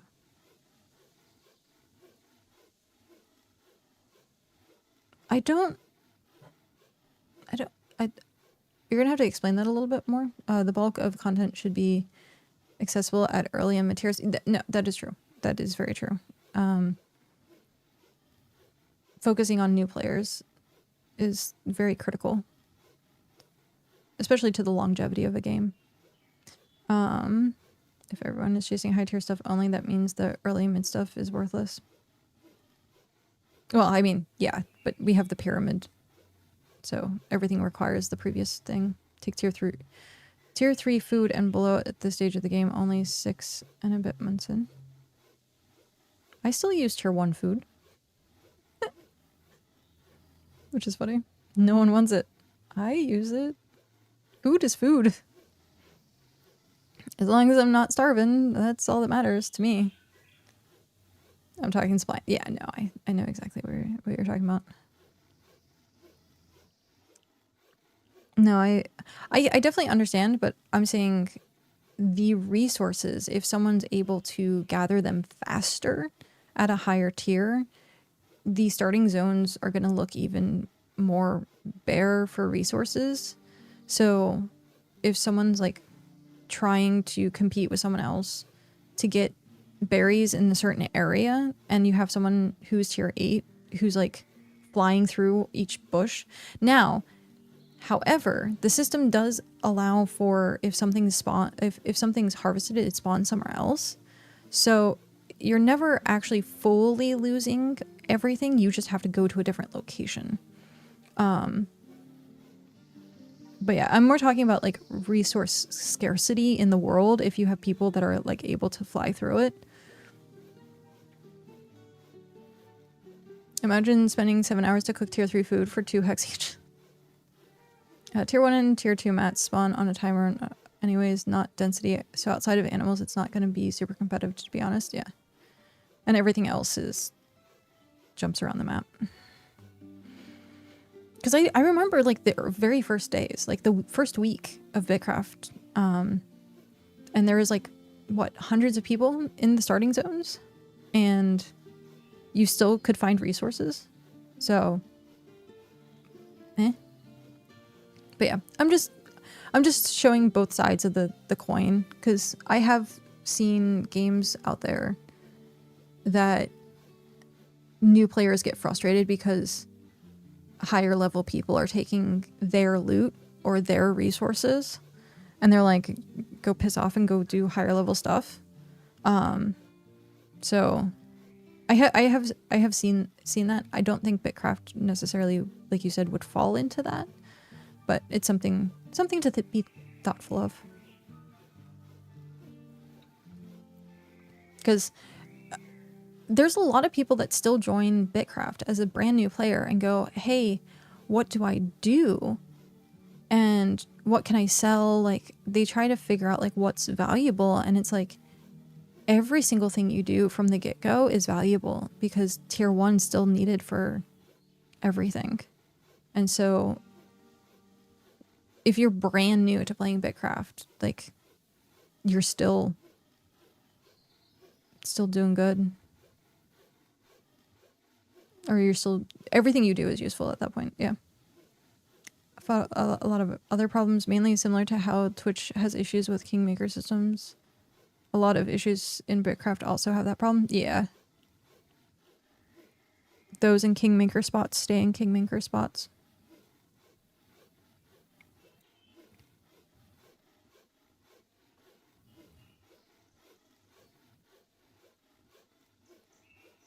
I don't know. I still, if like, I guess because we're talking about like low level stuff.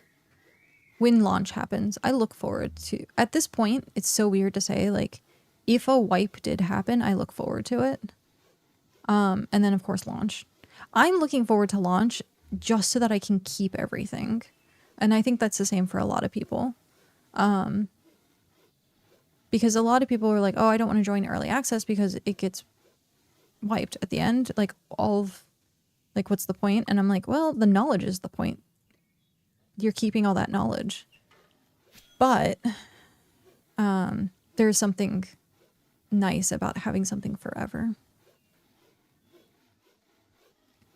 Because of the newbies who want help. Yes. Everyone will go back to being newbies, which is nice.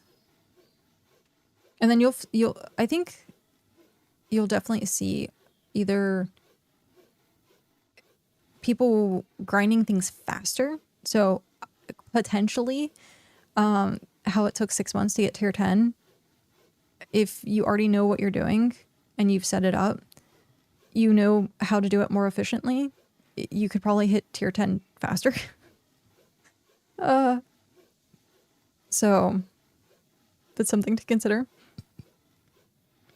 It was supposed to take years plus, and it's not. It takes months. So it's just funny thinking about that, because like that's what, for me, I'm like, I look forward to knowing, like, hey, as soon as the game launches, work on codexes, get out, go find some settlement, and then work on the codexes. And so once you can get a settlement down, the faster you can get a settlement down, the better.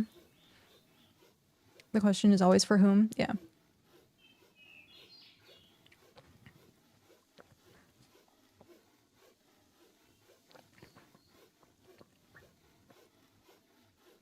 Vehicle changes, getting buff sped that up a few months. Vehicle changes, getting buffed, sped that up a few months. Yeah. Being able to haul more materials, like the 1000 wagon, definitely sped that up. But still, progression always got achieved earlier than it intended. Yeah.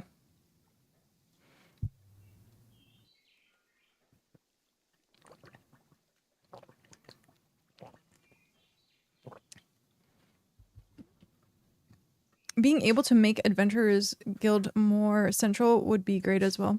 Yeah. We were offered to do Dreamscape as the we're moving again. No. We were offered this settlement, the tier 6 settlement here. which would have been a little bit more central to stuff.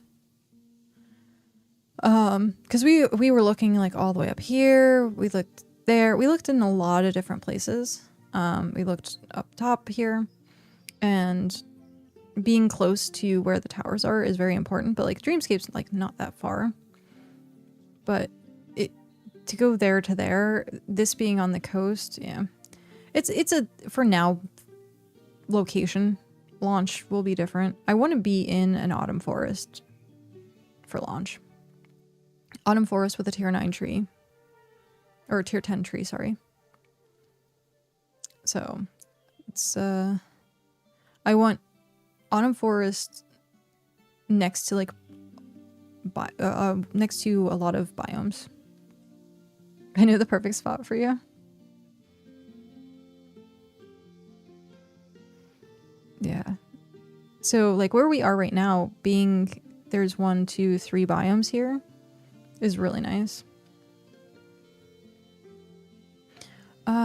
I want a region that is 80% water cities. Yeah, ocean access is definitely a must at the current state. So even if I was here, I think there might be like a waterway in this area. I haven't, like I said, I haven't discovered this. But yeah, I mean, it wouldn't be bad. Like you can see it's not that far away from the swamp down there. But yep. Stuff for the future, because this is going to be like us beta testing the Adventurers Guild and like test it out and swamp. It's the S word. Along the river is a tier 10 tree and river access. Oh, that's cool. So up here.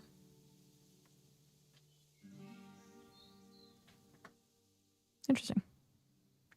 Autumn Forest is such a good biome for resources. It's also my least favorite biome, so it'll be cool at launch when we're neighbors in different biomes. Yeah. For me, like, I don't necessarily need to have everyone, like, close to me, as long as we're just in the same region, so it's easier to travel. I just love the people going into early access, making fun of people for building roads early when you can just teleport. Yeah. It's... I mean... There are people who want teleportation to go away entirely.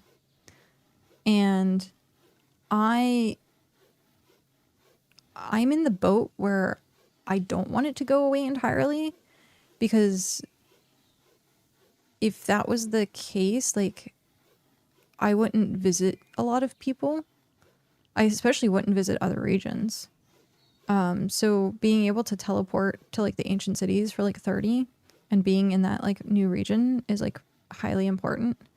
Being able to teleport home, if I wasn't able to do that, I'd be highly frustrated.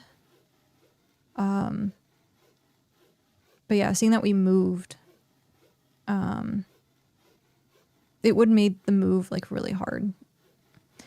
And people that don't have a lot of time to play, it would limit what they can do in the game, because they'd be forced to spend an hour and a half traveling versus being able to teleport somewhere. And so, yeah, it'd be really hard for people that are like, hey, I only have 4 hours, and then I'm spending half that time traveling, and it's like, what's the point? You got probably more people that would just be like, there's no point in this. I had a 30-minute cooldown for... It had a 30-minute cooldown for home teleport in alphas. I don't know why they took it away. That's very common. It is very common to have like the Hearthstone-esque kind of thing where it's either a 30-minute or an hour cooldown. I don't mind 30 minutes. 30 minutes to wait to go home seems perfectly fine. Especially when you lose track of time playing BitCraft. Like, you'll be like, oh, this is going to take 15 minutes. 2 hours later. which is usually what happens. 2 hours later. Oh. That's funny. There's 2 people named Nova streaming BitCraft right now. Huh. It's kind of like Ravy. You have Ravy Nora, and then Ravy plays all the twins. I think I should put you in the middle so that I don't forget you. Okay. Now that I have these... Speaking of, thank you for the 1 hour. Hi. Yes, hello. Okay.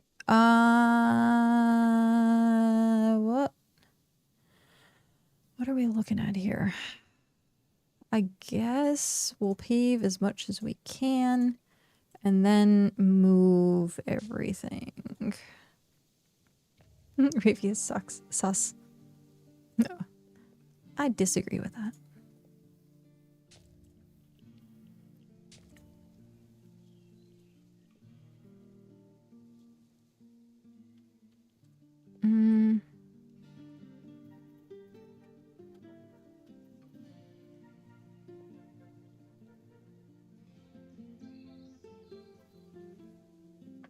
Is that?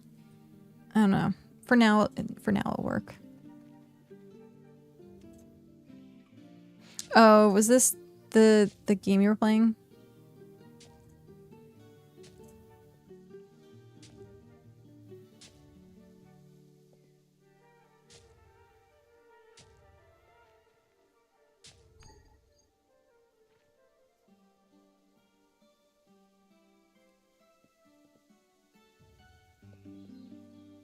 Planet Crafter? Yeah.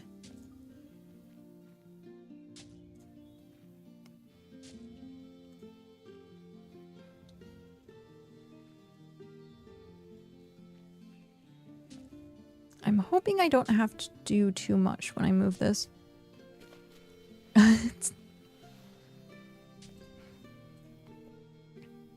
Kidnapping. Kidnapping people now?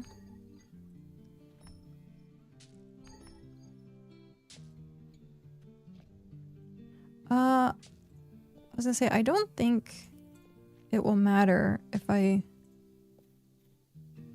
Yeah, Roomba's on top of it. So.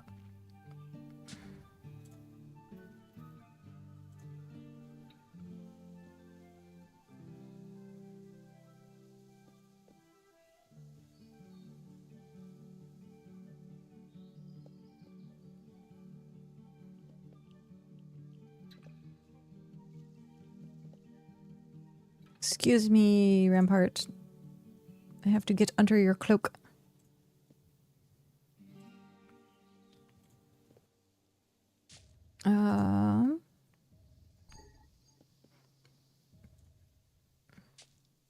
Was that everything?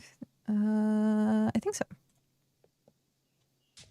Ayo. Yep.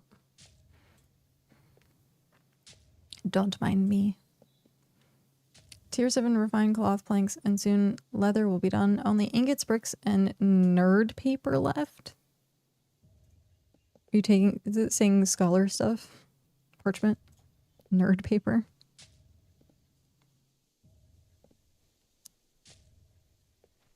It's so funny. I'm doing this, and it's once again turning dark. Nope, I'm saying nerd paper. Oh. Okay then.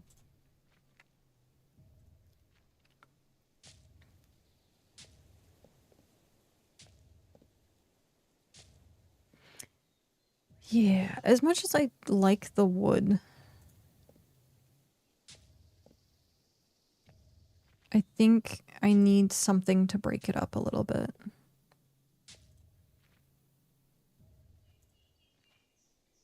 The fire truck up? Oh, source. I made it the fire truck up. Yeah.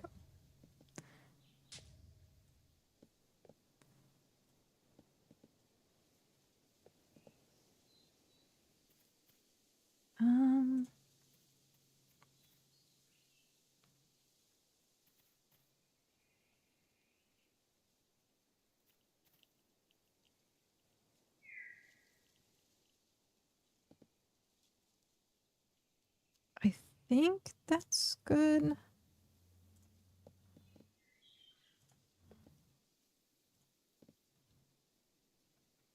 Yeah, this will be good.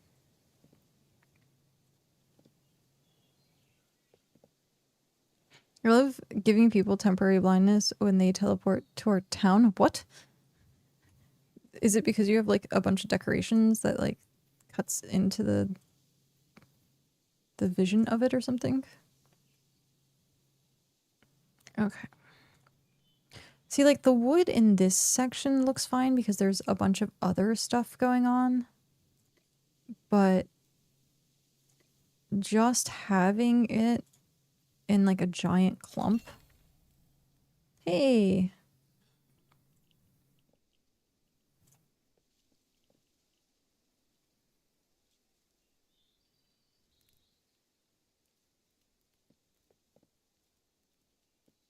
But yeah, having it in like a giant clump with nothing there, it looks a bit much. I want to make a town named Voluntary Flashbang and just build a waystone and pave the ground snow tiles. Oh man, there was some places that had screenshots of like literally just flashbang of like the ice and snow and stuff. It's freaking terrible.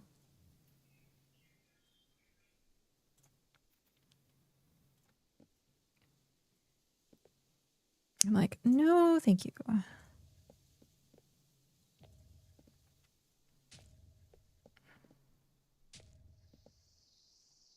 Okay. So, I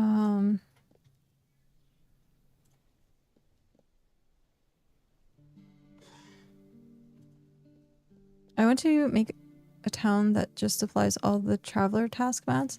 That would be really cool. Speaking of traveler task mats, let's see if there's anything worthwhile to do for these tasks. Not really. Nope. Okay.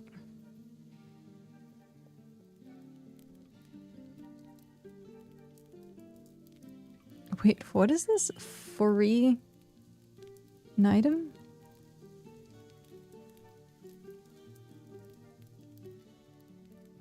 It sounds like it's Latin for cozy. Ah, I see. Gotcha. I was like, it sounds like something else, and I was like, maybe not. Okay. And again, once it's night. Sorry. I'll drop stuff off. It means Ravi's cult. There you go. Secretly hiding the name. I see what you're doing. Okay.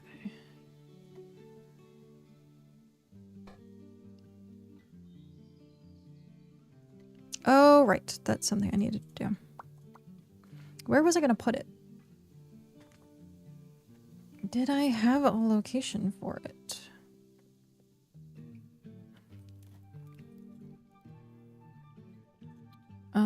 Where do we put the rare box?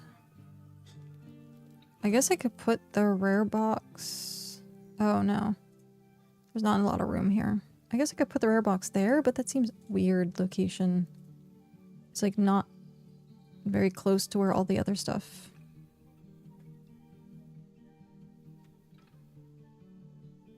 Except for I'd be the only one filling it up. Yeah. Ravi doesn't have a cult rapidly mixed twice repeatedly. Curious though, can we teleport to other regions? Yes, I think so, currently. Raccoon, hi, how are you? Thank you for the 1 hour. All starter towns are unlocked off the rip. Yeah. I started in region 8, went to region 5, then went down to region 2, and then ended up in region 3. And that was as soon as like the game launched.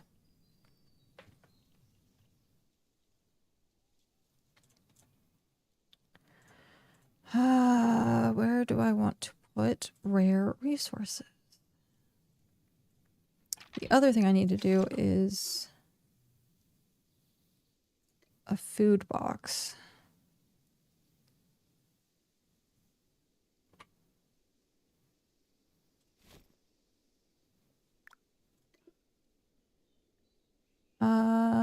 All starter towns. Imagine not coming to region 4.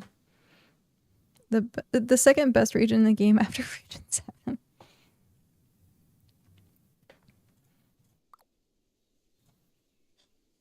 Yeah, it was Viking, who I think rated us yesterday, is in region 7. Shoot, I forget what the things are. 2 rope, 822. So split stack 2. I think I should have planks. I have 4. No. Do I have some in here? I do at least. That's good.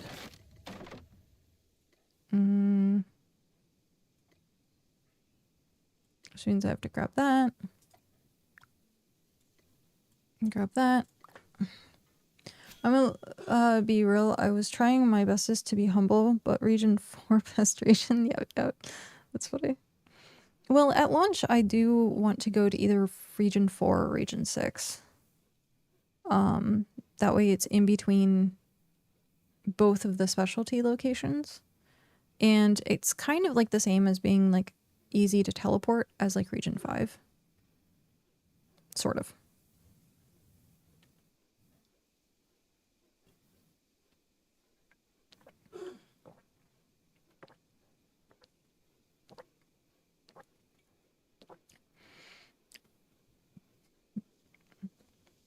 I drink so loudly, apparently. It catches on the microphone. Honestly, they need to rework the region system. There's no healthy way for it to scale well in the future with the current setup. It was like a really long time ago where I think they were talking about if they would add a new region, it would go above region 7, and then it would go above region 7, above region 8, above region 9. I think that's what I remember hearing. Because they could at any time add a new region whenever they wanted. They can add a whole continent. They can just plop it into the game. Because they did talk about like if there is like enough people and the world gets taken up, then they'll just add a new region. You'd be increasing travel time, so either you'll... Skara! Hi, Skara. How are you? You'd be increasing travel time, so either you'll end up with all the regions turning the same or people complaining about travel times. People already complain about travel times. I'm doing well. I was sick the last 2 days, and then today I'm actually feeling a lot better, so... How's school? How's them numbers? And good.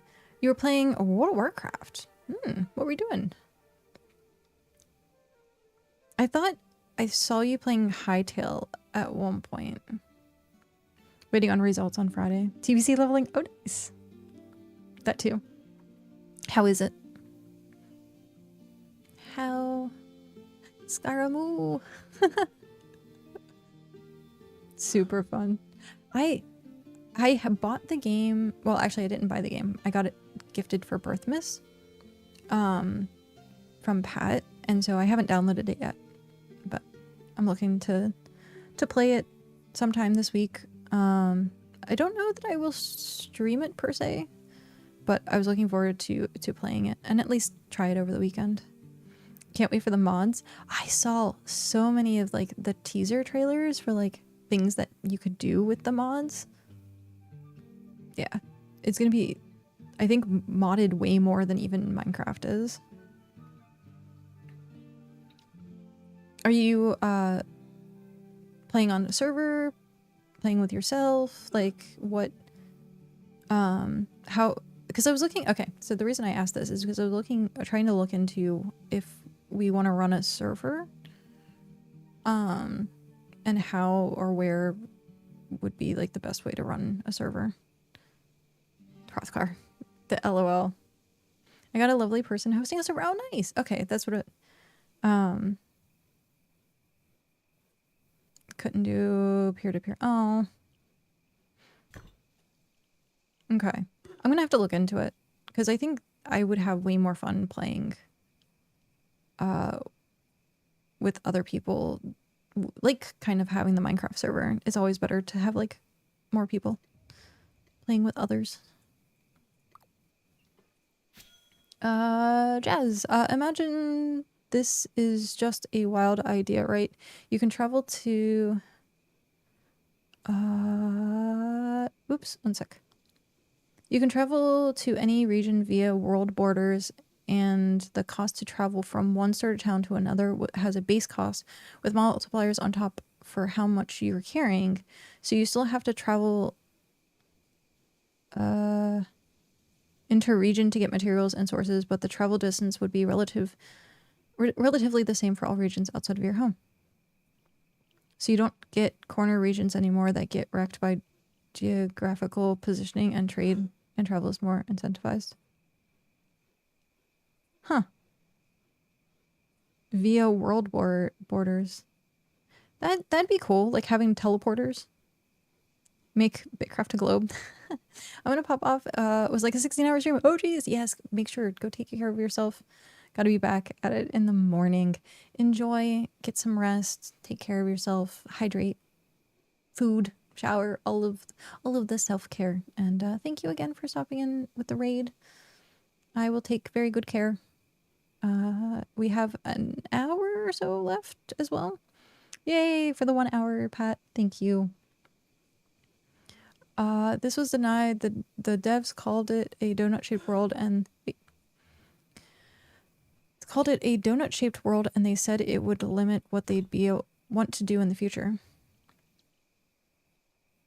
No, like literally how you travel into other regions on the edge of the region with Shift T, but you can just pick which one you want to go to. Yeah, it'd be like that teleport system. Teleport system being like Dalaran. But yeah, I hear what you're saying. That would be pretty cool.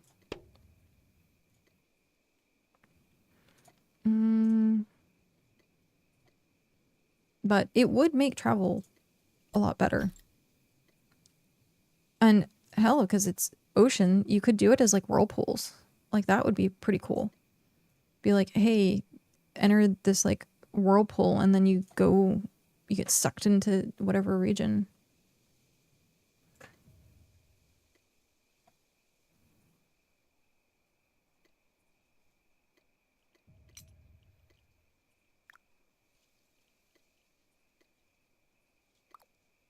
I don't see how it'd be difficult to implement, and it would help scaling and adding regions in the future less abrasive. You can't even see the other regions you're going to from the world borders, so they wouldn't even have to change anything there. Yeah, that is true. That is definitely true. Okay, where was... Ah, there, it's over there. Oh, wait, I have to make the rope. Rope. Welcome back, Rabo.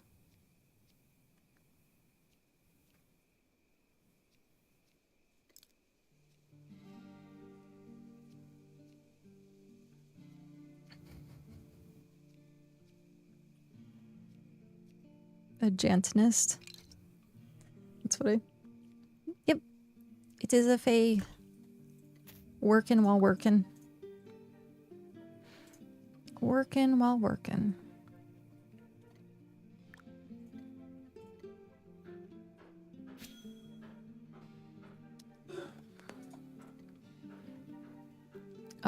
And yeah, I need to figure out a place for the rare materials. I might just put it behind the house. Because I can't really think of anywhere else that would be good. If I put it to the bank or the market, I feel like It'd be too far. Gosh darn it. Ah. I was like hiccuping and then I yawned because like the hiccup got stuck and then reading how to human. But if I put it over there, I think it would be too far out of the way. Hey, it's a ribo. But if I put it over here, it's kind of like still included. I don't really see the massive negatives outside of people in region 5 would be mad, but hey, what do I know?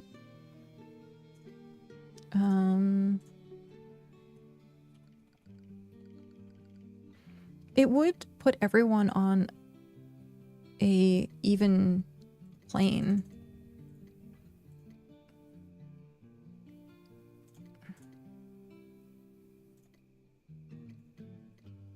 So, yeah, it would make people in region 5 like about it, but I think, like you said, it would be very beneficial for every single person.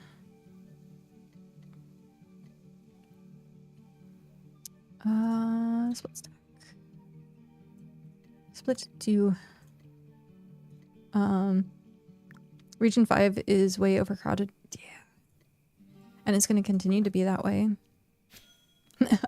Are we raiding Fisher's Delight? I don't know. I wasn't sure if you were getting my whispers, so I came here. That's fine. Yeah, because, like, if you have, like, nothing but settlements everywhere, like, the amount of resources and the area in which you can harvest those resources.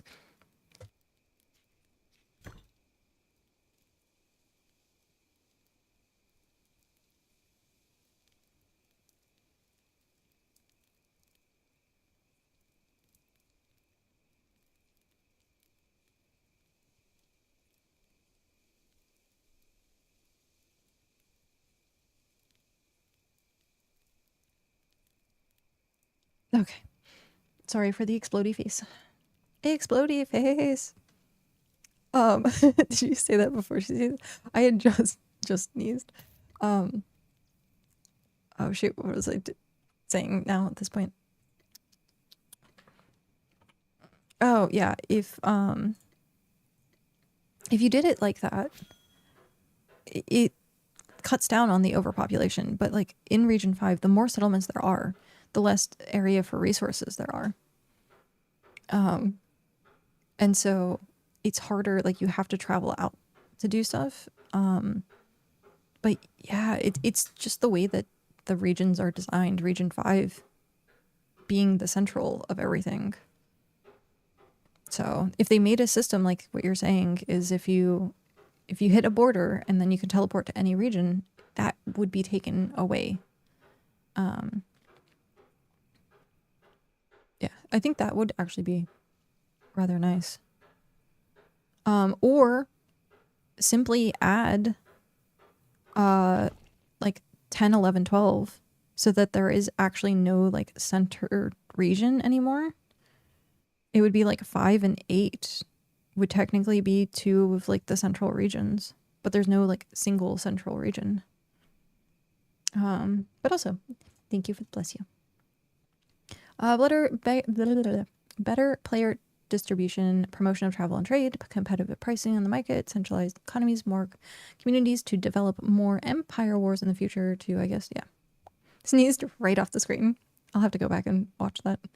She was in the motion of sneezing for me before disappearing. Yeah. As I said, it's great for Kingmaker systems, but look at how many people on Twitch do well compared to the percentage of the rest of the economy. Or ecosystem, rather. Less than 1% of the player base benefits and the rest get wrecked. Yep.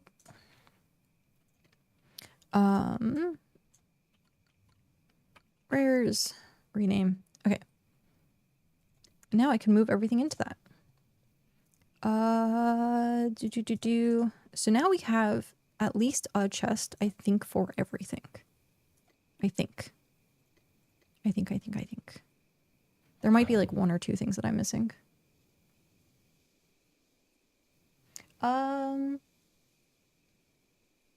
What is it? Boski Lounge? Hey, hello. For some reason it didn't pop up in my activity feed. Thank you very much for that follow and welcome in. I heard it and I saw it, but it's not in my activity feed, which is interesting. Yeah. Huh. The last thing I weird. Twitch be twitching.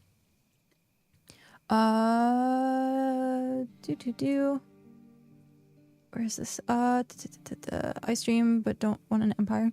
I also didn't want an empire. I hear ya. Hey, I hope you're well. Hope chat's doing good too. I'm just tabbing you up as I work for the lurk. Nice. Welcome. Enjoy your lurk. We're having a discussion on regions right now and overpopulation and I guess location stuff. I need add.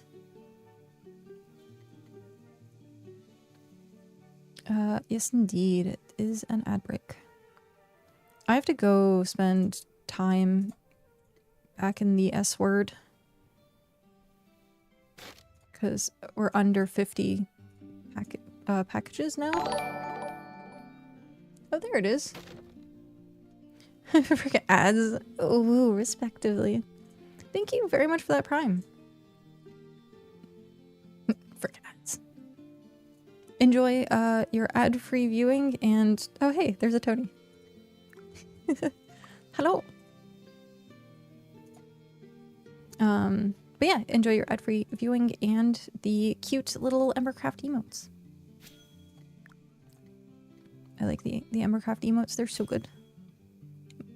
Della did an amazing job on them.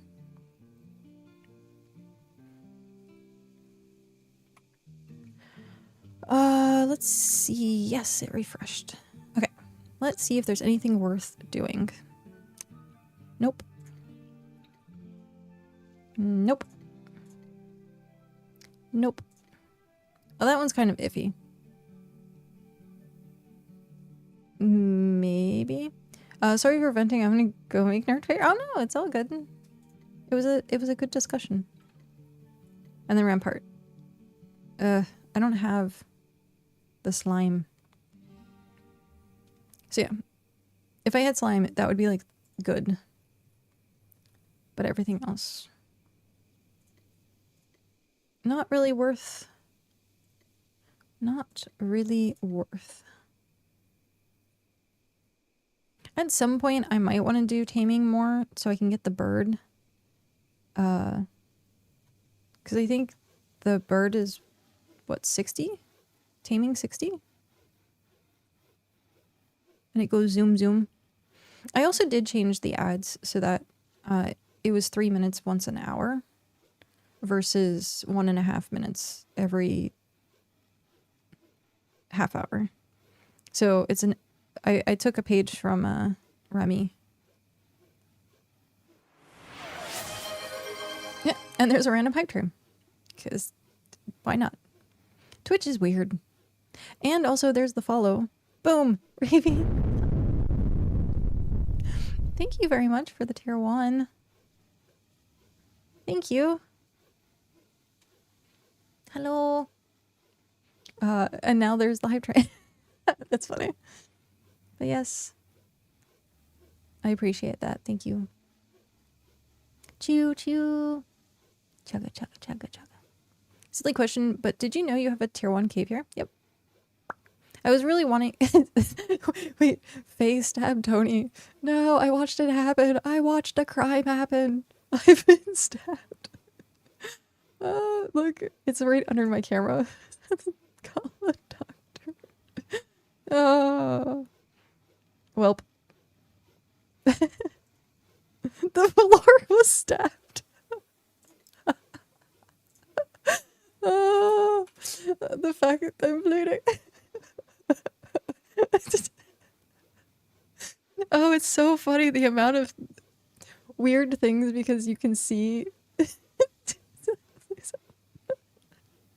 you can see someone else's things through the ground. And so it's so funny because they're talking, one in region chat, one in local chat, and you don't see who's who's typing. If it's in local or like if it's across the way. So all you see is the ground, the ground essentially calling for help. Oh, it's so good. Oh, it's so funny. This is one of those like small little bug things that is just really amusing. It is something that definitely needs to get fixed, so that you're not getting spammed with stuff that you Wi-Fi telegrams. Yeah, I was having a nice chat with a signpost the other day.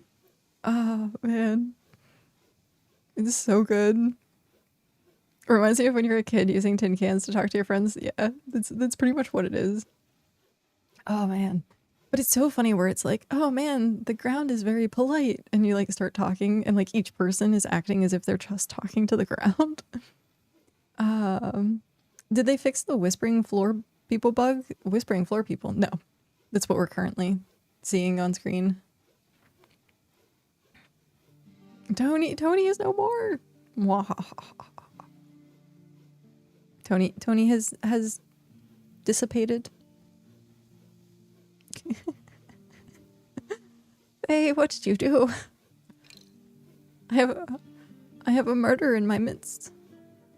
I haven't been able to eavesdrop this entire time. What? Prentice, hello. Enjoy your lurk. That's so funny though.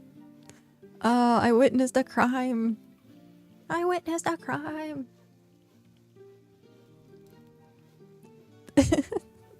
It is really funny if you're just watching someone else's conversation and you respond back and they're like, thanks, ground. Like,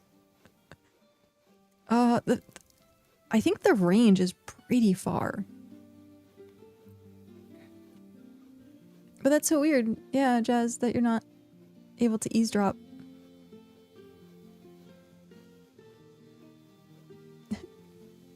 Oh, man. So good. I respawned. Is Tony back? I saw I respawned.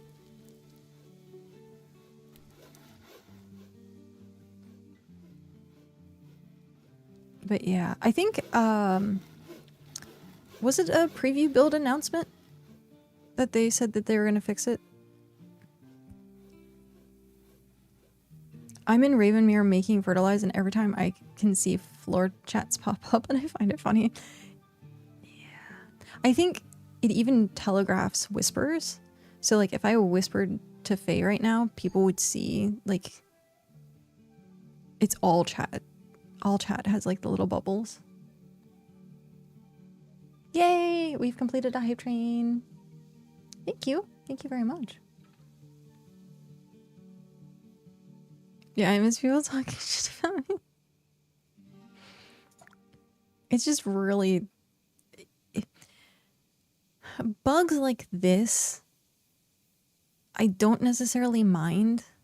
It makes, like, talking to people and planning things and, like, actually having, like, a private conversation with someone, like, harder. But then most people playing BitCraft use Discord to some degree or another. So... because the chat system originally was really bad. And so they've kind of done a lot more improvement stuff with the chat system, but still, people tend to use Discord more. At some point, I get so confused on what's going on because I only get pieces of the conversation. Yep. It's kind of difficult to pay attention because it goes away so fast. So you have to, like, read really quickly. Reminds me of the time people are talking about their war plans in local chat. It's like when you go get milk from the shopping center and open the door for a couple of seconds and the workers are having a conversation. You get half the sentence before you close the door and then make weird eye contact through lack of context.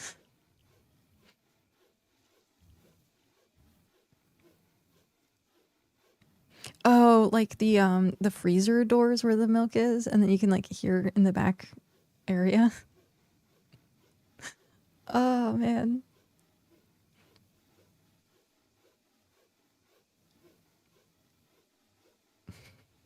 That's funny. Wait, what is this? There's some. Did they post a screenshot? Dan sacrificed to get a loose leg. I see. The ground is just saying, yelling, I see demons. That's so funny.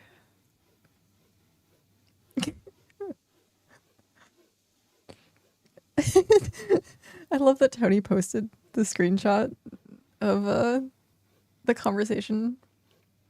So good.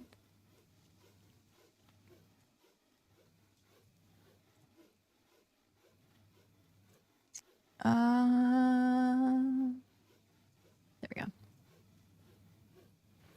I kept it going from inside the cave. I didn't even see that. I didn't even see that you were inside the cave. They just like call an ambulance, but not for me. Oh. Oh man, that's so good. I have to head over to PO. What's PO? Oh, Port Oral. I think PO, and I think of on the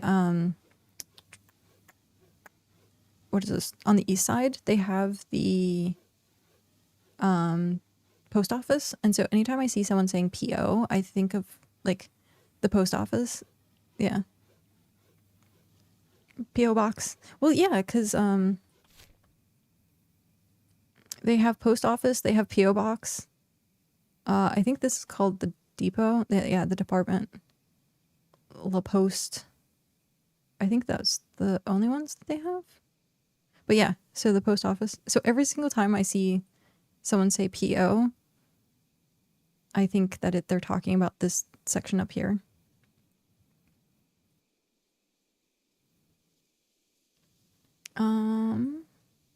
C3PO. Yes.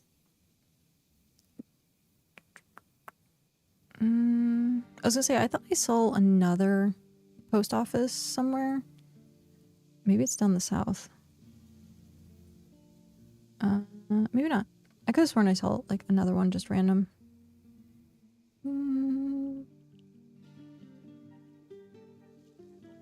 Guess not.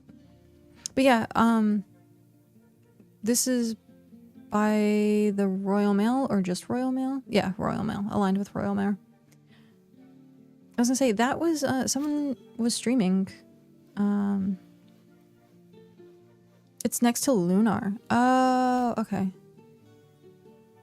Lunar.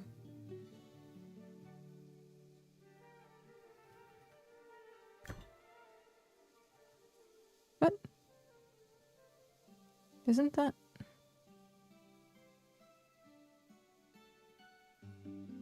Am I missing something?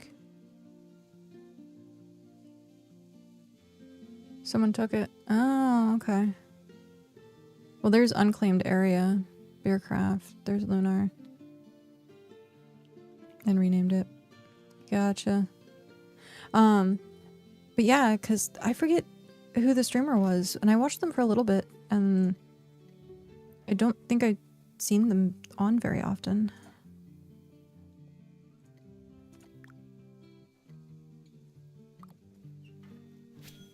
Yeah, I don't think I've seen them on very often.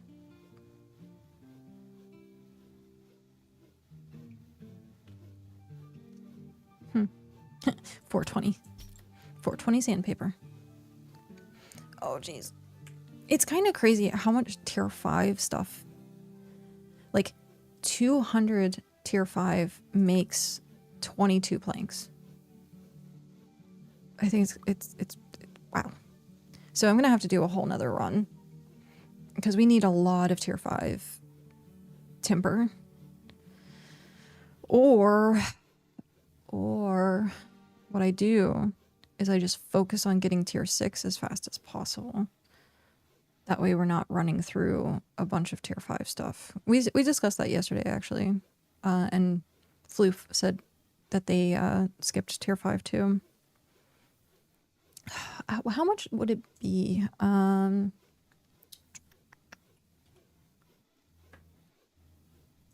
Okay.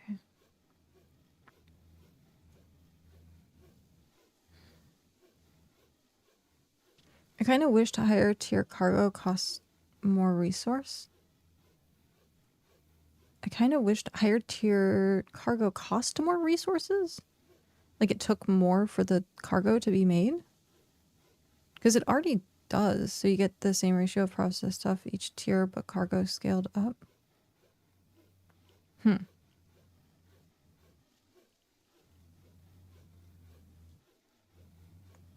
Interesting.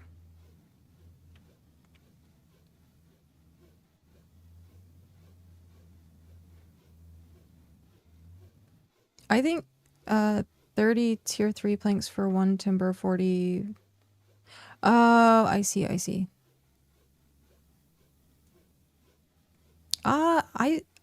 I think that would be a headache for a lot of people. I do think that would be a big headache, because spending 2 days getting tier 7 wood to get 200 planks feels bad. Yeah.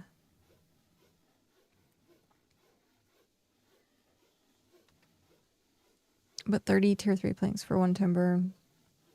Because it's right now it's 20. 20 planks equals a timber plus the material under it for something. I think it's metal. I think it's the nails to make the planks or the timber. Or killing a tier 7 animal and not even getting 1 letter. Yeah. That I can see being frustrating. Because I think... Oh, hey, it's a Tony. Tony is back.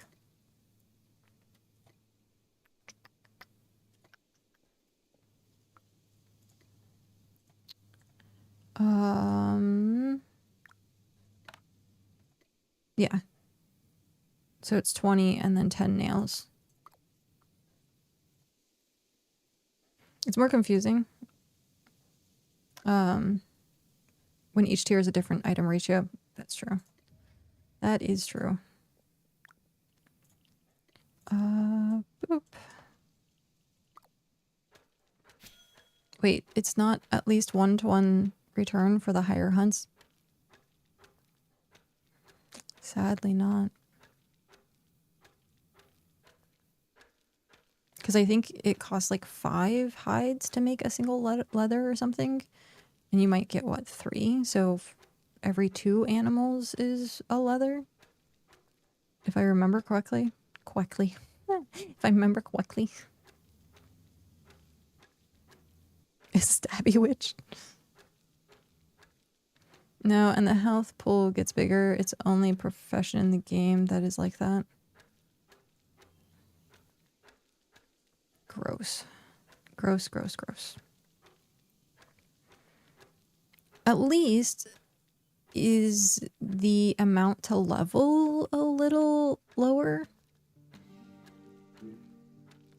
9 logs equals 3 stripped. 1 plank would be way easier to understand for a new player if it was the same across all tiers, considering they don't find out about Roomba Mat until tier 3. That adds even more confusion. Oh, yeah, that's true too.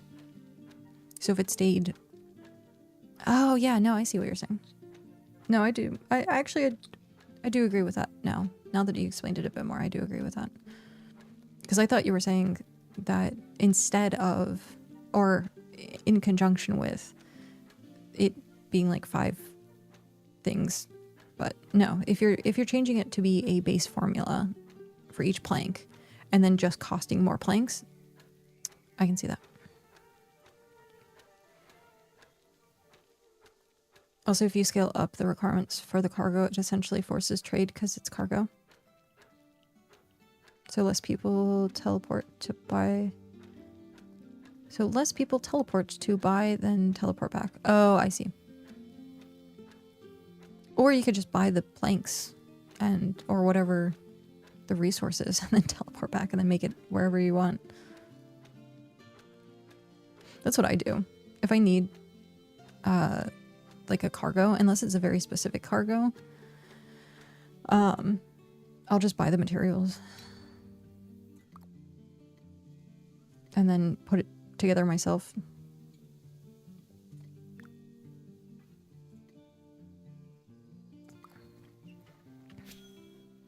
Higher tiers take more inventory space for mats. Oh, but if the ratios increase each tier, yeah, no, I gotcha. It would exponentially be more resources per. So yeah, 200 makes 22 planks. So, and I essentially need 800.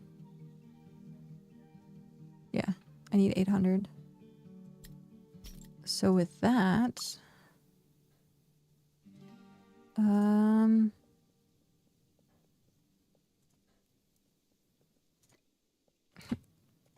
toggle, unpack, unpack. Yeah, I definitely need to go get more. Need to go get more. But that's fine. I think it took what to get down there. I think it took, well, I can teleport down there now. So I can teleport down and then sail up, which sailing up took less than like 15 minutes. Because I was worried. I was like, oh, I only have 10 minutes left to stream. I only have like so much time left to stream, and I made it home. But it was also because the winds. What's the wind direction right now? I would be fighting the wind. Yeah, so it wouldn't be as fast. Getting down there would be fast. Because the wind's like in here. But yeah, I can teleport down and then just sail back home. And it's actually not that far, which is nice. Oh, I still need to move these. I forgot. I need to move those.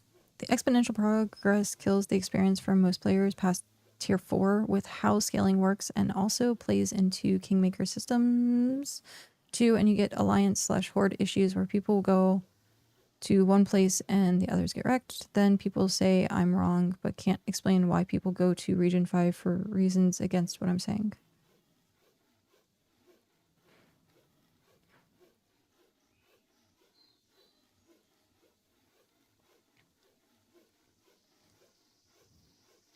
Just go to all go to one place and others get wrecked. I mean, the region 5 thing is pretty much the only thing that I can correlate that with. Unless you also mean like towns. So like if someone has a tier 8 town, like if you're pretty close by, getting something to tier 8 won't matter because they'll just go to the other town. But then maybe if you had more smelters or you had a better layout to your town, even though they're both like close to each other in tier 8, people might choose to go to one location over the other. So like stuff like that.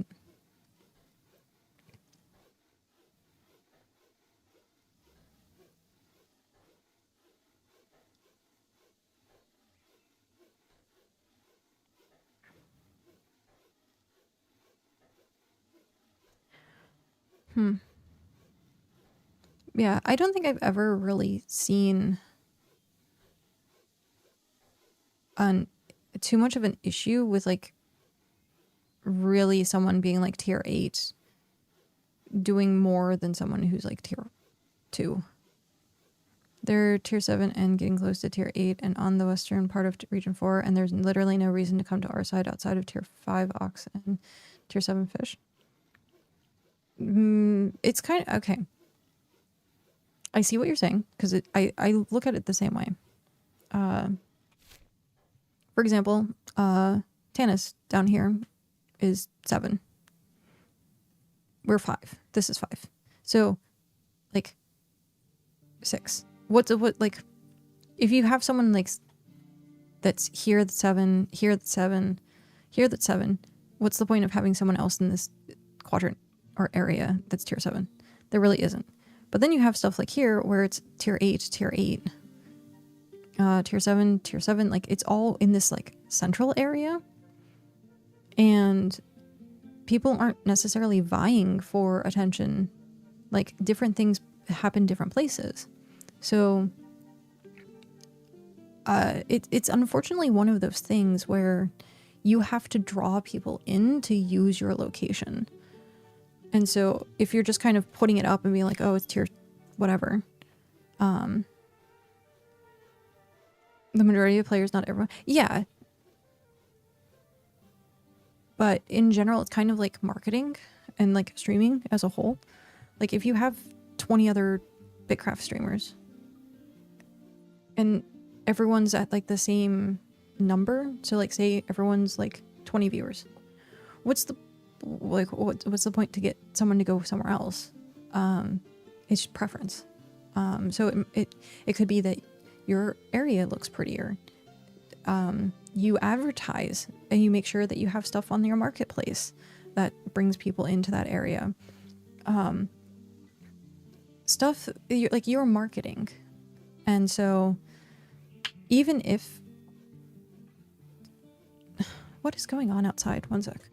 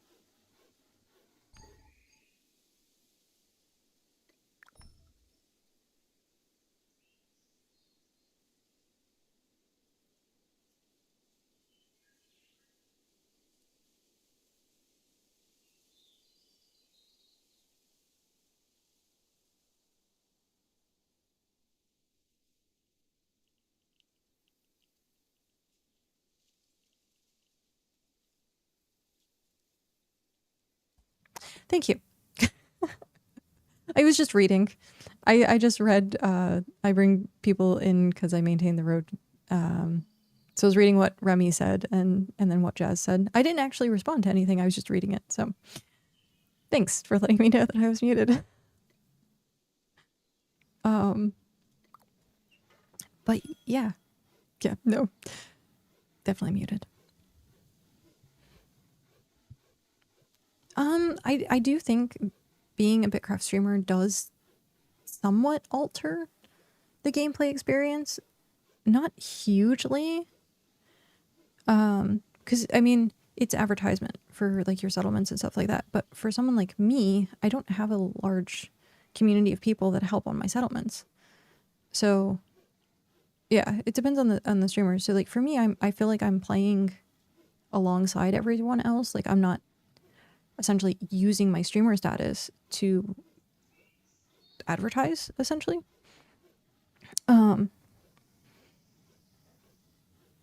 But like, it is easier to find community. That is true, because like, talking to chat, and like, I wouldn't have met like Tony and being in Region 9 at that point if it wasn't for streaming. I wouldn't have known. And so there is benefits to it, but I think also just being more involved in like Discords gives you the same benefit, being active in region chat gives the same benefit. It's just a matter of getting yourself out there.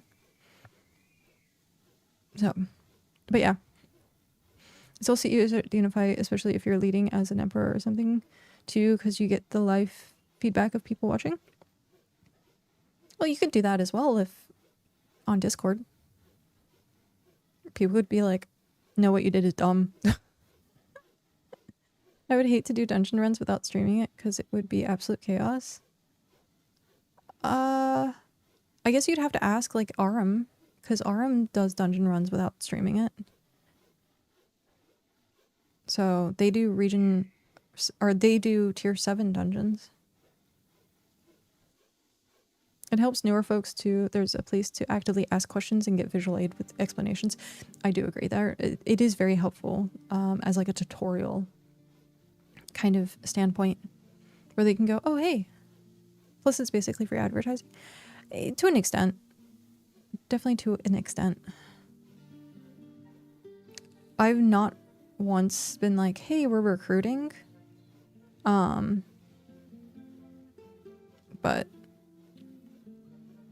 yeah. The amount of people that that just recognize me in game from YouTube videos. Well, it also, yeah, I was gonna say, it also depends. I don't get recognized like at all, even though I primarily only stream BitCraft. So when I was like in Region 3, I don't think anyone there really knew I was a streamer, even though I'd been streaming for over like 6 months, right? So,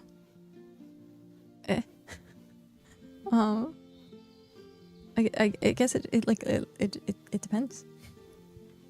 I do agree there is a little bit of a difference, but if people were like, oh, you have benefits that I don't, there's ways to go about getting the same benefits. So yeah, the value of Twitch streamer over YouTube videos is so different. Yeah, Twitch, well, it's again visibility. Finding someone on YouTube is way easier than finding someone on Twitch. And then the advertising on YouTube is also easier. Visibility and access. Yep. Because if you just type BitCraft in the search bar, a lot of times you will get a wider range of videos. A lot of times some of it's like 6 months ago, a year ago, even from alpha, and then new stuff. Like it's all over the place, where if you go to BitCraft on Twitch, you just see who's live at that moment. Streaming they visit on your terms, YouTube. That's actually a good way to put it. Twitch doesn't really have searchable engagement. Yeah. They do try to have like, here's the latest videos, I guess on certain pages. So you could go back and rewatch VODs, but like that's it. Because if I look up, say, BitCraft via Twitch, like sometimes it'll show me like past streams. Not just for myself, but for everyone else as well. It'll show you like the top viewed VODs. No one watches VODs on Twitch outside of editors. Actually, I don't think that's true, because I have more views on my VODs on Twitch than I do on YouTube. Percentage wise, yeah. But like some of my Twitch videos had like 400 some views on it. And then the same VOD on YouTube only had like 23 views. So it's very interesting. I used to watch a lot of VODs. VODs is how I found Ember. YouTube doesn't push VODs. Twitch doesn't either. They don't make money off of it.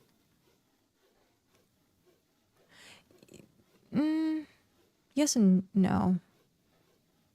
They want to keep you on the platform is the big part of it. So if you're going to watch a VOD, you're still on the platform, which means you're watching ads and stuff like that.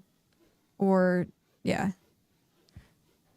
So yeah, if you click on someone's name and they're not live, you see past broadcasts If you look at live channels or like not live channels and categories, you'll see like new videos and stuff like that. YouTube likes promoting long form content, but prioritizes other stuff that's not VODs.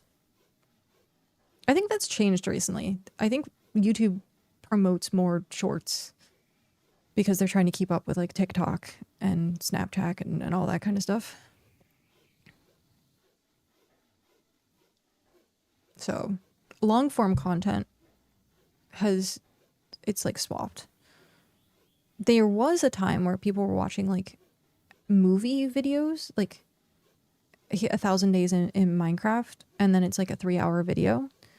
But I don't think that's so much anymore. That was more so like during the pandemic. Twitch still gets ad money for VODs. Yeah. The creator sadly doesn't get ad money off of stream, I think. If someone's watching a VOD, we don't get any money from it. That's why creators make VOD channels, so it gets sucked up in the algorithm. But I don't know, last time I heard YouTube doesn't like re-uploaded content because it's a legal nightmare. What do you mean by re-uploaded content? So like where people like make compilations of like an episodic series into a movie? Is that what, like re-uploaded content? Or like me doing the VODs is technically re-uploaded content because it's already on Twitch and YouTube? VODs mostly and re-uploaded content and clips channels.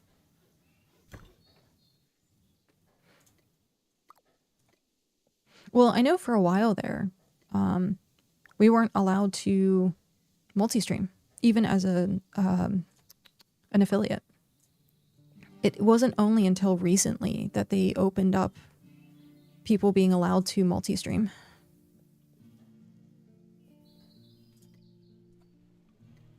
They get really butthurt about top 10 plays, content, and clip channels. Okay, so the problem with that is people not going through the correct channels. Shoot. To license that content. So if you look like Daily Dose of Internet, they actually take the time to go through and get permission for those clips. And so that's fine. They get promoted out the wazoo. But if you have someone who's just posting viral stuff over and they don't have the rights to do it, yeah, it can become a nightmare because someone can report it and then get it taken down for like copyright strikes and stuff like that. But yeah, more and more you have AI doing shorts. You can actually find programs online that is an AI making a short, and it learns off of what the people think is meta or like the trend. And yeah, so like it's kind of crazy because you can't really tell sometimes, and it's a lot of those videos of like explaining a story about something and like this person did this and this person was like this something and like just Google on YouTube like make money with AI, and all of those are just regurgitated like prompt stuff, which is hilarious. But VODs are lumped into that. That's why it doesn't get promoted as much. As far as I know, the workaround is making a VOD channel that you own, so it's easier to get consistent algorithm views costs because it's not blended with guides, highlights, clips on your main channel. Oh, interesting. Very interesting. I have seen people who are Twitch streamers having a YouTube VOD channel, but I haven't seen too many people who are YouTube streamers having a different VOD channel. So if you're streaming, that's your main channel. I think that's like for me, my main channel is mostly VODs. So that's interesting. I'll have to look more into that. But yeah, I can see if you're doing content, how the algorithm treats it differently. Because Twitch deletes VODs after X days. Yeah. Oh yeah. That's why I did it. And it's to widen viewership and accessibility, because on YouTube there's no ads. So at least I don't think there's ads, because I don't have enough subscribers or views to be able to monetize my YouTube yet. So it's essentially free things. There's ads, just non-invasive, because you can pause the video. Okay. It's so much harder to do non-invasive ads in a live setting. Oh, I'm talking while I'm live, like on YouTube, like right now. I don't think there's ads. Every single time I've watched, but I also have premium YouTube. So if I watch someone who's streaming on YouTube or on Twitch, I tend to try and see if they have a YouTube channel. And I just watch through YouTube because there was no advertising. So instead of like Twitch, where it's like every half hour, every hour you have to play ads, there's none of that on YouTube. So, but YouTube streaming has pause and rewind anyways. Yeah. Now Twitch does too. At least for certain affiliates. Yeah. I think you have to opt in for it. But you can actually like go back in a VOD. I think I have mine enabled. Yeah, I think YouTube has it forever. Yeah. But it's actually a newer system. Bitrate's higher because they have better tech, and Twitch actually loses more money than YouTube does, because YouTube's primary is not streaming. It is the base video content. So they have a better bitrate for if people do stream, where Twitch is nothing but streaming. So they have bitrate problems, and they haven't upgraded their stuff in ever. Like they're not using AV1. They're using like something that's completely obsolete.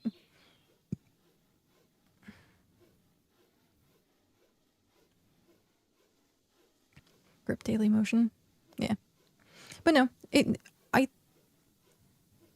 think a lot of people can talk about algorithms all day long, and there's so many people that theorize the YouTube algorithm and what works and what doesn't work, and algorithms change constantly.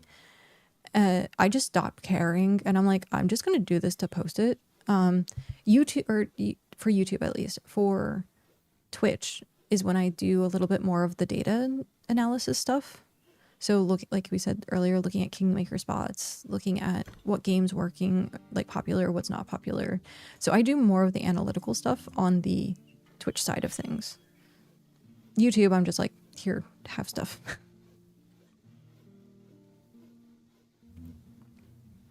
Yeah, not worth over-analyzing something directly out of your control. Yep. Tease true. Wait, someone got an orange and white Lucille? The sacrifice worked?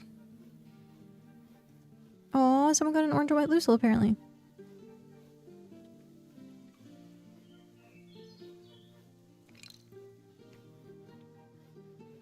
I haven't needed to get sand in a very long time. So at some point I'll have to do some Lucille hunting.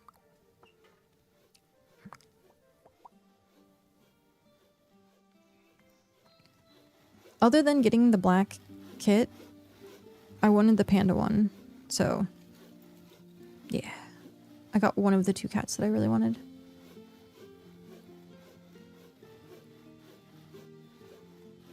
I think if you politely flame Blave in all caps in local chat when rolling tools, you get guaranteed epic once a week. Source me 4 times. Well, I mean, all you have to do is praise Jamba, because Jamba has gotten legendaries.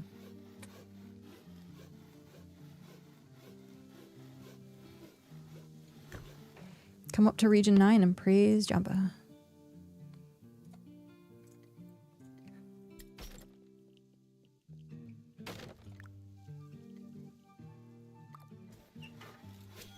Legendaries aren't worth getting. Real gamers use common. For a while there, I didn't think it was necessary to upgrade my stuff like at all. I understood tools because you need tools at different tiers to be able to do things. But yeah,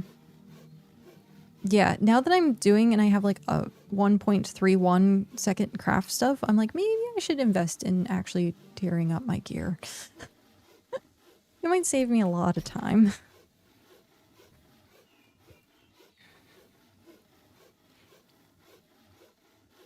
Okay, let's look.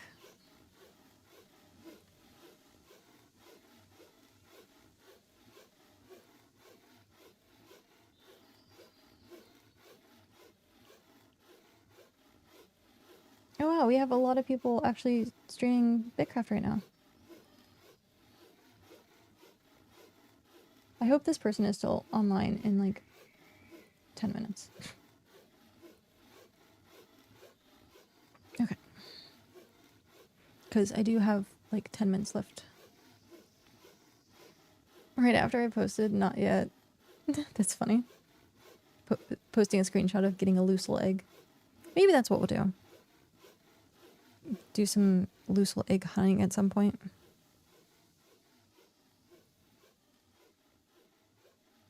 It's funny, Rybo says, I'm going live. Everyone be on your best behavior. And it's funny because then I'm like, but I'm live. And does that mean everyone's on their worst behavior? It only, like, time to hightail it out of here, I guess. Oh,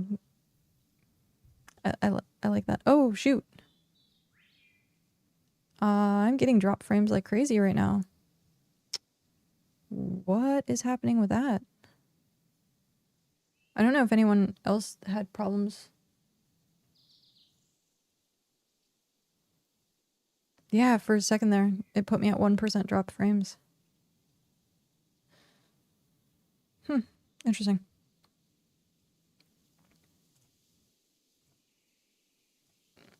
Very interesting.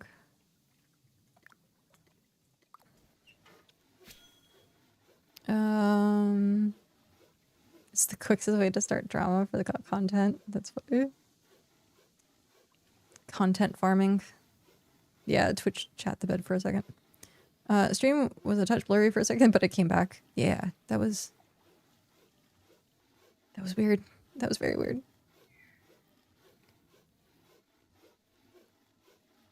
But yeah, I'm gonna finish probably doing these two things.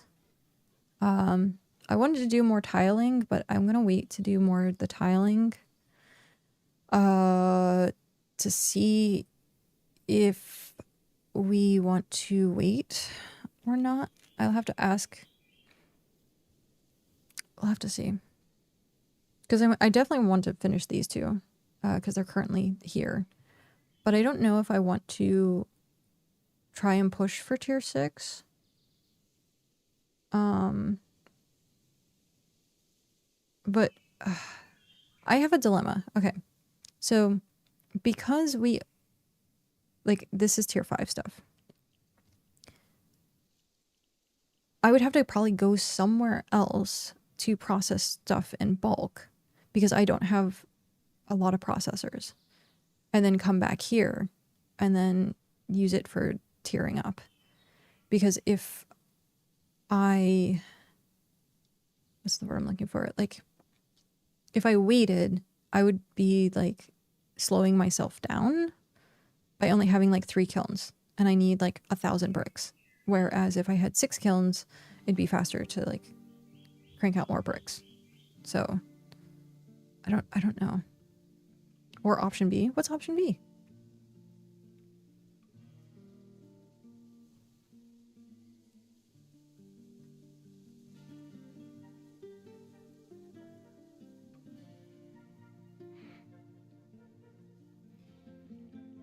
Move to region 4. No. Gotcha. We have cookies. Yeah. Okay. For a bit there, I actually thought about handing over Ember Isle. to someone. Oh no, Twitch is being twitchy again.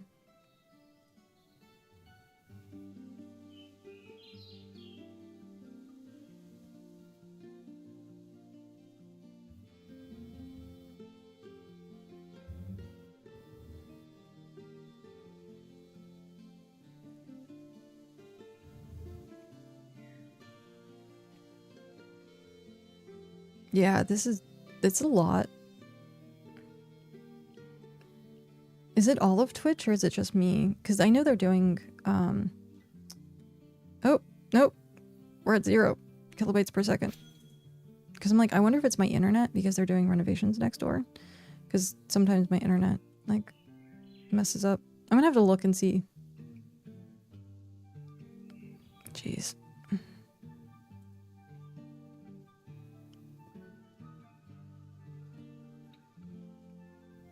Tony Rocks is pooping? What? What is all this? Oh, tree sap. That's a lot of tree sap. It's still being...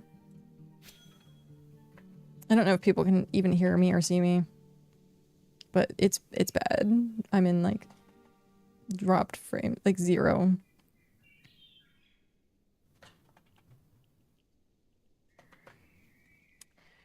Ah.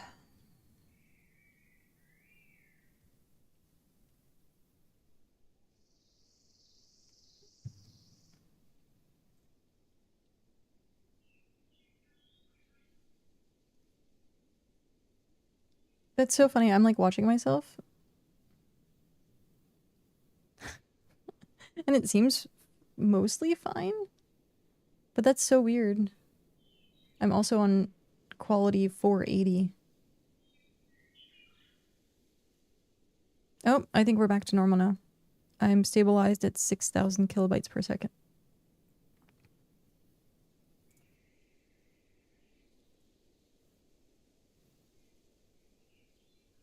Yep, I think we're back.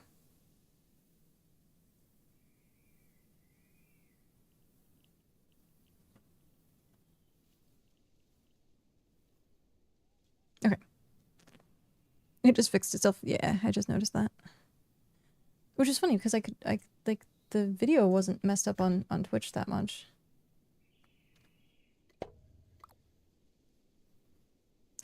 New Twitch drops rewards are frames getting dropped every second. Oh jeez. Yep.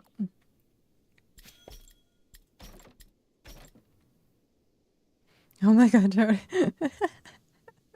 With the tree sap. I don't know if it is Tony with the tree sap. Is it? It looks like it's just appearing randomly. Oh wow. Look at that. It's everywhere. It's legit everywhere. Or is it Faye? I don't know. See, it's happening. It's like there's no one here. It's like invisible. What? How is that happening? It was Tony? So much stuff. But how is it being placed away from... Tony's sitting right there. How's it being placed? What? What is this magic? I think it was Faye. She's blaming it on my ox though. So much sap. It was dropped and the release timer is up. Oh, I see. Oh. That's clever. I smelled her farting earlier. Yeah, I think someone's ox isn't feeling well. That's really clever.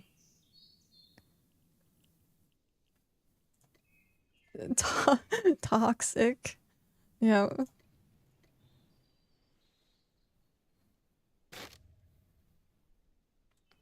Oh, that's so clever. Why do I has extra of that? I don't know. I think I'm gonna continue to get extra. Ghost in the system. I'm gonna have to get your ox some medicine. Be right back. That's so much. Is it still? It's still appearing. Oh my gosh! Look at it. It's still appearing.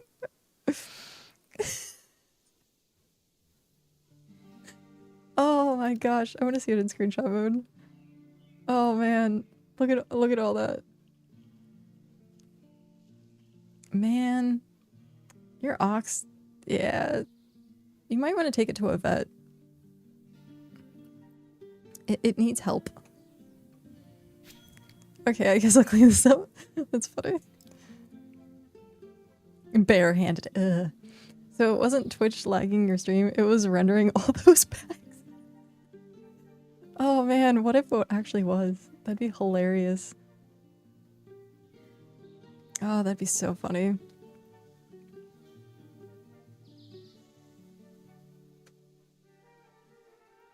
Oh man. All that tree sap. That's a lot of tree sap. Like, that is a lot of tree sap. Oh, it's still popping up. You can still see it. Like, that one was the last one to pop up. Oh, that's crazy. Oh, 3 more just popped up.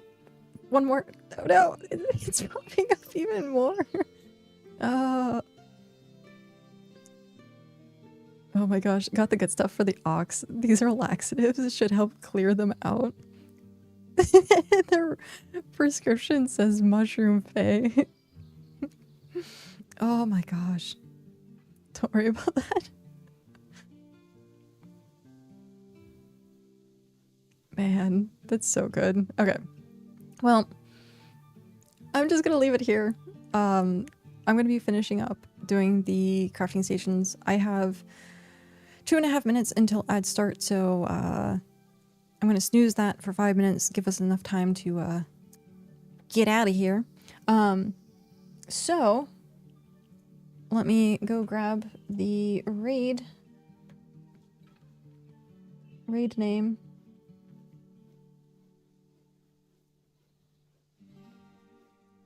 So it's one of the Novas, because there's 2 Novas. We're gonna go check out Nova Plays Games. They just joined BitCraft, so they're still in the starter zone. We can go watch some a new player play. I love watching new players play. And then yeah. Thank you everyone. Oh my gosh, today's love and support has been ridiculous. I appreciate it. Thank you so much. So it seems you have a sap infestation. Yeah. I have ox poop all over my floor. But yeah. Thank you for being here, hanging out for the last 6 hours. I know it was a little late today. Hopefully I'm not late tomorrow, but we'll see. I do want to give my body time to rest if it needs it. But yeah, we will be back tomorrow. And hopefully I have more of the things down, and maybe we'll do some like tier 5 wood cutting off stream, so that way we have it. Yeah, we'll see. There's a whole to-do list. We have a huge to-do list of stuff that needs to get done. And yeah, I'll try to leave all the fun stuff for stream. But yeah, thank you again. Thank you so much. I at this point, I'm just like gonna go through. Ravy, thank you. Jazz, thank you. Iskara also with the raids. Remy with the raids. Faye as well. We have all the follows. Snow Skater with the raid yesterday? Or was that this morning? That was yesterday. So 5 hours ago with Pat saying first. But yeah, thank you everyone. Thank you so much for your love and support. I know you could be anywhere else, and I appreciate the fact that you spent your time here with me, and it means a lot. And hopefully you'll spend your time with me again tomorrow. So have a good night, everyone. I'm going to start that raid. Yeah, if you have the raid emote, spam that. If you don't, have whatever other raid emote that you have, or you can do Dancing Octopus, which is one of the best emotes out there. But yeah, I'm gonna hit the raid button. Have a good night, everyone. Take care. Go do self-care. But I'll see you over and we can go hang out with the new player. Okie dokie. Good night.